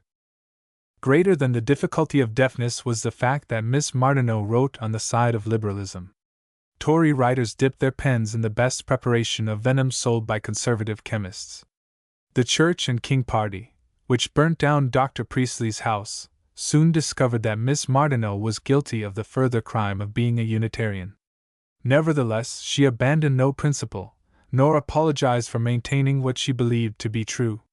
Spinoza, as Renan has told us, gave great offense to his adversaries by the integrity of his life, as it did not give them a fair opportunity of attacking him, for the enormity of his conduct in believing less than they believed. This was the case with Harriet Martineau, who had said in one of her books, a parent has a considerable influence over the subsistence fund of his family, and an absolute control over the numbers to be supported by that fund. The Quarterly Review, written by gentlemen for gentlemen, added, we venture to ask this maiden sage the meaning of this passage. Why not ask the Rev. Thomas May thus, whose words Miss Martineau merely repeated? All that was meant was deferred marriages. The reviewer put an obscene construction upon it, and imputed to her his own malignant inference. This was a common rascality of logic alike in theology and politics in those days. The intrepid authoress happened to believe there was some truth in mesmerism. Dr. Eliot's son, who thought so too, told me that his temerity that way cost him £7,000 a year in fees. This mesmeric episode brought the doctors upon the poor lady, who never forgave her being alive when they said she ought to be dead. Eminent physicians predicted that she would sink down in 6 months.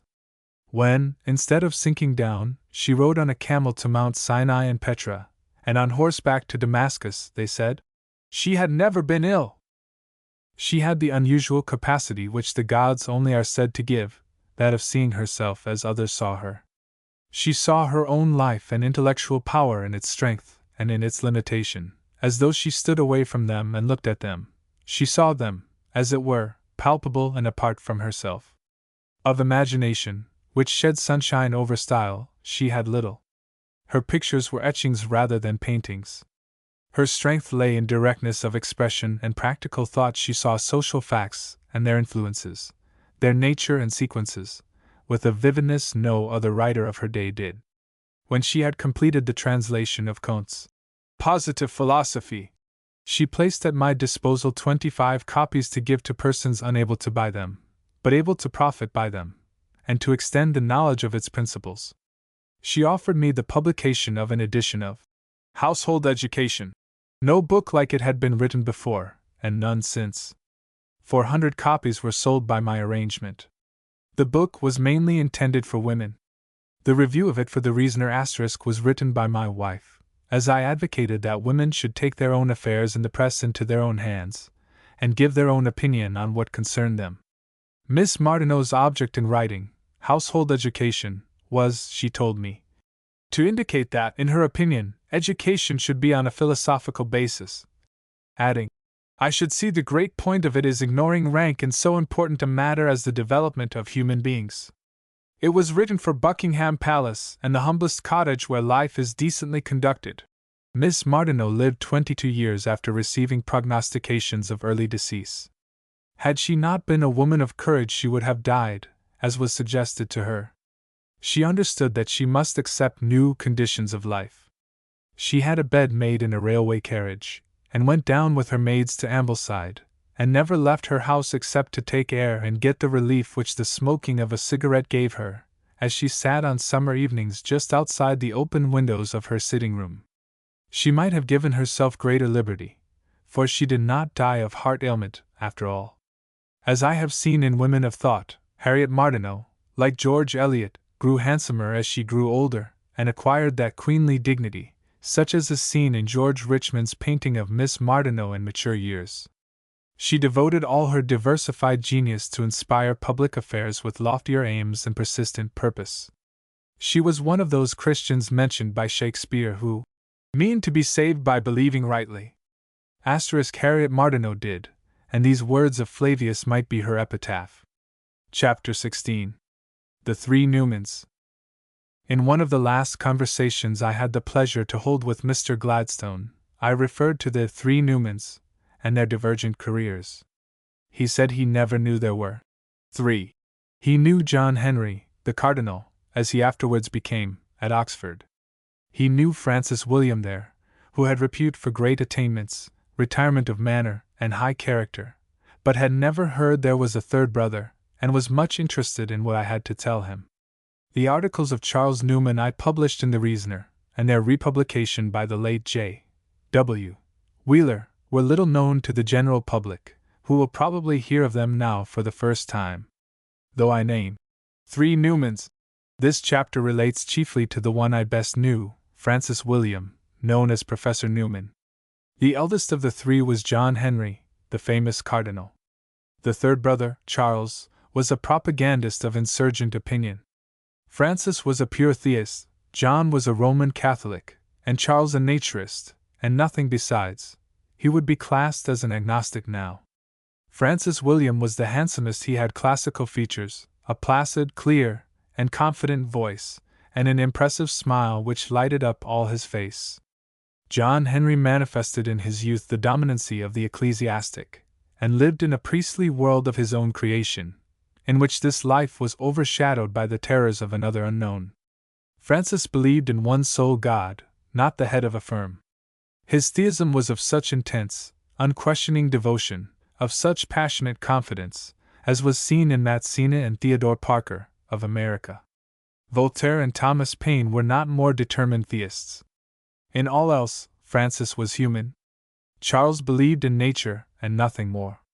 In sending me papers to print in the Reasoner on causation in the universe, he would at times say, "My mind is leaving me, and when it returns a few months hence, I will send you a further paper." Like Charles Lamb's poor sister, Mary, who used to put her strait waistcoat in her basket and go herself to the asylum, when she knew the days of her aberration were approaching, Charles Newman had premonition of a like kind. He had the thoroughness of thought of his family. The two brothers, the Cardinal and the Professor, united to supply Charles with an income sufficient for his needs. The Cardinal, though he knew Charles's opinions, readily joined. When some questioning remark on Professor Newman was made incidentally in the House of Commons, in consequence of his uncompromising views, the Cardinal wrote saying that, for his brother's purity he would die, which, considering their extreme divergence of opinion, was very noble in the Cardinal. Professor Newman, I believe, wrote more books, having regard to their variety and quality, than any other scholar of his time. Science, history, poetry, theology, political economy, mathematics, travel, translations, the Iliad of Homer, among them a Sanskrit dictionary. He wrote many pamphlets and spoke for the humblest societies, regardless of the amazement of his eminent contemporaries and associates. On questions relating to marital morality, he did not hesitate to publish leaflets. I published a series of letters for him in the Reasoner, now some 50 years ago, so we were long acquainted. These earlier communications came to me at a time when the authorities of University College in London, where he was professor of Latin, were being called upon to consider whether his intellectual liberalism might deter parents from sending their sons there. But it was bravely held that the university had no cognizance of the personal opinions of any professor. Like Professor Key, Mr. Newman took an open interest in public affairs. Though variedly learned, Professor Newman's style of speech, to whomever addressed by tongue or pen, was fresh, direct, precise, and lucid. Mr. Newman's quarto volume on theism, written in meter, is the greatest compendium of theistical argument published in my time, and until Darwin wrote, no entirely conclusive answer was possible. Francis Newman had a traveling mind. From the time when I published his personal narrative of his early missionary experience at Aleppo, he grew, year by year, more rationalistic in his religious judgment. In one of his papers written in the year of his death, he said, "It may be asked, is Mr. Newman a disciple of Jesus? I answer, of all nations that I know, that have a religion established by law, I have never seen the equal to what is attributed to Jesus himself. But much is attributed to him, I disapprove of. On the whole, if I am asked, do you call yourself a Christian? I say, in contrast to other religions, yes. I do, and so far I must call myself a Christian. But if you put upon me the words disciple of Jesus, meaning the believing all Jesus teaches to be light and truth, I cannot say it, and I think his words variously unprovable. Now all disciples, when they come to full age, ought to seek to surpass their masters.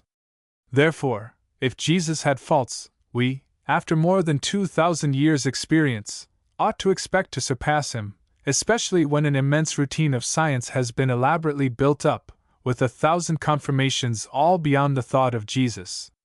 What a progressive order of thought would exist now in the Christian world had Mr. Newman's conception of discipleship prevailed in the churches."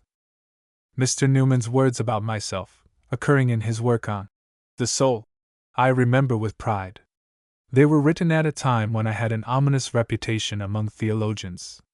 When residing at Clifton as a professor, Mr. Newman came down to Broadmead Rooms at Bristol, and took the chair at one of my lectures, and spoke words on my behalf which only he could frame. But he was as fearless in his friendship as he was intrepid in his faith. He wrote to me, April 30th, 1897, saying, "I appeal to your compassion when I say, that the mere change of opinion on a doubtful fact has perhaps cost me the regard of all who do not know me intimately." The fact related to the probability of annihilation at death. He regretted the loss of friendship, but never varied in his lofty fidelity to conscience. Whatever might be his interest in a future life, if it were the will of God not to concede it, he held it to be the duty of one who placed his trust in him to acquiesce. The spirit of piety never seemed to me nobler than in this unusual expression of unmurmuring, unpresuming resignation.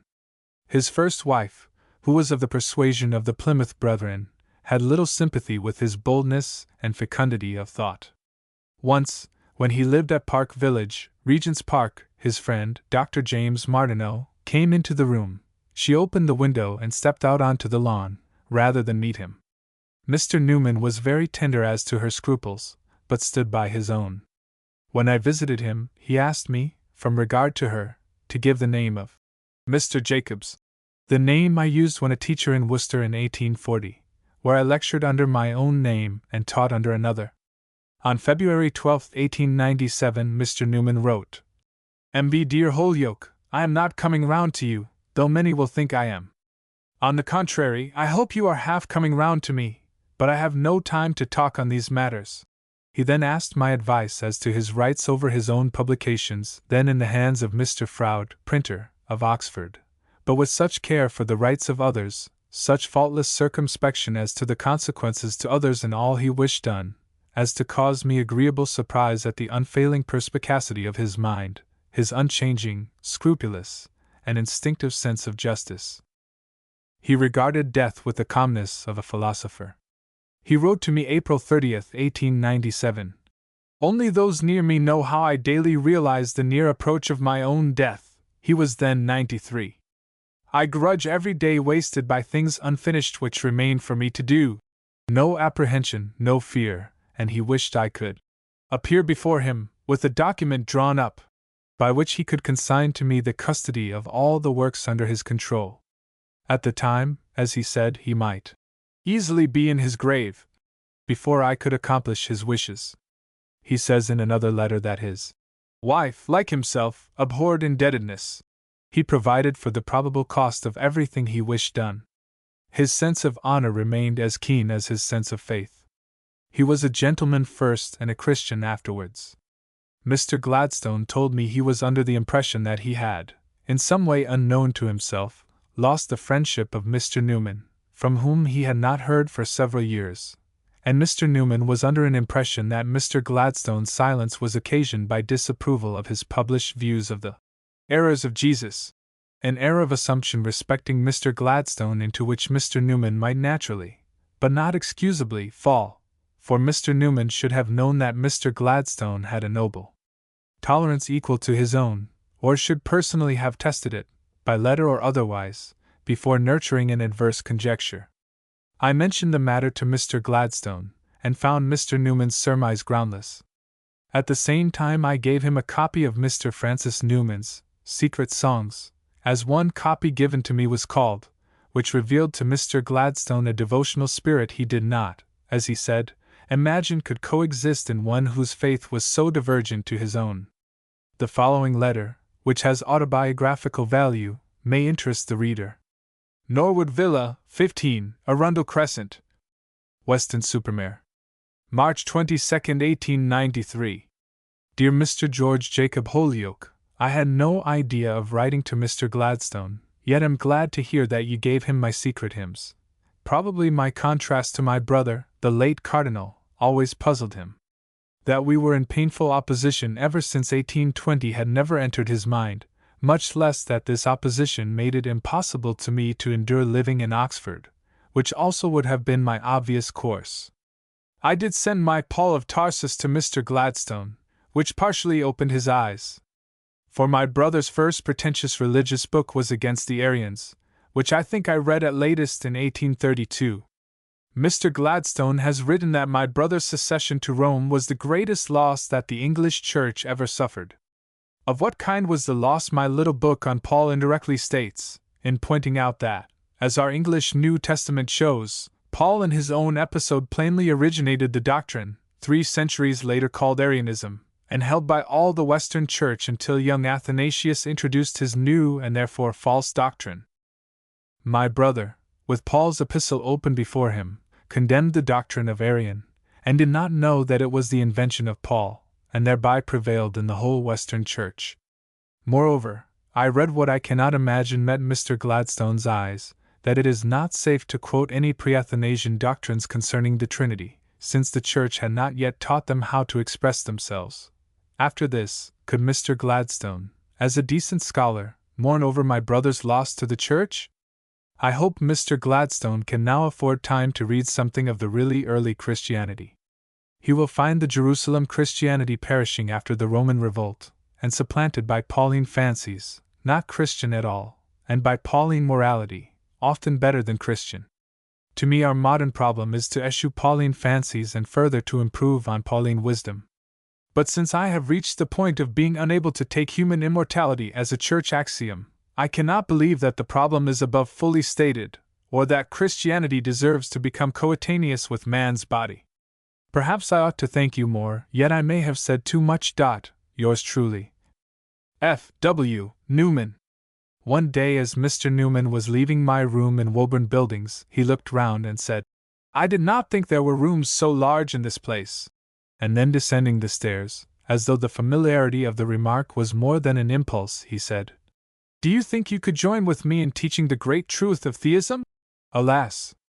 I had to express my regret that my belief did not lie that way. Highly as I should think, and much as I should value public association with Mr. Newman, I had to decline the opportunity. If the will could create conviction, I should also have accepted Mazzini's invitation, elsewhere referred to, for theism never seemed so enchanting in my eyes as it appeared in the lives of those 2 distinguished thinkers who were inspired by it. Chapter 17. Mazzini and England Incidents in his career. Giuseppe Mazzini, whom Englishmen know as Joseph Mazzini, was born in Genoa, June 22, 1805, and died in Pisa, March 10, 1872. He spent the greater part of 40 years of his marvelous life in London. Some incidents of his English career, known to me, may increase or confirm the public impression of him.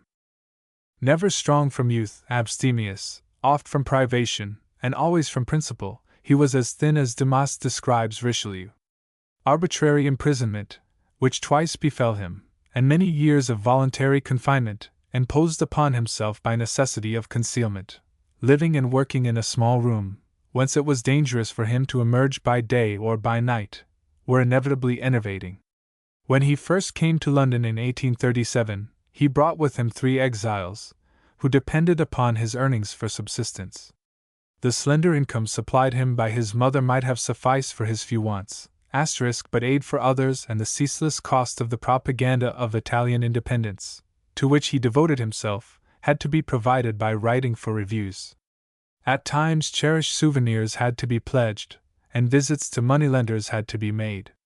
It was the knowledge all his countrymen had that he sought nothing for himself, never spared himself in toil or peril, that was the source of his influence. He wrote, "We follow a path strewn with sacrifices and with sorrows." But all the tragedies of his experience we never knew until years after his death, when his incomparable love letters were published in the 19th Century, number 219, May, 1895. He appeared to others to have the complexion of a student, the air of one who waited and listened. As Meredith said, it was not until you meet his large, penetrating, dark eyes that you were drawn suddenly among 1,000 whirring wheels of a capacious, keen, and vigorous intellect.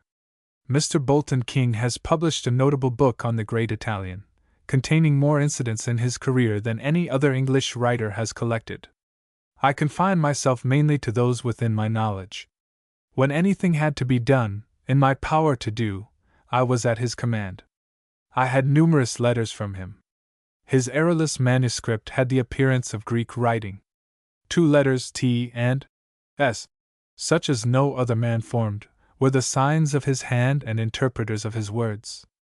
Of all the communications I ever received from him or saw, none had date or address, save 1 letter which had both. Many sought for conversation, if by chance they were near him, or by letter or interview, for ends of their own. But no one elicited any information he did not intend to give. His mind was a fortress into which no man could enter, unless he opened the door. Kossuth astonished us by his knowledge of English, but he knew little of the English people. Louis Blanc knew much, but Mazzini knew more than any foreigner I have conversed with. Mazzini made no mistake about us.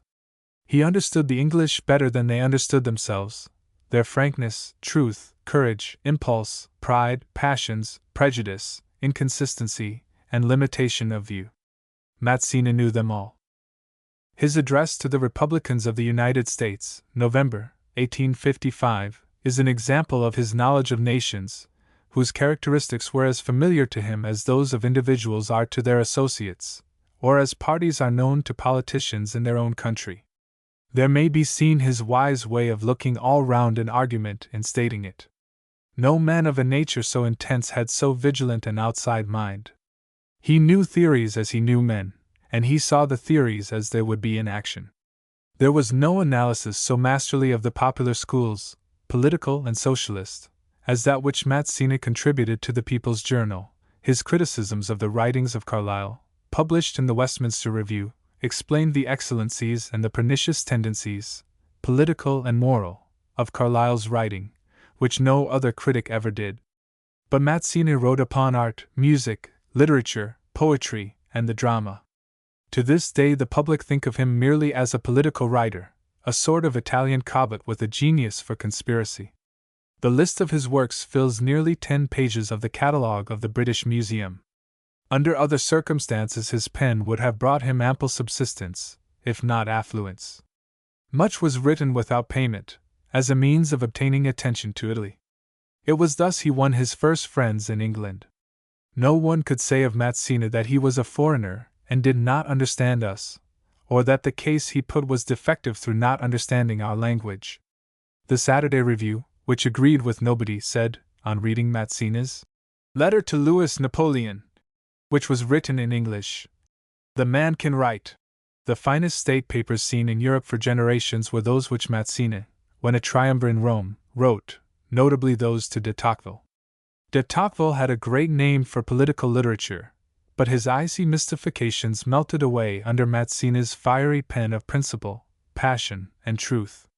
This wandering, homeless, penniless, obscure refugee was a match for kings. Some day a publisher of insight will bring out a cheap edition of the 5 volumes of his works, issued by S. King and Company, 1867, and dedicated to the working classes, by P. A. Taylor, which cost him £500, few then caring for them. Mrs. Emily Ashurst Venturi was the translator of the 5 volumes, which were all revised by Mazzini. The reader therefore can trust the text. Mazzini did me the honor of presenting to me his volume on the duties of man, with this inscription of reserve: to my friend G. J. Holyoake, with a very faint hope. Words delicate, self-respecting, and suggestive. It was hard for me, with my convictions, to accept his great formula. God and the people. It was a great regret to me that I could not use the words. They were honest on the lips of Mazzini. But I had seen that in human danger Providence procrastinates. No peril stirs it, no prayer quickens its action. Men perish as they supplicate. In danger the people must trust in themselves. Thinking as I did, I could not say or pretend otherwise. Mazzini one day said to me, "A public man is often bound by his past. His repute for opinions he has maintained act as a restraint upon avowing others of a converse nature." This feeling never had influence over me. Any one who has convictions ought to maintain a consistency between what he believes and what he says and does. But to maintain today the opinions of former years, when you have ceased to feel them true, is a false, foolish, even a criminal consistency. To conceal the change, if it concerns others to know it, is dishonest if it is misleading any persons you may have influenced. The test, to me, of the truth of any view I hold, is that I can state it and dare the judgment of others to confute it. Had I new views, theistical or otherwise, that I could avow with this confidence, I should have the same pleasure in stating them as I ever had in stating my former ones. When I look back upon opinions I published long years ago, I am surprised at the continuity of conviction which, without care or thought on my part, has remained with me. In stating my opinions I have made many changes. Schiller truly says that toleration is only possible to men of large information. As I came to know more, I have been more considerate towards the views, or errors, or mistakes of others, and have striven to be more accurate in my own statement of them, and more fair towards adversaries. That is all. Mazzini understood this, and did not regard as perversity the prohibition of conscience. In his letter to Daniel Manon, which I published in 1856, Mazzini described as a quibble the use of the word unification instead of unity. Unification is not a bad thing in itself, though very different from unity. To put forth unification as a substitute for unity was forsaking unity. It was a change of front, but not quibbling. The government of Italy were advised to contrive local amelioration, as a means of impeding, if not undermining, claims for national freedom. Mazzini condemned Manon for concurring in this. All English insurgent parties have shown similar animosity against amelioration of evil, lest it diverted attention from absolute redress. Yet it is a great responsibility to continue the full evil in all its sharpness and obstructiveness, on the grounds that its abatement is an impediment to larger relief. Every argument for amelioration is a confession that those who object to injustice are right. What is to prevent reformers continuing their demand for all that is necessary, when some of the evil is admitted and abetted? Paramount among agitators, as I think Mazzini, it is a duty to admit that he was not errorless. High example renders an error serious. The press being free in England, there needed no conspiracy here. An engraved card, still hanging in a little frame in many a weaver's and miner's house in the north of England, was issued at £1 each on behalf of Funds for European Freedom, signed by Mazzini for Italy, Kossuth for Hungary, and Warcel for Poland. When editing the Reasoner, I received one morning a letter from Mazzini, dated 15, Radnor Street, King's Road, Chelsea, June 12, 1852. This was the only one of Mazzini's letters bearing an address and date I ever saw, as I have said. It began, "My dear sir, you have once, for the taxes on knowledge question, collected a very large sum by dint of sixpences. Could you not do the same, if your conscience approved the scheme, for the shilling subscription then proposed for European freedom? I have never made any appeal for material help to the English public, but once the scheme is started, I cannot conceal that I feel a great interest in its success. A supreme struggle will take place between right and might, and any additional strength imparted to militant democracy at this time is not to be despised. Still, the moral motive is even more powerful with me. The scheme is known in Italy, and will be known in Hungary, and it would be extremely important for me to be able to tell my countrymen that it has not proved a failure. Ever faithfully yours, Joseph Mazzini." I explained to the readers of the Reasoner the great service they might render to European freedom at that time by a shilling subscription from each. Very soon we received 4,000 shillings. Later, August 3, 1852, Mazzini, writing from Chelsea, said, "My dear sir, I have still to thank you for the noble appeal you have inserted in the Reasoner in favor of the shilling subscription in aid of European freedom.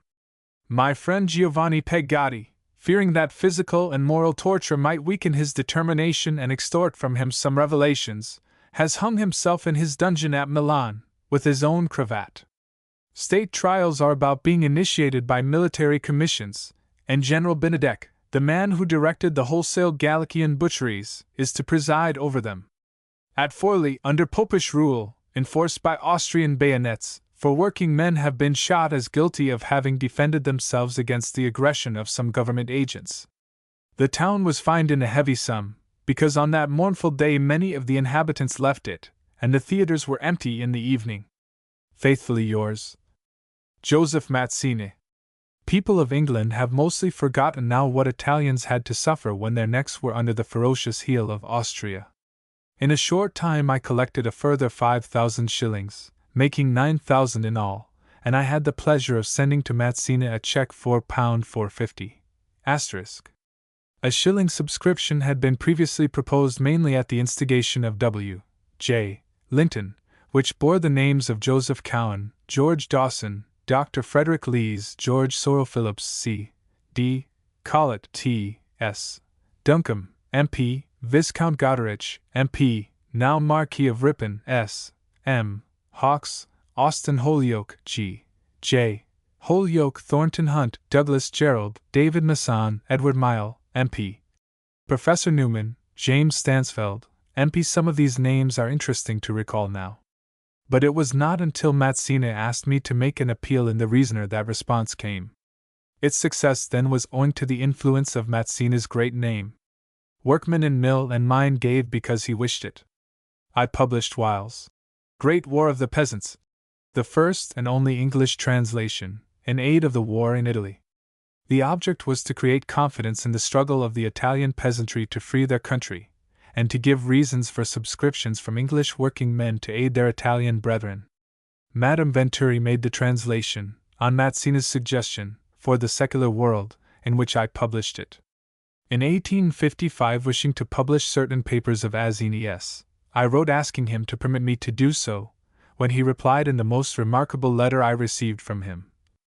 "Dear Sir, you are welcome to any writing or fragment of mine which you may wish to reprint in the Reasoner. Thought, according to me, is, as soon as publicly uttered, the property of all, not an individual one. In this special case, it is with true pleasure that I give the consentment you ask for. The deep esteem I entertain for your personal character, for your sincere love of truth, perseverance, and nobly tolerant habits, makes me wish to do more, and time and events allowing, I shall.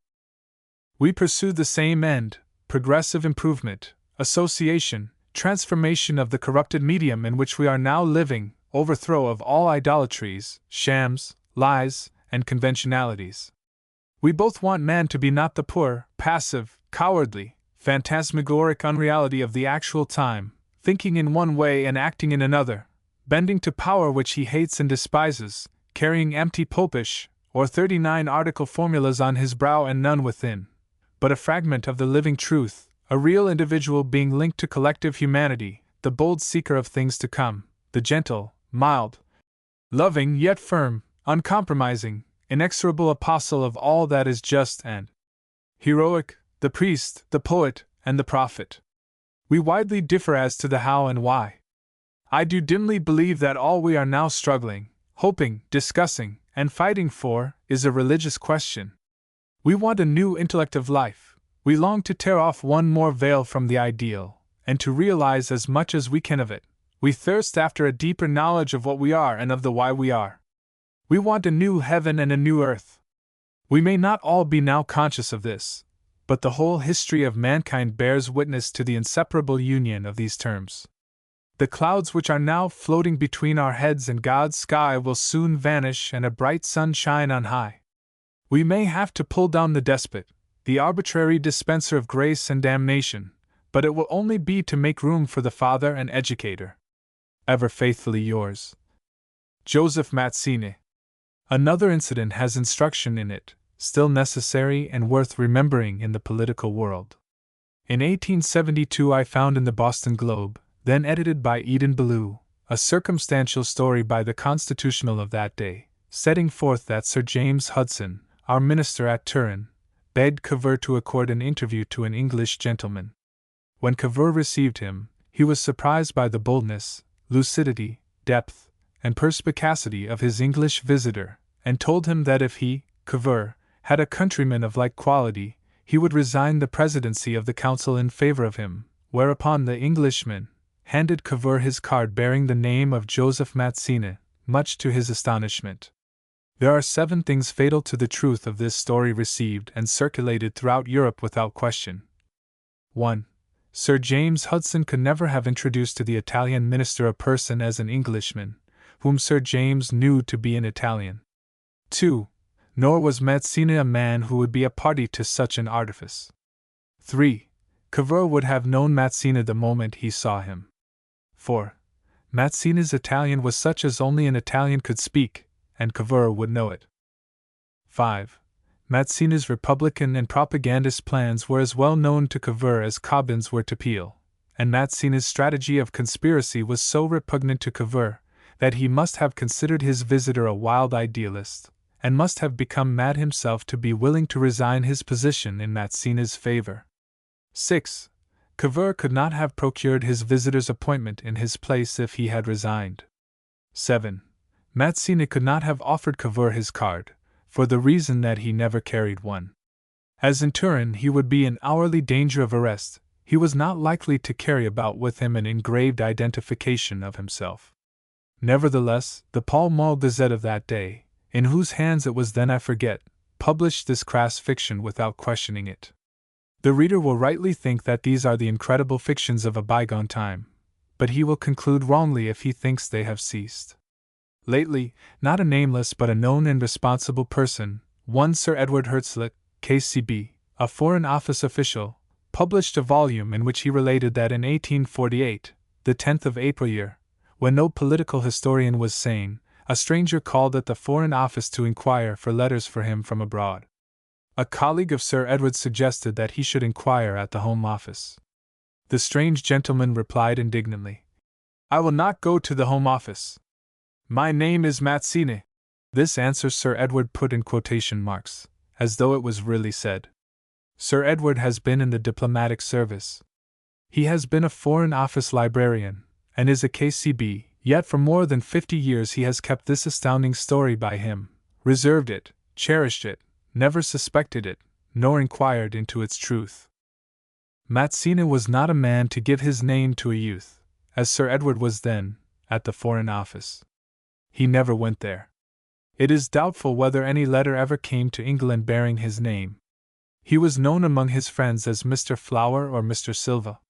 When the late William Rathbone Gregg wished to see him, he either knew his name nor where he resided, and his son Percy, who was then writing for a journal of which I was editor, was asked to obtain from me an introduction, and it was only to oblige me that Mazzini consented to see Mr. W. R. Gregg. Sir James Graham never opened any letter addressed to Mazzini, for none ever came. He opened letters of other persons, as every foreign secretary before him and since has done, in which might be enclosed a communication for Mazzini. Was it conceivable that the Foreign Office, then known to secretly open Mazzini's letters, would be chosen by the Italian exile as a receiving house for his letters, and have communications sent to its care, and addressed in his name? Was it conceivable that Mazzini would go there and announce himself when the Foreign Office was acting as a spy upon his proceedings in the interest of foreign governments? This authenticated Foreign Office story would be too extravagant for a penny dreadful, yet not too extravagant, in Sir Edward Hertzlet's mind, to be believable by the official world now, and was sent or found its way to foreign embassies and legations for their delectation and information. Yet Sir Edward was not known as a writer of romance, or novels, or theological works, nor a poet, or other dealer in imaginary matters. His book was widely reviewed in England, and nowhere questioned save in The Sun during my term of editorship in 1902. Mazzini preached the doctrine of association in England when it had no other teacher. Much more may be said of him, but Sir James Stansfeld is dead, and Madame Venturi and Peter Alfred Taylor. Only Jesse White Mario and Professor Masson remain who knew Mazzini well. But this chapter may give the public a better conception than has prevailed of Mazzini's career in England. Chapter 18. Mazzini the Conspirator.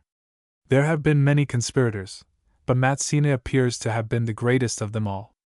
In one sense, every leader of a forlorn hope is a conspirator. Prevision, calculation of resources, plans of campaign, mostly of an underground kind, are necessary to conspiracy. The struggles of Garrison and Wendell Phillips for the rescue and sustentation of fugitive slaves are well-known instances of underground conspiracy. There the violence of the slave owner made conspiracy inevitable. In despotic countries, without a free platform and a free press, the choice lies between secret conspiracy and slavery. When Mazzini began to seek the deliverance of Italy, he had to confront 600,000 Austrian bayonets. How else could he do it than by conspiracy? Those are very much mistaken who think that the occupation of promoting or taking part in a forlorn hope is a pastime to which persons disinclined to business or honest industry betake themselves. The spy, for instance, who is a well-known instrument in war, takes the heroism out of it. The sinister activity of the spy turns the soldier into a sneak. Honorable men do, indeed, persuade themselves that if by deceit they can obtain knowledge of facts which may save the lives of many on their own side, it is right. At the same time, they also betray to death many on the other side, including some who have trusted the spy in his disguise. But whatever success may attend the deceit of the spy, he can never divest himself of the character of being a fraud, and a fraud in war is only a little less base than a fraud in business. But it is the perils of even the patriotic spy which are so often underestimated. If discovered by the enemy, he is sure to be shot, and he runs the risk of being killed on suspicion by friends on his own side, too indignant to inquire into the nature of the suspicions they entertain. The spy dare not communicate the business he is upon to his friends. Somehow it would get out, then the spy would surely walk the plank, or hang from the gallows as André did. The spy's own friends, being ignorant of the secret duty he has undertaken, observe him making the acquaintance of the enemy, hear of him being seen in communication with them, and he becomes distrusted and disowned by those whom he perils his life to serve. Mazzini detested the cabinets, or the generals, who employed spies. He made war by secrecy, open war being impossible to him, but never by treachery. Some who had suffered and were incensed by personal outrage or maddening oppression would act as spies in revenge. Because these were done on the side of Italian independence, Mazzini was accused of inspiring them and employing them. Mazzini had another difficulty. Like Cromwell, he sought his combatants among men of faith.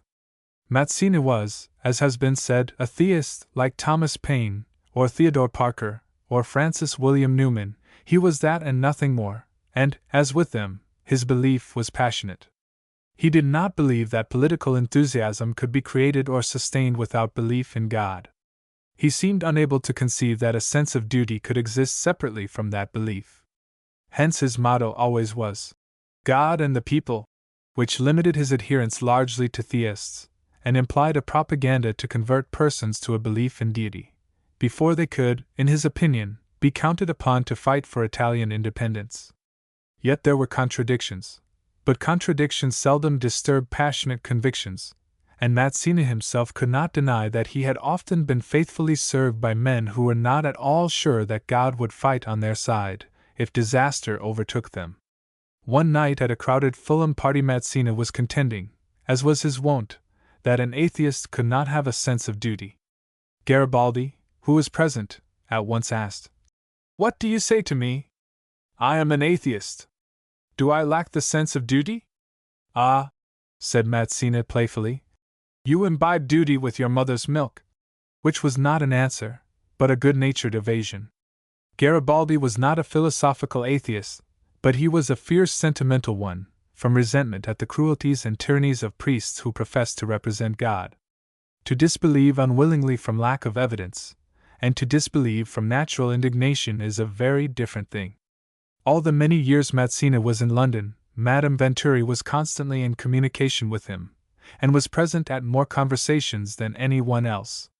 Had she possessed the genius of Boswell, and put down day by day criticisms she heard expressed, the narratives of his extraordinary adventures, and such as came to her knowledge from correspondence, now no longer recoverable, we might have had as wonderful a volume of political and ethical judgment as was Boswell's.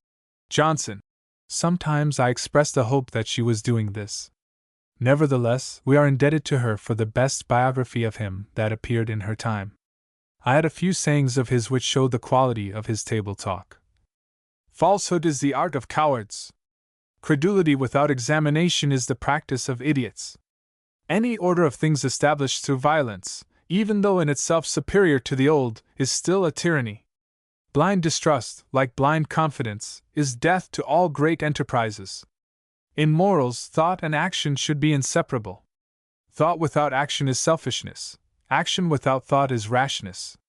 The curse of Cain is upon him who does not regard himself as the guardian of his brother. Education is the bread of the soul. Art does not imitate, it interprets. Only those who were in the agitation for Italian freedom can understand the exhausting amount of labor performed by those who were adherents or sympathizers.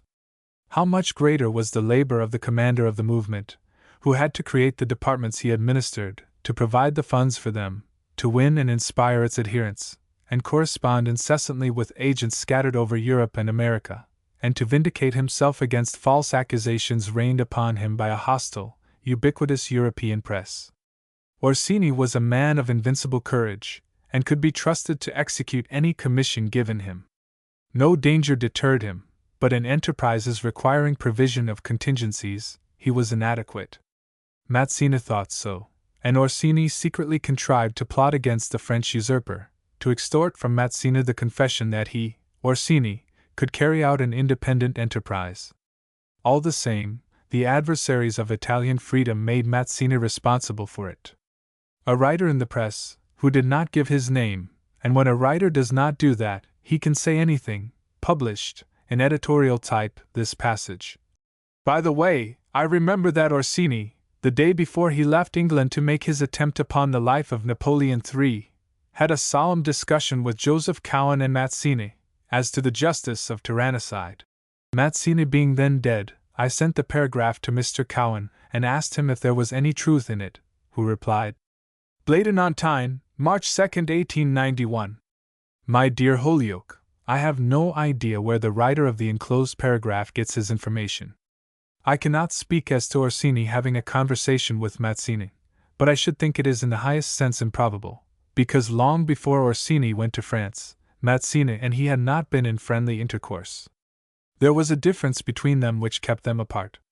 I had repeated conversations with Orsini about tyrannicide, a matter in which he seemed interested, but I did not see him for some weeks before he went to France. Yours truly, Joseph Cowen. Mazzini always repudiated the dagger as a political weapon. It answered the purpose of his adversaries in his day and since, to accuse him of advocating it. He pointed out that calumny was a dagger used to assassinate character, but to that form of assassination few politicians made objection. Sometimes partisans of Mazzini would supply a colorable presumption of the truth of this accusation. A circumstantial story appeared in the Life of Charles Bradlaugh. Volume 1, page 69, signed W. E. Adams, as follows. The year 1858 was the year of Felice Orsini's attempt on the life of Louis Napoleon. I was at that time, and had been for years previously, a member of the Republican Association, which was formed to propagate the principles of Mazzini.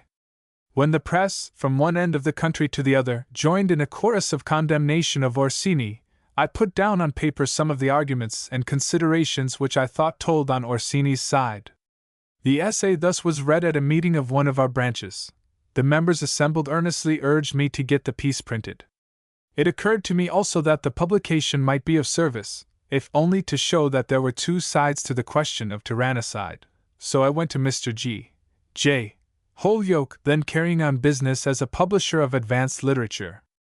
Mr. Holyoake not being on the premises, his brother, Austin, asked me to leave my manuscript and call again. When I called again, Mr. Holyoake returned me the paper, giving, among other reasons for declining to publish it, that he was already in negotiation with Mazzini for a pamphlet on the same subject. Very well, said I, all I want is that something should be said on Orsini's side. If Mazzini does this, I shall be quite content to throw my production into the fire. It is true that the pamphlet was brought to me by Mr. Adams, entitled Tyrannicide, a Justification. What really took place on my part, as I distinctly remember, was this. I said, I was unwilling to publish a pamphlet of that nature which did not bear the name of the writer. Which the MS did not. The author answered that a name added no force to an argument. Besides, his name was unimportant, if put on the tide page. Which was reasonably and modestly said. My reply was, that in an affair of murder, justification was a recommendation, and that any one acting on his perilous suggestion ought to know who was his authority. Nothing more was said by me. The writer made no offer to add his name to his MS, nor to meet my objection by a less assertive title. As any prosecution for publishing it would be against me, and not against him, I thought I had a right to an opinion as to the title and authorship of the work I might have to defend. It was afterwards issued by Mr. Truelove, a bookseller of courage and public spirit, but who suggested the very changes I had indicated to the author, and by Mr. Truelove's desire the author not only gave his name, but changed the title into Tyrannicide, Is It Justifiable? Which was quite another matter. It asked the question, it no longer decided it. As to Mazzini, it is impossible I could have said what is imputed to me. I was not in negotiation with Mazzini to write anything upon the Orsini affair. I knew he would not do so. Orsini, as I have said, concealed his plot from Mazzini, who never incited it, never approved it, never justified it, he deplored it. Only enemies of Mazzini sought to connect him with it. If I left this story uncontradicted, it might creep into history that, in spite of the disclaimers of Mazzini's friends, he actually entered into negotiation to write in defense of Orsini's attempt, which must imply concurrence with the deplorable method Orsini unhappily took, and moreover, that a publisher, regarded as being in Mazzini's confidence, had, in an open, unqualified way, told a writer on assassination of it. The publisher was speedily arrested on the issue of the pamphlet, as I should have been, but that would not have deterred me from publishing it in a reasonable and responsible form. Soon after I printed and published a worse pamphlet by Felix Piat, which was signed by a revolutionary committee. The Piat pamphlet was under prosecution at the time I voluntarily published it. As what I did openly. I wrote to the government apprising them of what I was doing. Besides, I commenced to issue serial tyrannicide literature, commencing with pamphlets written by royalist advocates of assassination. Because I did not publish the Adams tyrannicide pamphlet right off without inquiry or suggestion, I was freely charged with refusing to do it from fear. No one seems to have been informed of the reasons I gave for declining. No one inquired into the facts. Adversaries of those days did not take the trouble. But as I had to take the consequences of what I did, I thought I had a right to take my own mode of incurring them.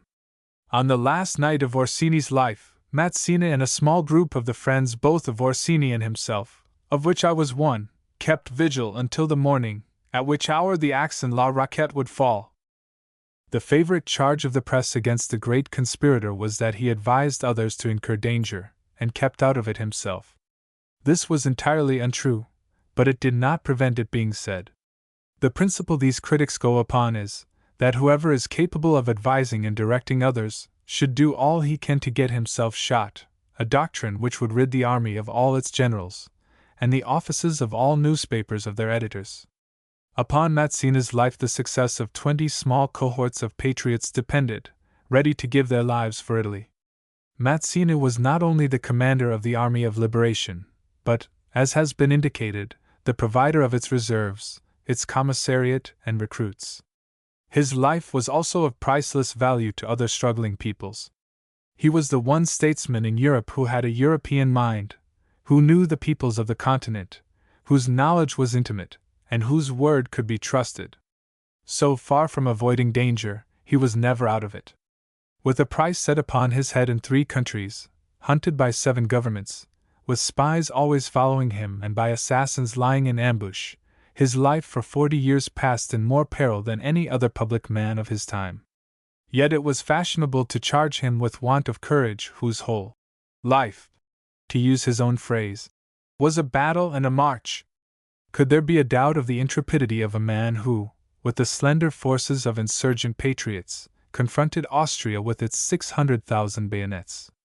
No sooner was Garibaldi in Rome than Mazzini was there in the streets inspiring its defenders. What dangers he passed through to reach Rome, knowing well that his arrest meant death. Rome was not a safe place for Mazzini, either was London. His life was never safe. I have been asked by his host to walk home with him at night from a London suburban villa where he dined, because a royalist assassin was known to be in London waiting to kill him. Mazzini died at Pisa, March 10, 1872, from chill by walking over the Alps in inclement weather, intending to visit his English friends once more. A few of his English colleagues protested against his embalmment. I was not one. Guerini, the greatest of his profession, undertook to transform the body into marble, and for him Mazzini had friendship. Dr. Bertani, Mazzini's favorite physician, approved embalming. It could not be done by more reverent hands. How could England, who disemboweled Nelson and sent his body home in a cask of rum, who embalmed Jeremy Bentham, and took out O'Connell's heart, sent it to one city, and his mutilated remains to another, reproach Italy for observing the national rights of their illustrious dead? The personal character of Mazzini never needed defense. In private life and state affairs, honor was to him an instinct. He saw the path of right with clear eyes. No advantage induced him to deviate from it. No danger prevented his walking in it. Carlyle, whom few satisfied, said he, found in him a man of clear intelligence and noble virtues. True as steel, the word, the thought of him pure and limpid as water. It may be by experience that a nation is governed, but it is by rightness alone that it is kept noble.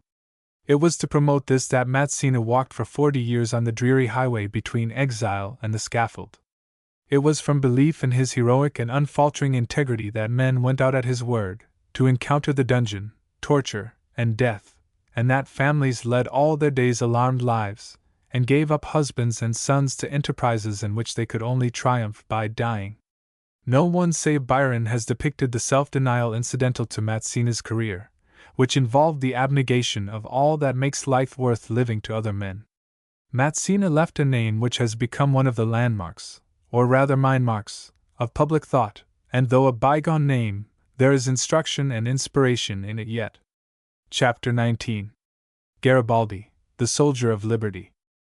Dining one day, June 29, 1896, at Mr. Herbert Spencer's, 30 years after Garibaldi left England, Professor Masson, who was a guest of Mr. Spencer, told me that Garibaldi said to Sir James Stansfeld that the person whom he was most interested in seeing in England was myself. This Garibaldi said at a reception given by Mr. Stansfeld to meet the General, as we had then begun to call him. I was one of the party, but Mr. Stansfeld did not mention the remark to me, and I never heard of it until Professor Masson told me. Of course I should have been gratified to know it we had met before, but it was years earlier, and Garibaldi had forgotten it. The vicissitudes and battles of his tumultuous career may well have effaced the circumstance from his mind. The first occasion of my meeting Garibaldi was at an evening party at the Swan Brewery, Fulham, when I was asked to accompany him to Regent Street, where he was then residing. My name would be given to him at the time, which he might not distinctly hear, as is often the case when an unfamiliar name is heard by a foreign ear, as occurs when a foreign name is mentioned to an English ear. On our way he asked me how it was that the English people had accorded such enthusiastic receptions to Kossuth, and yet they appeared to have done nothing on behalf of Hungary.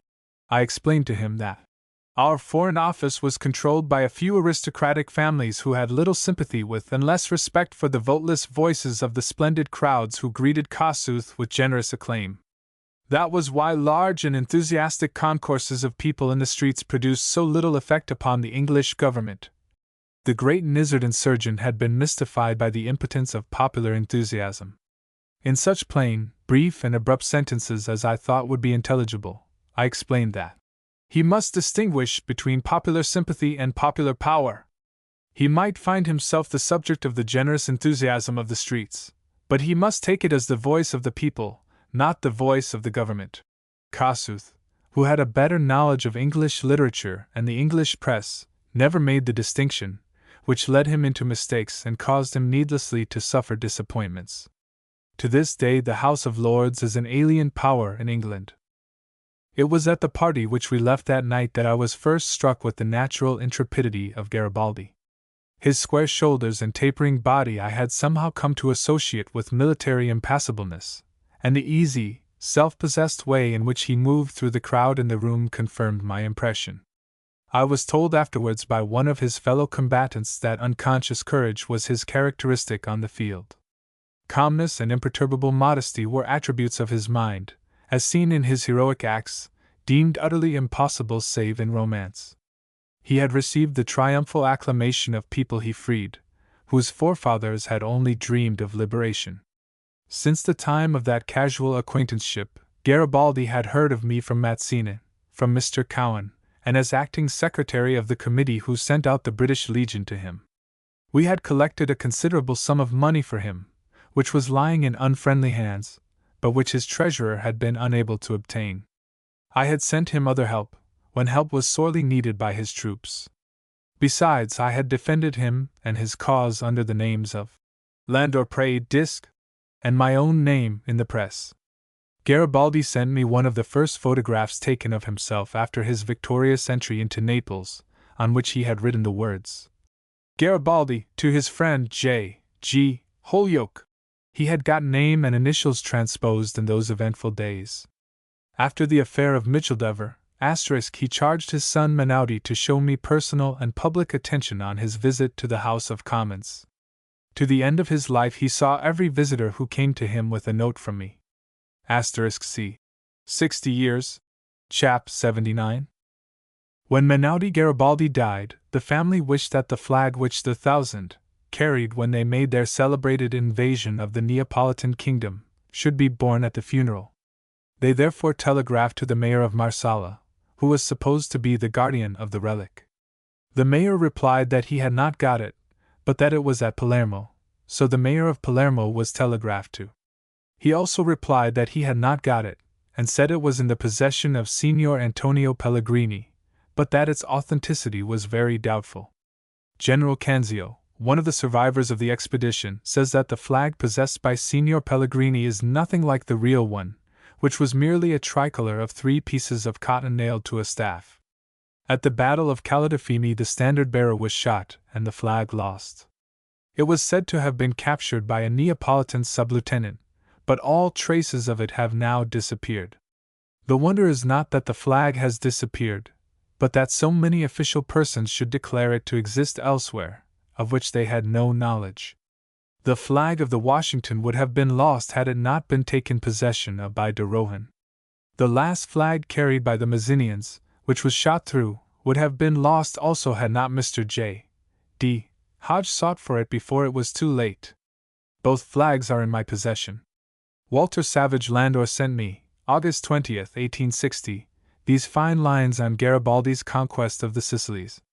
How often did I hear it said, in his great days of action, that had Garibaldi known the perils he encountered in his enterprises, he would never have attempted them. No one seemed able to account for his success, save by saying he was an inspired madman. His heroism was not born of insanity, but knowledge. His wonderful march of conquest through Italy was made possible by Mazzini.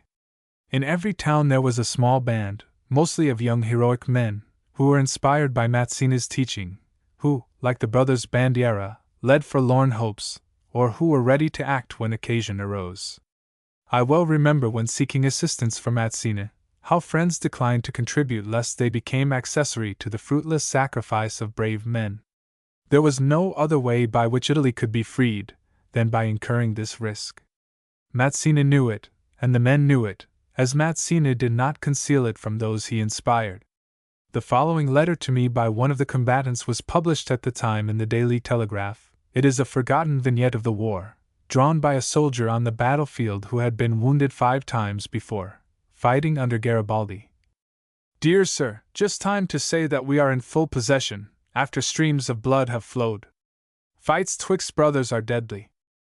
We want money, we want, as I told you, a British steamer chartered, with revolving rifles and pistols of Colts 17, Pall Mall, also some cannon ray, but for the sake of humanity and liberty do hurry up the subscriptions.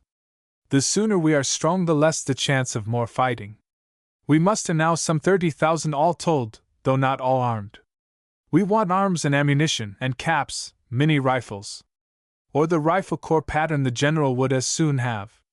He is well and radiant with joy and hope, though sighing over the necessity to shed blood. Oh!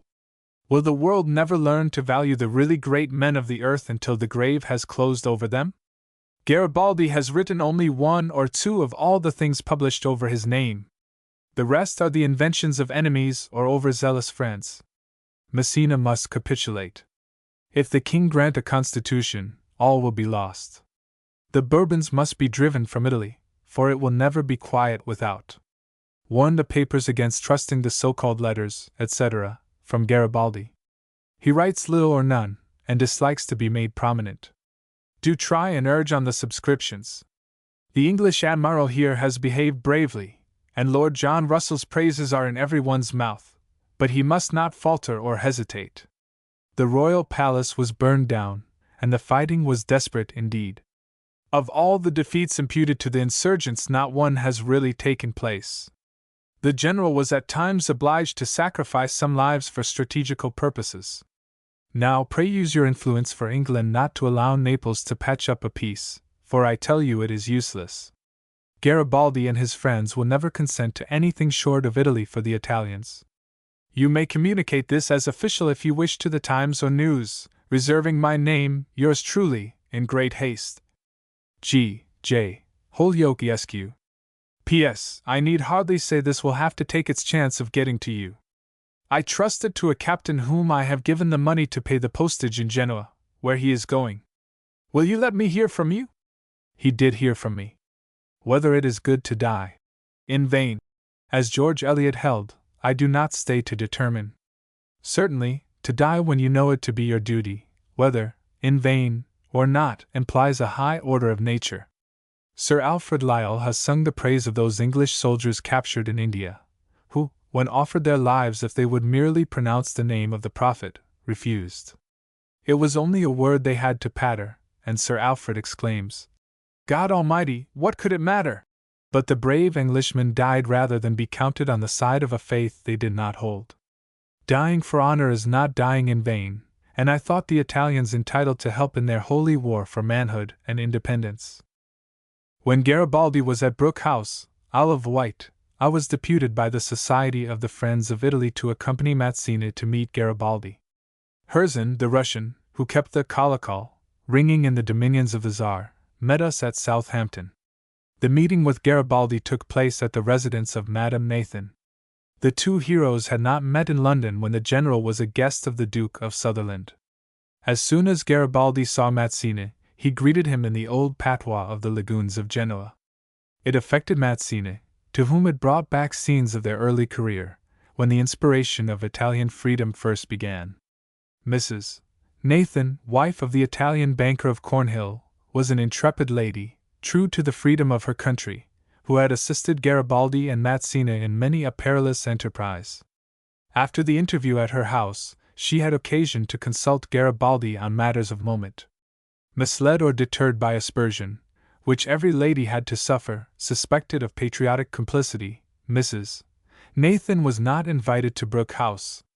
Under these circumstances she could not go alone to see the general, and she asked me to take her. Offering her my arm, we walked through the courtyard and along the corridors of the house to Garibaldi's rooms. Going and returning from her interview, I was much struck by the queenly grace and self-possession of Mrs. Nathan's manner. There was neither disquietude nor consciousness in her demeanor of the disrespect of not being invited to Brooke House, though her residence was known. On the night of Garibaldi's arrival at Brooke House, Mr. Seeley, the honored host of the general, invited me to join the dinner party, where I heard things said on some matters, which the speakers could not possibly know to be true. Garibaldi showed no traces of excitement, which had dazed so many at Southampton that afternoon. The vessel which brought him there was immediately boarded by a tumultuous crowd of visitors. All the reporters of the London and provincial press were waiting for the vessel to be sighted, and they were foremost in the throng on the ship. Before them all was Mrs. Colonel Chambers, with her beseeching eyes, large, luminous, and expressive, and difficult to resist. Garibaldi gave instant audience to Joseph Cowen, whose voice alone, or chiefly, influenced him. Years before, when Garibaldi was unknown, friendless, and penniless, he turned his bark up the Tyne to visit Mr. Cowen, the only Englishman from whom he would ask help.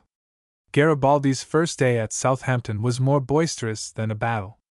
Everybody wanted him to go everywhere. Houses where his name had never been heard were now open to him. Mr. Seeley was known to be his friend. The Isle of Wight was near. Brooke House lay out of the way of the madding crowd, and there his friends would have time to arrange things for him. The end of his visit to England was sudden, unforeseen, inexplicable both to friend and foe, at the time and for long after.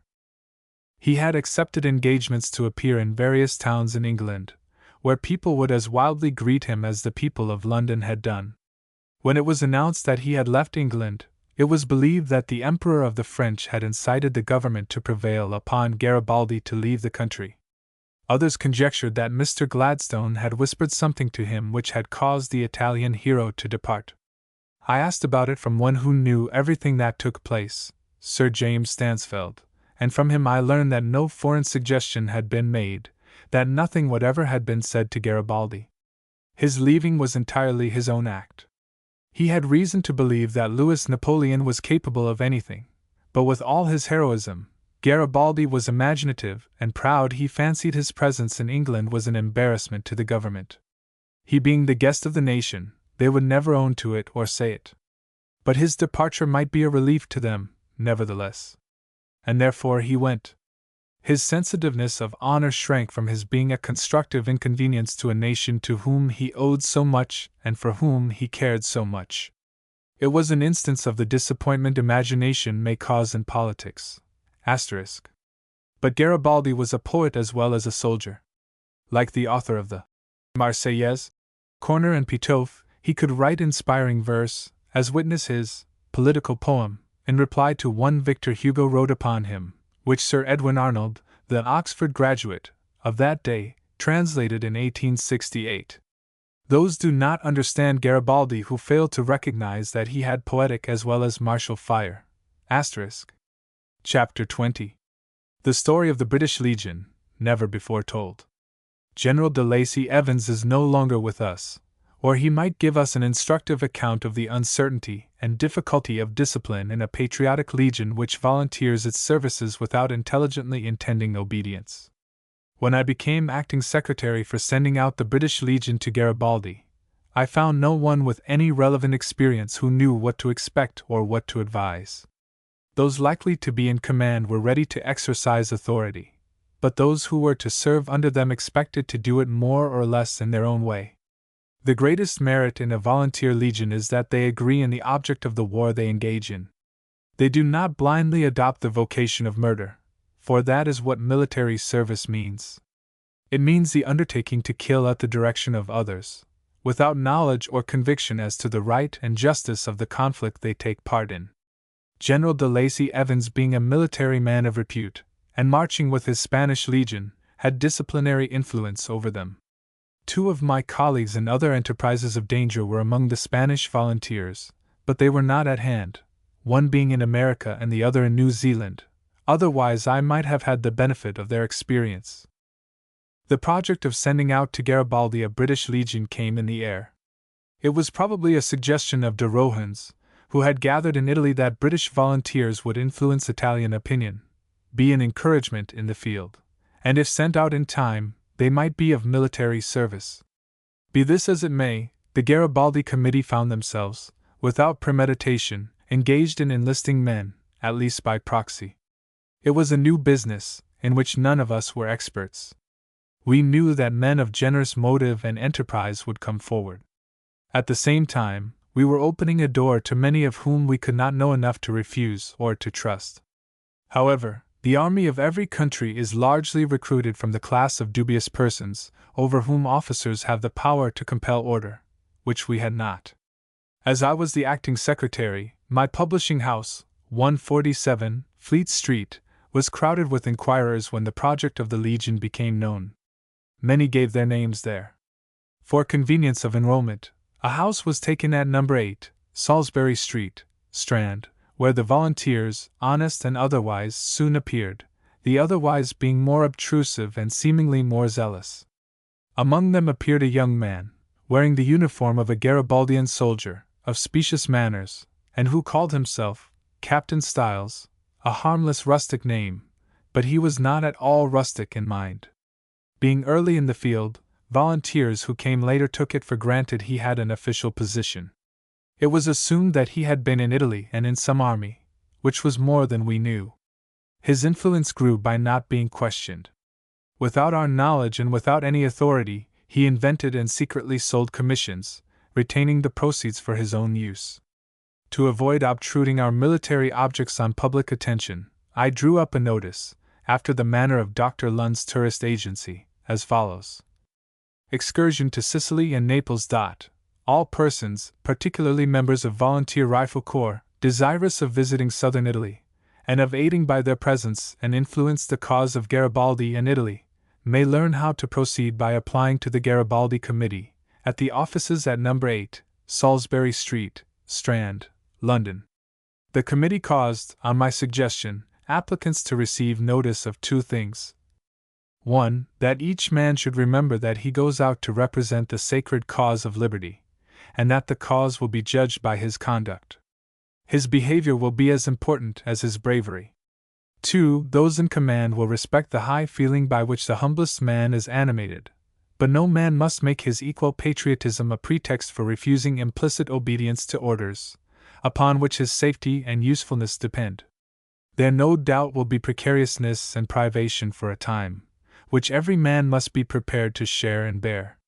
Further, I wrote an address to the excursionists, and had a copy placed in the hands of every one of them. It was to the following effect. Before leaving Faro, Garibaldi issued an address to his army, in which he said, "Among the qualities which ought to predominate among the officers of an Italian army, besides bravery, is the amiability which secures the affection of soldiers, discipline, subordination, and firmness necessary in long campaigns. Severe discipline may be obtained by harshness, but it is better obtained by kindness. This secret the numerous spies of the enemy will not discover. It brought us from Parco to Gibarosa, and thence to Palermo. The honorable behavior of our soldiery towards the inhabitants did the rest. Of bravery, I am sure," exclaims the general. "What I want is the discipline of ancient Rome, invariable harmony one with another, the due respect for property, and above all for that of the poor, who suffer so much to gain the scanty bread of their families. By these means we shall lessen the sacrifice of blood and win the lasting independence of Italy." To this address was added the following paragraph. "In these words the volunteer will learn the quality of companionship he will meet with in the field, and the spirit which prevails among the soldiers of Italian independence." When we had collected the legion, the thing was to get it out of the country, international law not being on the side of our proceedings. As many as 1,000 names were entered on the roll of British volunteers for Italy. The Great Eastern Railway was very animated. When they were about to set out at a late hour for Harwich, a private and confidential note was sent to each saying, "As the arrangements for the departure of the detachment of excursionists are now complete, I have to request your attendance at Caldwell's Assembly Rooms, Dean Street, Oxford Street, at 3 o'clock precisely, on Wednesday, the 26th instant, September 1860, when you will receive information as to the time and place of departure, which will be speedy." Signed E. Styles, Major. By this time the captain had blossomed into a major. Owing to urgency, the committee had to acquiesce in many things. Garibaldi being in the field, and often no one knew where, it was futile to ask questions and impossible to get them answered. The government no doubt knew all about the expedition. Captain de Rohan, or, as he styled himself, Admiral de Rohan, was in command of the excursionists. He marched up and down the platform, wearing a ponderous admiral's sword, which was entirely indiscreet, but he was proud of the parade. By this time he had assumed the title of Rear Admiral. De Rohan was not his name, but he was, it was said, paternally related, in an unrecognized way, to Admiral Dahlgren, of American fame. Of de Rohan it ought to be said that though he had the American tendency to self-inflation, he was a sincere friend of Italy. Honest, disinterested, generous towards others, and the devoted and trusted agent of Garibaldi, ready to go to the ends of the earth in his service. When the English committee finally closed, and they had a balance of £1,000 left in their hands, they were so sensible of the services and integrity of de Rohan that they gave it to him, and on my introduction he deposited it in the Westminster Bank. He was one of those men for whom some permanent provision ought to be made, as he took more delight in serving others than serving himself. In after years, vicissitude came to him, in which I and members of the Garibaldi Committee befriended him. As our Legion was going out to make war on a power in friendly relation to Great Britain, Lord John Russell was in a position to stop it. The vessel, the Milazzo, lay 2 days in the Harwich waters before sailing. There were not wanting persons who attempted to call Lord John's attention to what was going on, but happily without recognition of their efforts. No one was better able than Lord John to congeal illicit enthusiasm. Mr. E. H. J. Crawford, MP, Chairman of the Committee, myself, my brother Austin, who was unceasing in his service to the Committee and the Legion, W. J. Linton, and other members of the Committee, traveled by night with the Legion to Harwich. Mr. George Francis Train went down with us and explained to me vivaciously his theory, that to obtain recognition by the world was to make a good recognition of yourself. Train did this, but all it gave him was notoriety, under which was hidden from public respect his great natural ability and personal kindness of heart. When I last met him, I found him, as was his custom, sitting on the public seat in a New York square, interesting himself in children, but ready to pour, in an eloquent torrent, the story of his projects into the ear of any passer-by who had time to listen to him. It was early morning when we arrived at Harwich. As the ship lay some distance out, it took some time to embark the men, and it was the second day before she set sail.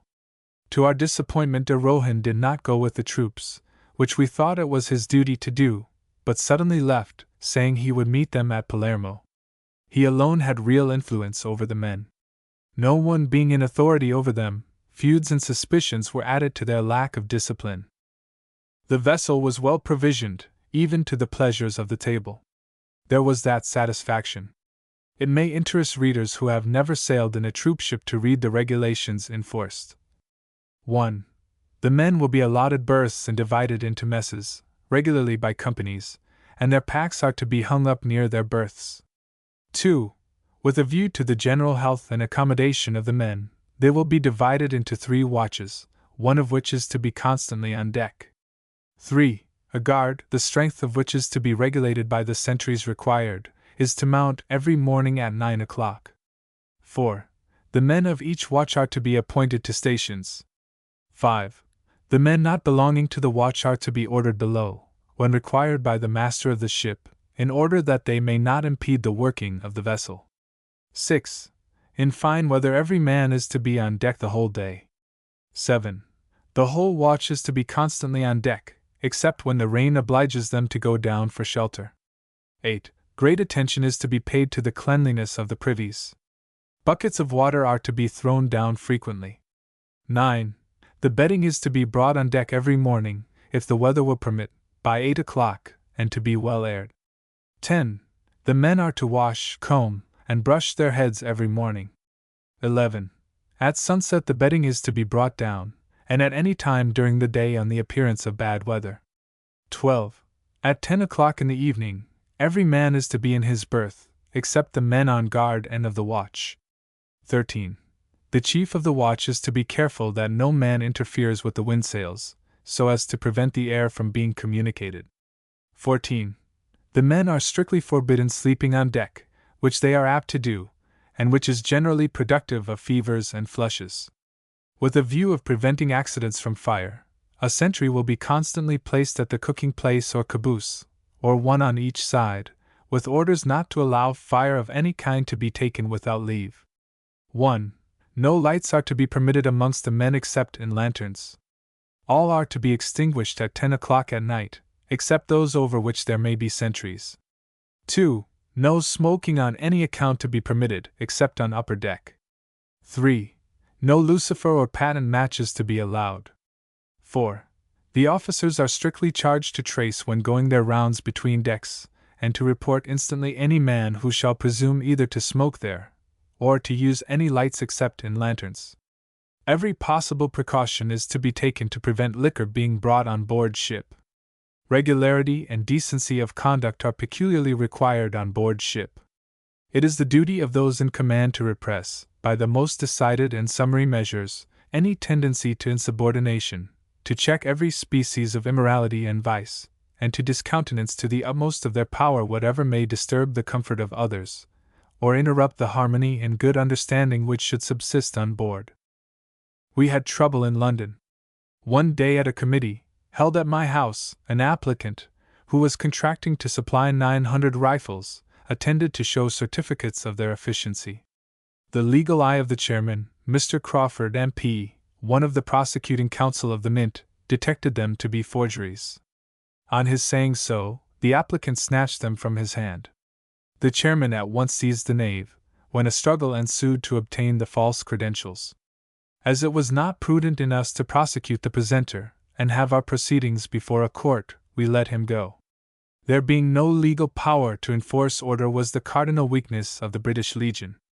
A competent commander should at least have been appointed, and an agreement of honor entered into by each volunteer, to obey his authority and that of those under him, on penalty of dismissal and a certain forfeiture of money. These conditions, though not of legal force, would be binding on men of honor, and place the turbulent without honor at a disadvantage. At the Queenwood community, in Robert Owen's day, no contract of this kind was thought of, and any one who declined to leave could defy the governor, until he was ejected by force, a process which did not harmonize with Harmony Hall. De Rohan met the excursionists at Palermo on their disembarkation. Captain Styles was prudently absent, and no more was heard of him. The spurious commissions could not be recognized, and commotion naturally arose among those who had been defrauded. Captain Sarsfield, Colonel Peard, known as Garibaldi's Englishman, De Rohan, Captain Scott, and others on the spot, with colorable pretensions to authority, took different views of the situation. Appeals were made to the committee in London, on whose minutes stormy telegrams are recorded. Mr. Crawford, though he had the prudent reticence of his race, would sometimes fall into impetuous expressions. Yet the second statement of his first thought would be faultless. This quality was so conspicuous that it interested me. The first man of the Legion killed was young Mr. Bantams, only son of a well-known tradesman in the city of London, a fine, ingenuous fellow. He was shot by the recklessness of a medical student of the London University, as Bantams stood in a mess-room at Palermo. It was said not to be the first death caused by the criminal thoughtlessness of the same person. Mr. Southall, another London volunteer like young Bantams, was a man of genuine enthusiasm, character, and promise. He became an orderly officer to Garibaldi, by whom he was trusted and to whom he gave the black silk cravat he wore on entering Naples. When Garibaldi retired to his island home, he sent to England the following testimony of the services and character of the excursionists. Caprera, January 26, 1861. They, the British Legion, came late. But they made ample amends for this defect, not their own, by the brilliant courage they displayed in the slight engagements they shared with us near the Volturno, which enabled me to judge how precious an assistance they would have rendered us had the war of liberation remained longer in my hands. In every way the English volunteers were a proof of the goodwill borne by your noble nation towards the liberty and independence of Italy. Accept, honored Mr. Ashurst, the earnest assurance of my grateful friendship, and always command yours. G. Garibaldi. Allowing for Garibaldi's generosity in estimating the services of the Legion, it remains true that the majority deserved this praise. Many were of fine character. Many were young men of ingenuousness and bright enthusiasm, prompt to condone lack of military knowledge by noble intrepidity in the field. The Legion cost the Italian government some expense. Claims were recognized liberally. The men were sent back to England overland, and each one had a provision order given him to present at every refreshment station at which the train stopped. Count Cavour was a better friend of Italian freedom than even Mazzini knew. It was only known after Cavour's death how he had secretly labored to drag his country from under the heel of Austria. Cavour had the friendly foresight to give orders that the members of the English Legion were to be supplied on their journey home with double rations, as Englishmen ate more than Italians. The Cavourian distinction was much appreciated. The sums due to the men until their arrival in England were paid by the Sardinian consul, whose office was in the Old Jewry, on a certificate from me that the applicant was one of the Legion. A request came to me from Italy for a circumstantial history of the Legion, and such suggestions as experience had furnished. The story made quite a book, which I sent to Dr. Bertani. When after his death I was in Milan, I learned from a member of his family that no one knew what had become of it. And so I briefly tell the story again, as there is no one else to tell it. Bertani was the confidant and favorite physician of Mazzini and Garibaldi. No one knew so well or so much as he who were the makers of Italian unity. What has become of his papers? Among friends of Italy who appeared at our council in London was Captain Sarsfield, the son of the Duke of Somerset. Pallid, with an expression of restrained energy, handsome beyond any face I had seen, it might have been carved by a Grecian sculptor. His high breeding struck me before I knew who he was. He took out for me an important letter to Garibaldi, who had then no postal address. On Sarsfield's return home, he took, as was his delight, a furious ride in a high wind. Washington did the same, and it killed him, as it did Captain Sarsfield.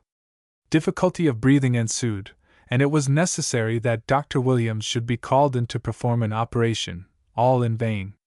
The Duchess of Somerset lay all night on the carpet floor by the dead body of her son, for whom she grieved exceedingly.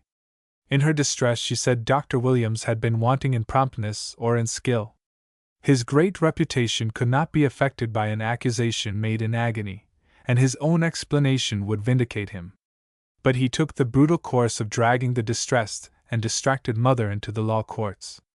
In consequence of remarks I published upon this unfeeling and egotistic outrage, the Duchess sent me a letter of thanks, and requested me to call at her residence. So much for the two men who mainly made Italy a nation. What Castella said to the Italian patriots in general, he might have addressed to Garibaldi and Mazzini individually. That which Julius, too, could not effect with his cannon, nor Leo X, with his arts, that which Savonarola could not make a reality by giving himself to God, nor Machiavelli by giving himself to the devil, has been done by you. You have made Italy one, you have made Italy free, you have made Italy independent. Chapter 21. John Stuart Mill, Teacher of the People. One reason for commencing with the remark that John Stuart Mill was born on May 20, 1806, at number 13, Rodney Street, Islington, London, is to notify the coincidence that Gladstone, another man of contemporaneous distinction, was born in Rodney Street, Liverpool, 3 years later. Rodney Street, London, Where Mill was born was a small, narrow, second-rate, odd, out-of-the-way suburban thoroughfare. But in those days Islington had the characteristics of a rural retreat. A little above this Rodney Street, in what is now known as the Pentonville Road, stood the Angel, a favorite hostelry, where Thomas Paine wrote part of one of his famous books, near the period of Mill's birth. The familiar books concerning J.S. Mill treat mainly of his eminence as a thinker.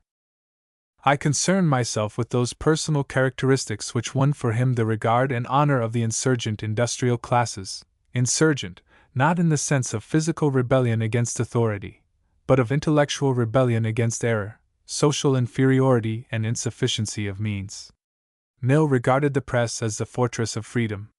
All his life he gave money to establish such defenses, and left the copyright of his works to Mr. John Morley, to be applied in aid of publications open to the expression of all reasoned opinion, having articles signed by the names of the writers. Mr. Mill was the first who made provision for the expression of unfriended truth. It would be a surprising biography which recorded the causes he aided and the persons whom he helped. He was not one of those philosophers, selfish, cold, and wise, who, fortunate and satisfied with their own emancipation from error, leave others to perish in their ignorance. Mill helped them, as did Place, Bentham, Grote, Roebuck, Molesworth, and other leaders of the great utilitarian party. For 10 years I knew Mr. Mill to receive and write letters of suggestion from the India House. He would see anyone, at any hour, interested in the progress of the people. As Mr. John Morley has said in the Fortnightly Review, it was easier for a workman than for a princess to obtain access to him. A pamphlet by me on the liberal situation, in 1865 being sent to Mr. Mill, he wrote me the following letter. Avignon, April 28, 1865. Dear Sir, I have received your pamphlet, The Liberal Situation, which I think is one of the best of your writings, and well calculated to stir up the thinking minds among the working classes to larger views of political questions. So far as I am myself concerned, I cannot but be pleased to find you in sympathy with some of the most generally unpopular of my political notions. For my own part, I attach for the present more importance to representation of minorities, and especially to Mr. Hare's plan, combined with opening the suffrage to women, than to the plural voting which, in the form proposed by Mr. Buxton, of attaching the plurality of votes directly to property, I have always thoroughly repudiated.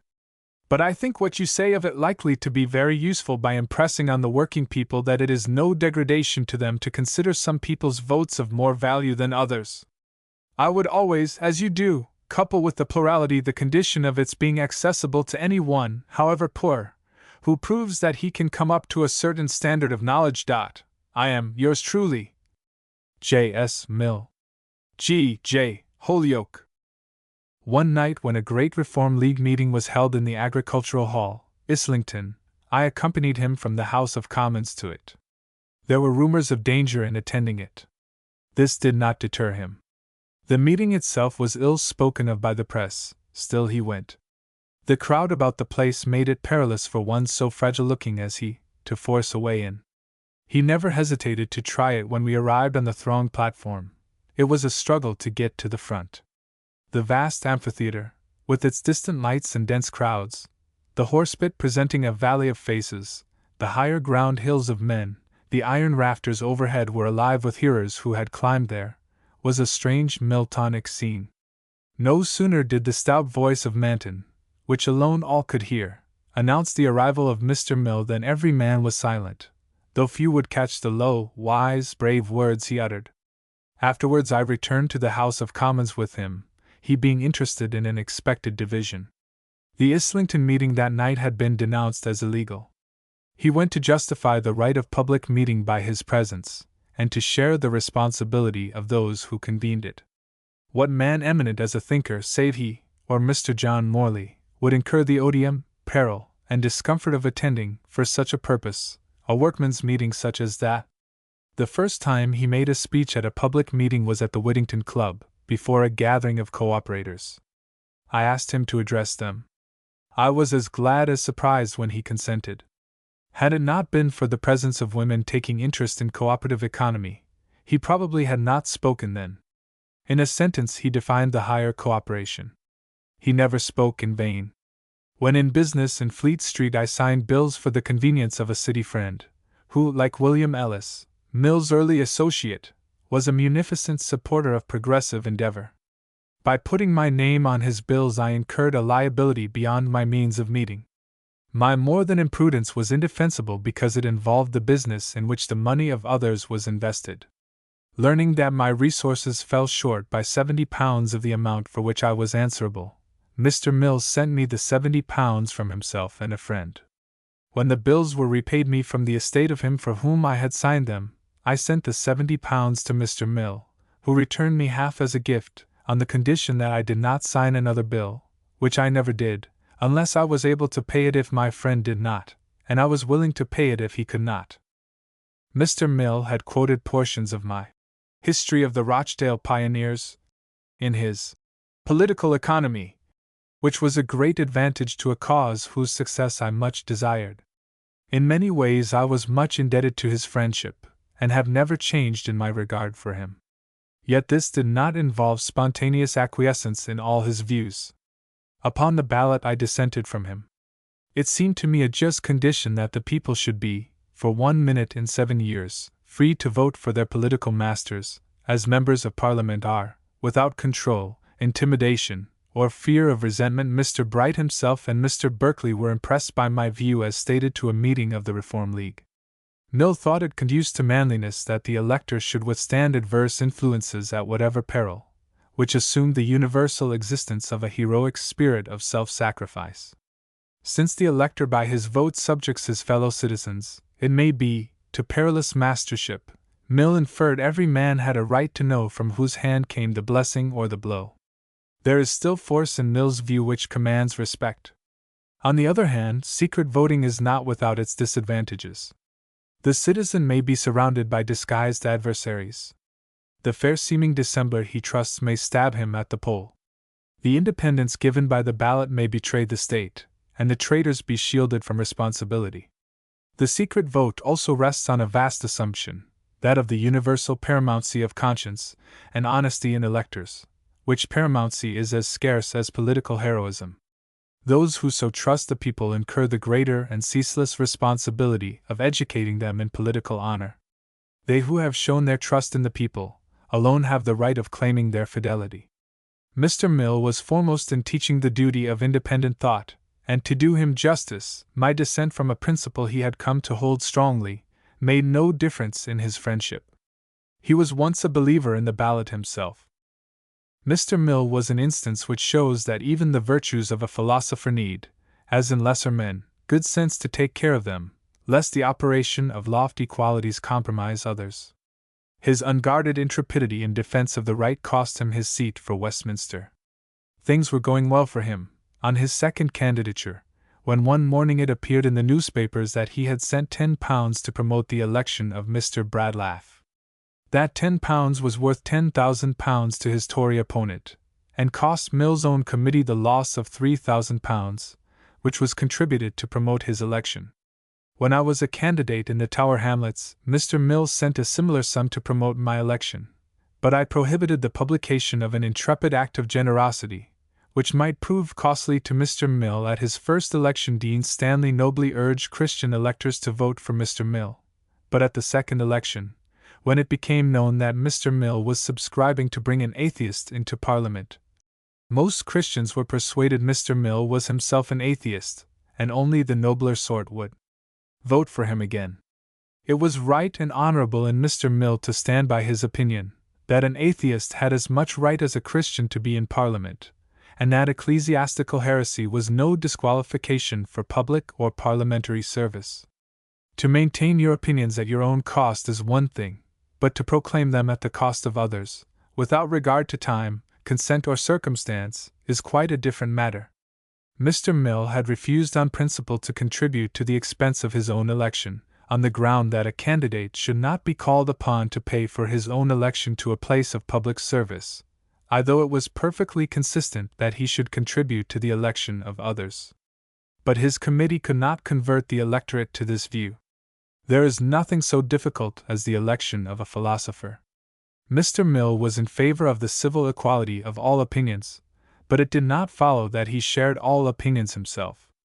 But the electors could not be made to see this after the £10 sent to Northampton became known, and England saw the most famous borough in the land handed over for unknown years to a Tory bookseller, without personal distinction of his own, and a book writer of the highest order rejected by the electors in favor of a mere bookseller. Mr. Mill's father, openly advocating the limitation of families in the interest of the poor, bequeathed to his son a heritage of disadvantage, of liability to frenzied imputation.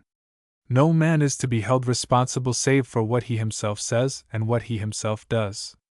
No man is answerable, or ought to be held answerable, for the construction others put upon his conduct, or for their inference as to his opinions.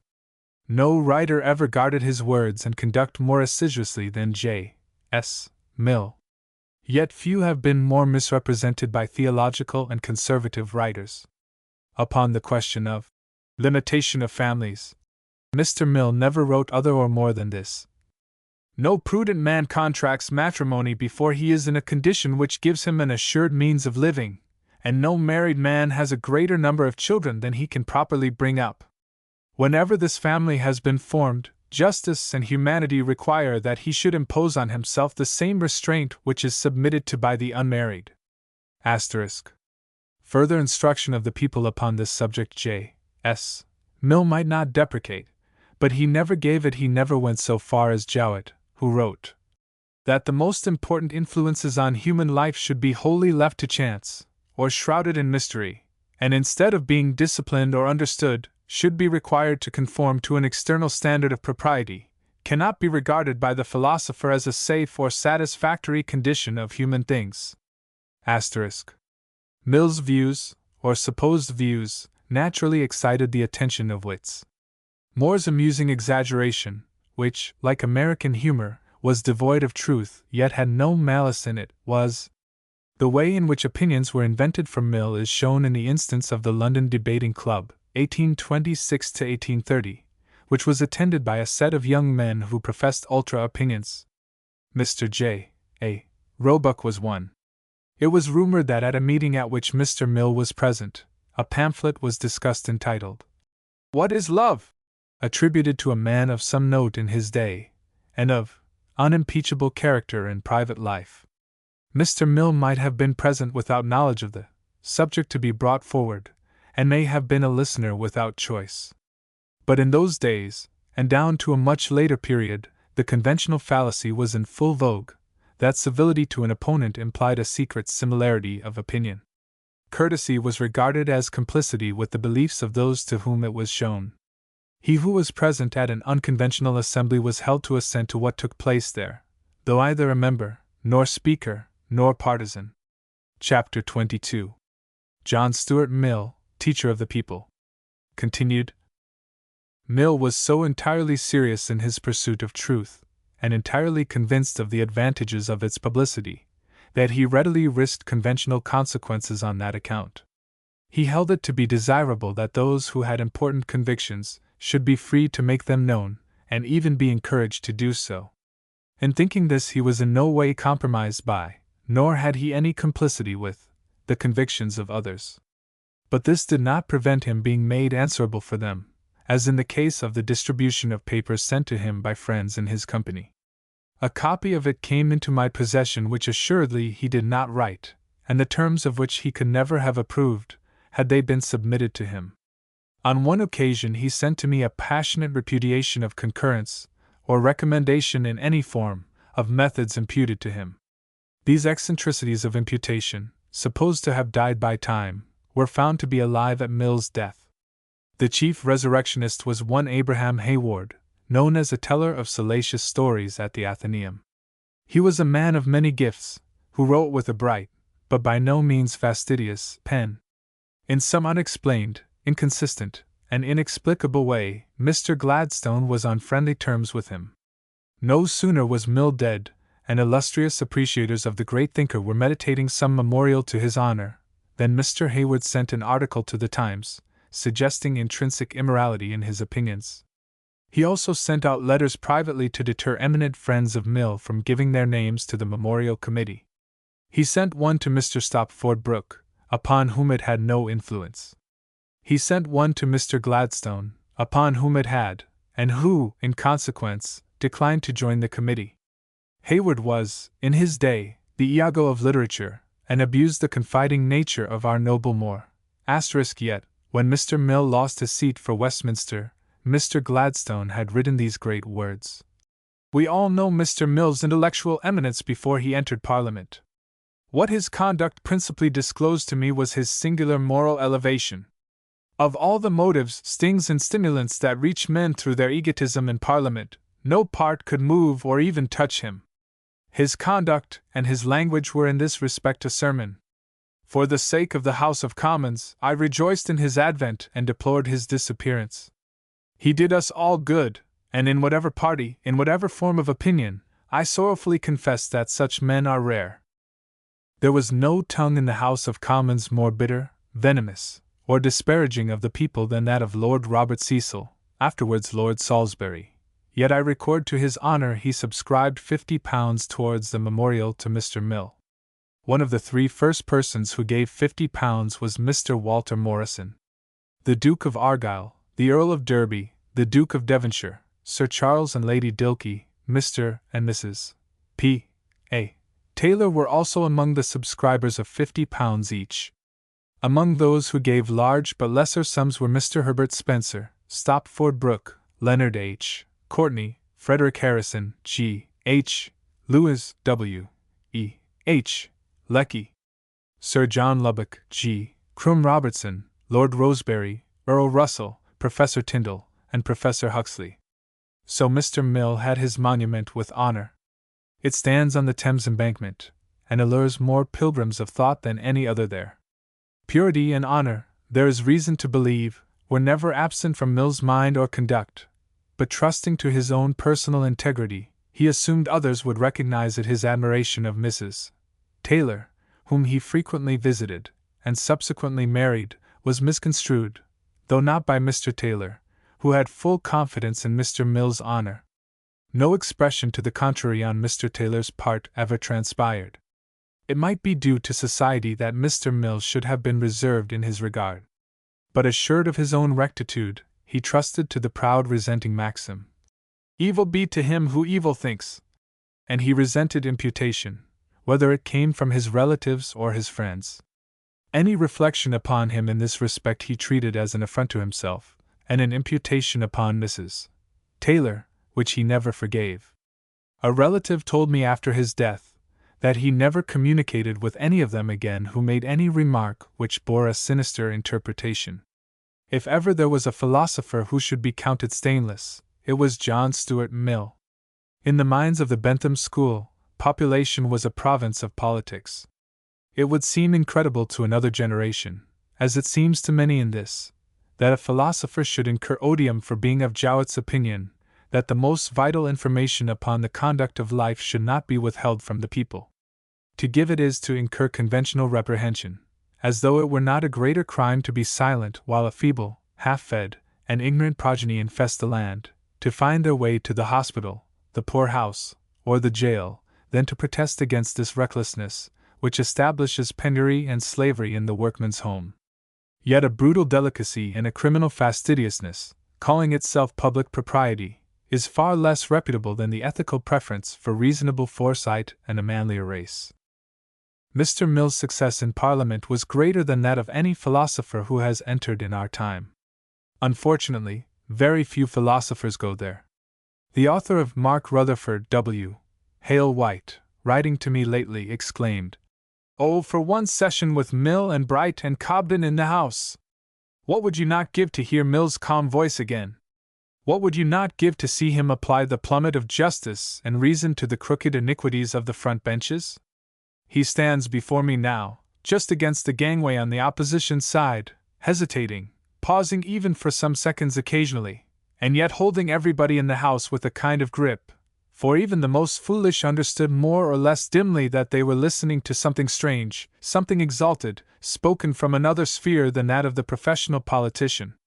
Mr. Christie relates that in the London Debating Society, of which Mill was a member when a young man, it used to be said of him in argument, He passed over his adversary like a plowshare over a mouse.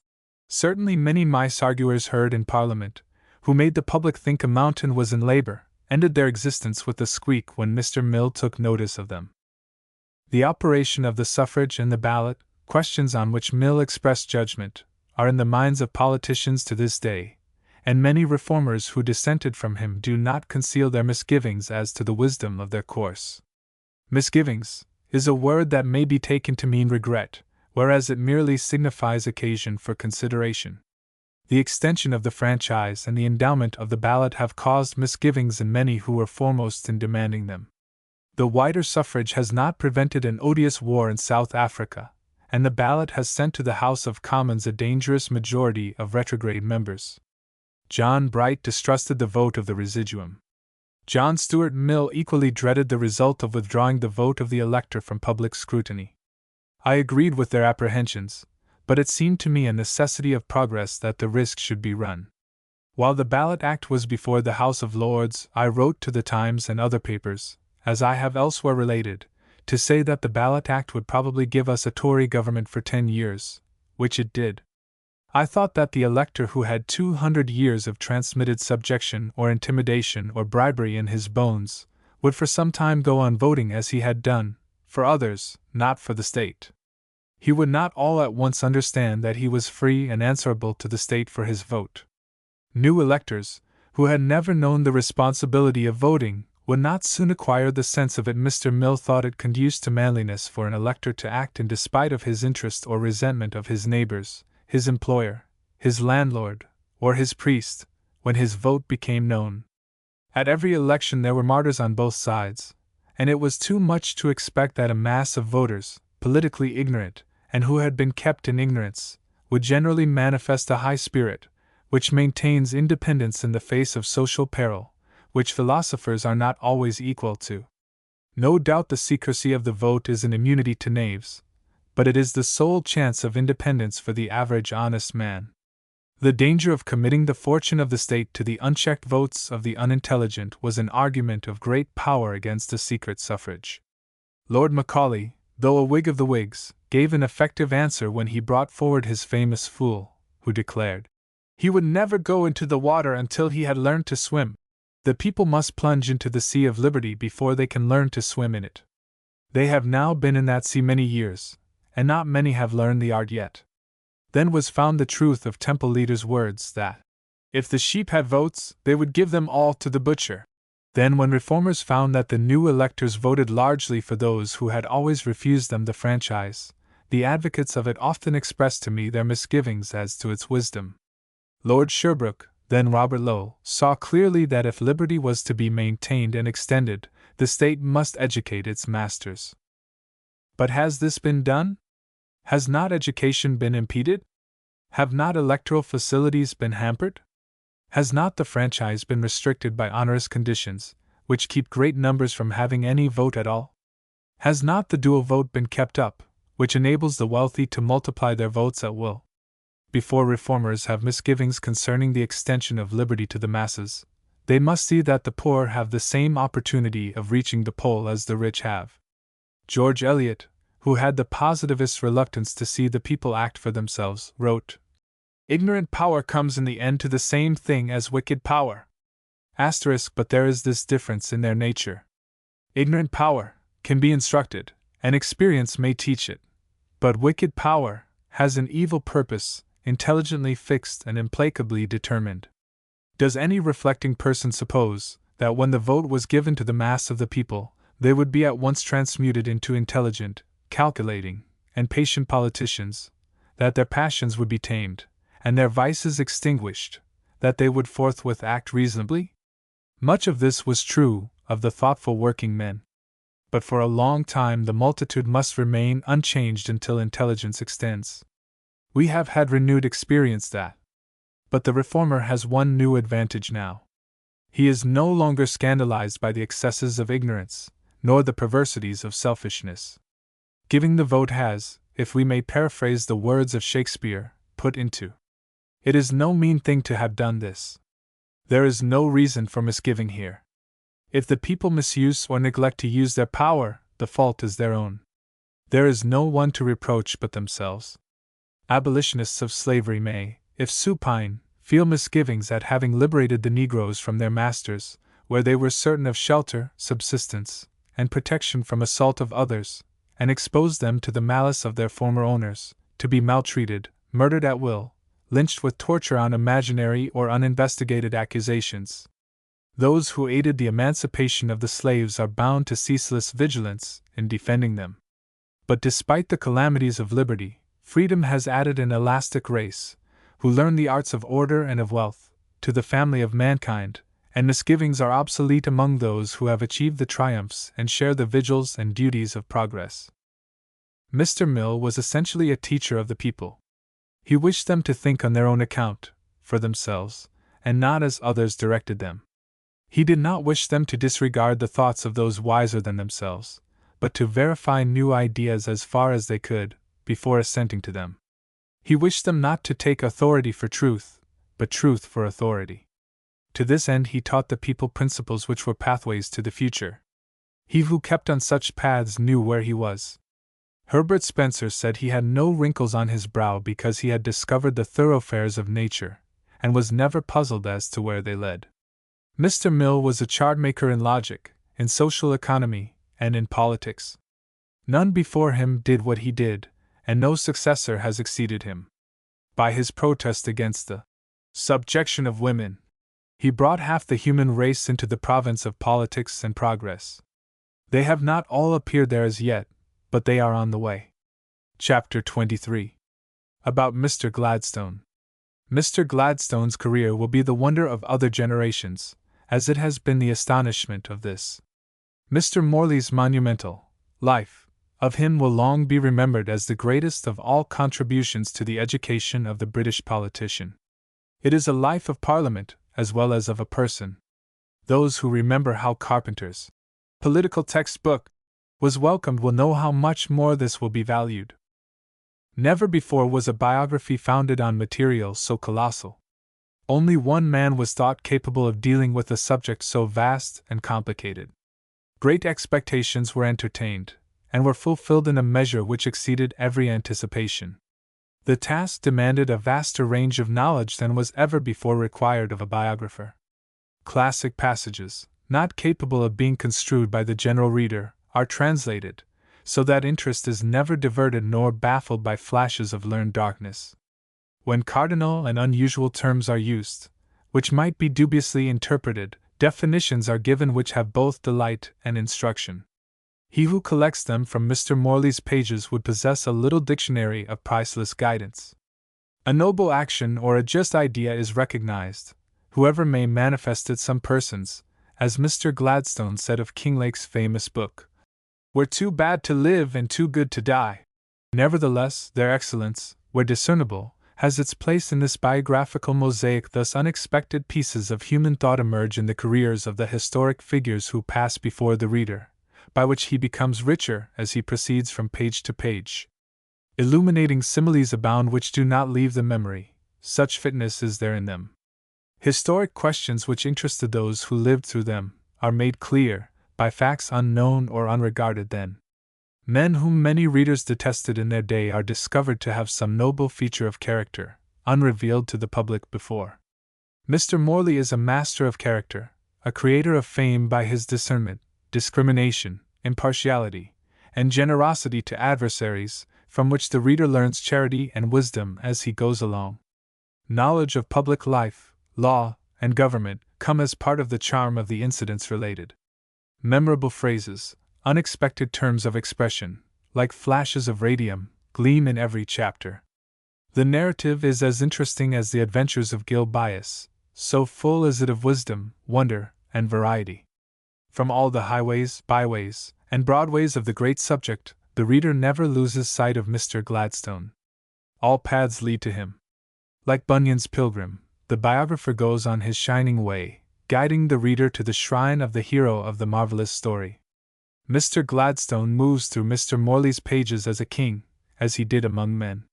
He sometimes fell into errors, as noble men have done in every age, but there was never any error in his purpose. He always meant justly, and did not hesitate to give us new and ennobling estimates of hated men. His sense of justice diffused, as it were, a halo around him.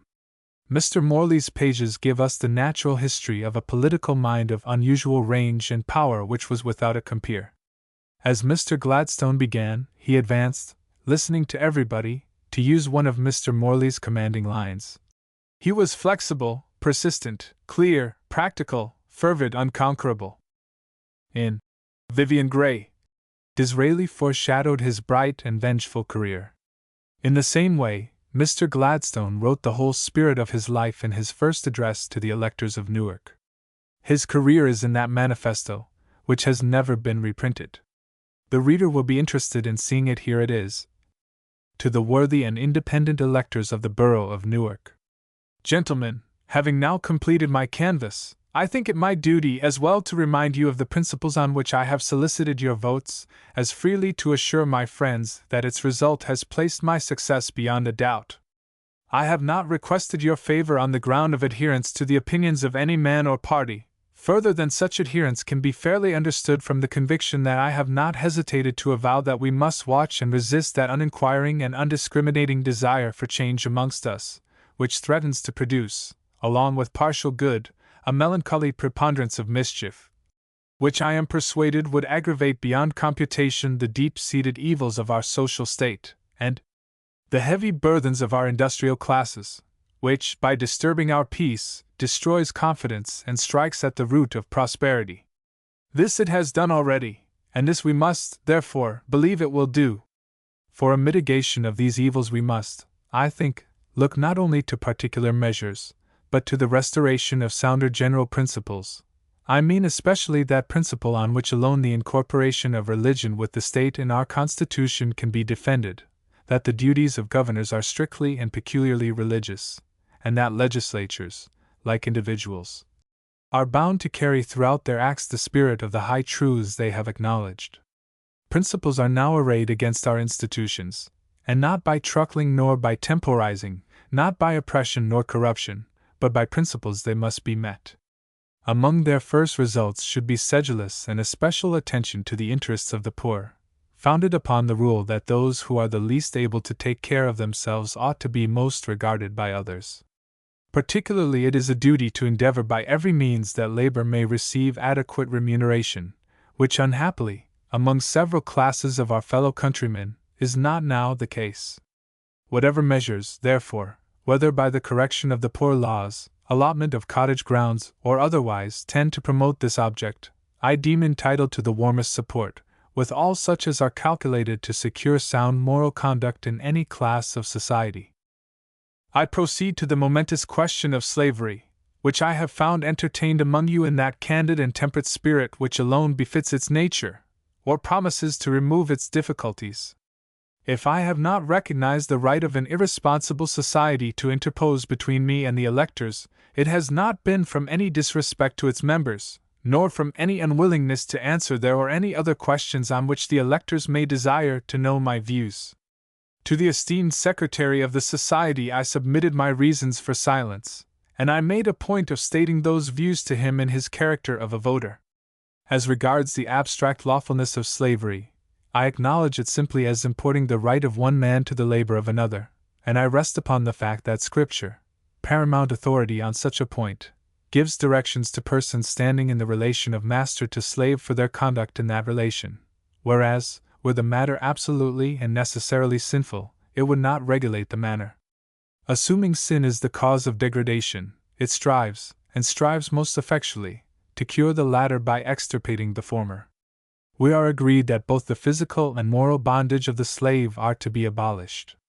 The question is as to the order and the order only. Now Scripture attacks the moral evil before the temporal one, and the temporal through the moral one, and I am content with the order which Scripture has established.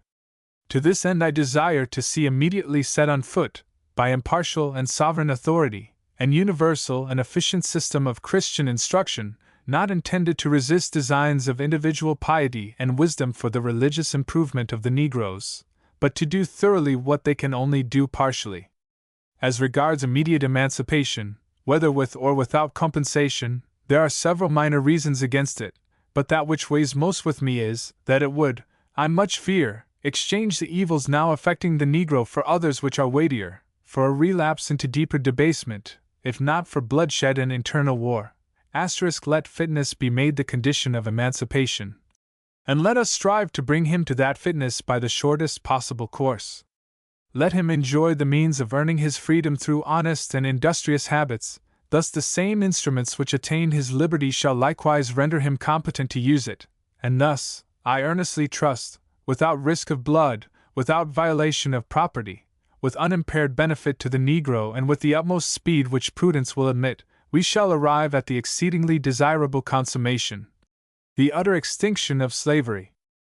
And now, gentlemen, as regards the enthusiasm with which you have rallied round your ancient flag, and welcomed the humble representative of those principles whose emblem it is, I trust that neither the lapse of time nor the seductions of prosperity can ever efface it from my memory.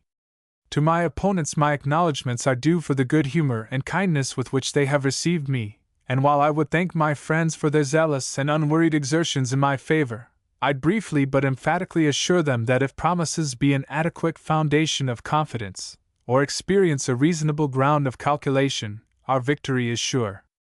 I have the honor to be, gentlemen, your obliged and obedient servant, W. E. Gladstone. Clinton Arms, Newark, Tuesday, Oct. 9, 1832.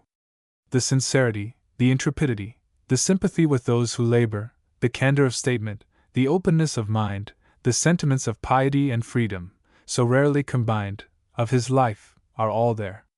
His whole career is but a magnificent enlargement of that address. I have lingered before the hotel in the marketplace, where he stayed and from which he made speeches to the electors. There is no one living in Newark now who heard them. Byron lived in the same hotel when he came to Newark with his early poems, which he had printed at a shop still standing in the marketplace. The township is enlarged, but otherwise unchanged as the conservatism he then represented. I have thrice walked through all the streets along which he passed, for he visited the house of every elector. What a splendid canvasser he must have been, with his handsome face, his courtesy, his deference, his charm of speech, and infinite readiness of explanation. I first saw him in the old House of Commons in 1842. Mr. Roebuck had presented a petition from me that sitting, and I remained to witness subsequent proceedings. I only remember one figure, seemingly a young-looking man, tall, pallid-faced, with dark hair, who stood well out in the mid-space between the ministerial benches and the table, and spoke with the fluency and freedom of a master of his subject. Every one appeared to pay him attention. I was told the speaker was Mr. Gladstone. When he visited the Tyne in 1862, I did not need to be told his name. At that time I was connected with the Newcastle Chronicle, and it fell to me to write the leaders on Mr. Gladstone. The miners were told, when they came up from the pits on that day, they would see a sight new in England, which they might not soon see again, a Chancellor of the Exchequer who was known to have a conscience. Other holders of the same office may have had that commodity about them, but not employing it in public affairs, its existence had not been observed.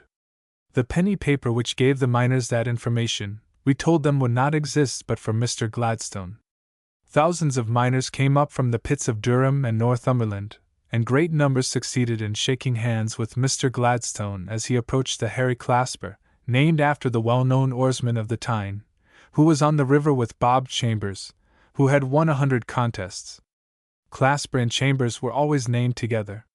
Men swam before Mr. Gladstone's vessel a considerable distance, as though they were the water gods of the Tyne, preparing the way for their distinguished and unwanted visitor.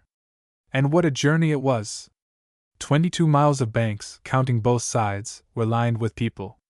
The works upon the Tyne side, with their grim piles high in the air, crowned with clouds of blackest smoke, out of which forks of sulphurous flames darted, revealing hundreds of persons surmounting roofs and pinnacles, cheering in ringing tones, above, while cannon boomed at their feet below.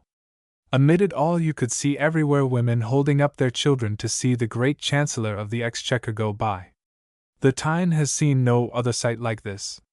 It was of this visit that I first wrote to Mr. Gladstone. The arrangements for his wonderful reception were the work of Mr. Joseph Cowen, June his father was Chief Commissioner for the Tyne, in person taller than Mr. Gladstone, with a gift of speech which sincerity made eloquent. His son, who had organized the reception, never came in sight of Mr. Gladstone from first to last. As I knew Mr. Gladstone liked to know what was below the surface as well as upon it, I sent him 2 informing notes. Going to and fro in the land, not with inquisitive malice as a certain sojourner mentioned in Job is reputed to have done, on lecturing purpose spent, sometimes on political missions, I knew the state and nature of opinion in many places. The soul and liberalism of the country was nonconformist and religious. Many in Parliament thought that London newspapers, published mainly for sale, and which furnished ideas for music hall politicians, represented English opinion at large. At times I wrote to members of Parliament that this was not so. Mr. Walter James, since Lord Northbourne, was one who showed my reports to Mr. Gladstone.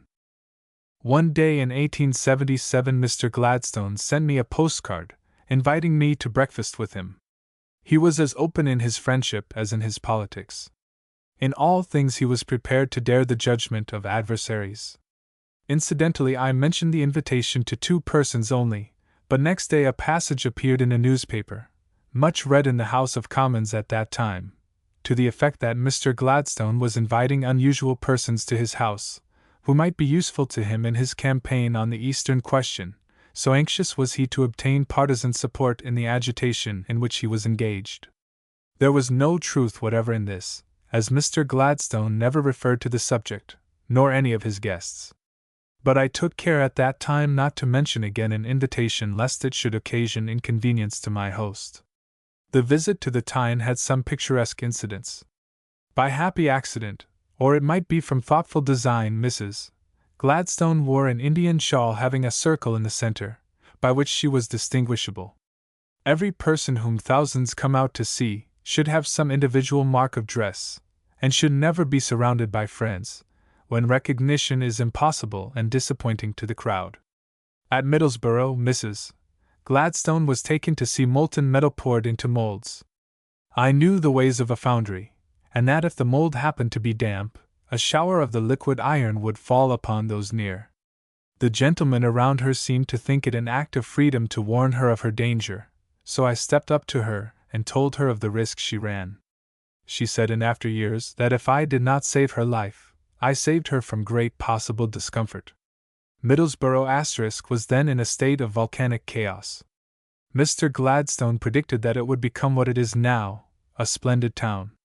It was in the grey of a murky evening, when blast furnaces were flaming around him, that Mr. Gladstone began in a small office, the only place available, a wonderful comparison between Oxford and the scene outside. Alas! The dull-minded town clerk stopped him, saying that they wished him to make his speech in the evening, not knowing that Mr. Gladstone had 20 speeches in him at any time. The evening came, but the great inspiration returned no more. The night before he had spoken in Newcastle, when he made the long-remembered declaration on the war then raging in America, the reporter of the Electric Telegraph Company had fallen ill, and Mr. Cowan asked me to take his place. It is easier to report Mr. Gladstone verbatim than to summarize his speech as he proceeded on his rapid, animated, and unhesitating way. So I condensed the famous passage in these words. Jefferson Davis had not only made a navy, he had made a nation. Sensation. The word was too strong. There was no sensation. There was only a general movement as of unexpectedness, and surprise would have been a more appropriate word, but it did not come to me at the moment, and there was no time to wait for it, and the sensational sentence was all over London before the speech was ended. The next night he recurred to the subject at Middlesbrough with qualifications, but the press took no notice of them. The sensation appended to the sentence had set political commentators on fire. A notable speech was made by the mayor of Middlesbrough. In presenting addresses to Mr. Gladstone, local magnates complimented him upon his distinction in Greek, which none of them were competent to appraise. The mayor of Middlesbrough, an honest, stalwart gentleman, said simply, Mr. Gladstone, if I could speak as well as you can speak, I should be able to tell you how proud we are to have you among us. No speech made to him was more effective or relevant, or pleased him more. By the courtesy of Mr. Bright, who procured me a seat in the Speaker's gallery when there was only one to be had, I heard Mr. Gladstone deliver, at midnight, his famous peroration, when, with uplifted hand, he said, "Time is on our side." I remember the night well. The Duke of Argyll came into the gallery, where he stood 4 or 5 hours. I would gladly have given him my seat, but if I did so I must relinquish hearing the debate, as I must have left the gallery, as no stranger is permitted to stand, so I thought it prudent to respect the privileges of the peerage, and keep my seat. In the years when I was constantly in the House of Commons, I was one day walking through the tunnel-like passage which leads from Downing Street into the park. I saw a pair of gleaming eyes approaching me. The passage was so dark I saw nothing else. As the figure passed me I saw it was Mr. Gladstone. On returning to the House, as Parliament is familiarly called, I mentioned what I had seen to Mr. Vargas, who had sat at the Treasury door for 50 years. "Yes," he answered, "there have been no eyes enter this house like Mr. Gladstone's since the days of Canning." Yet those eyes of meteoric intensity so lacked quick perception that he would pass by members of his party in the lobby of Parliament without accosting them, fearing to do so when he desired it, lest he should mistake their identity and set up party misconceptions. Mr. Gladstone ignored persons because he did not see them. It should not have been left to Sir Hamilton to make this known after Mr. Gladstone's death. The fact should have been disclosed 50 years before. To disappointed members with whom I came in contact, I used to explain that Mr. Gladstone's apparent slightingness was owing to preoccupation. He would often enter the House absorbed by an impending speech, which was true, and thought more of serving his country than of conciliating partisans. Lord Palmerston was wiser in his generation, who knew his followers would forgive him betraying public interest if he paid attention to them. Attention to them.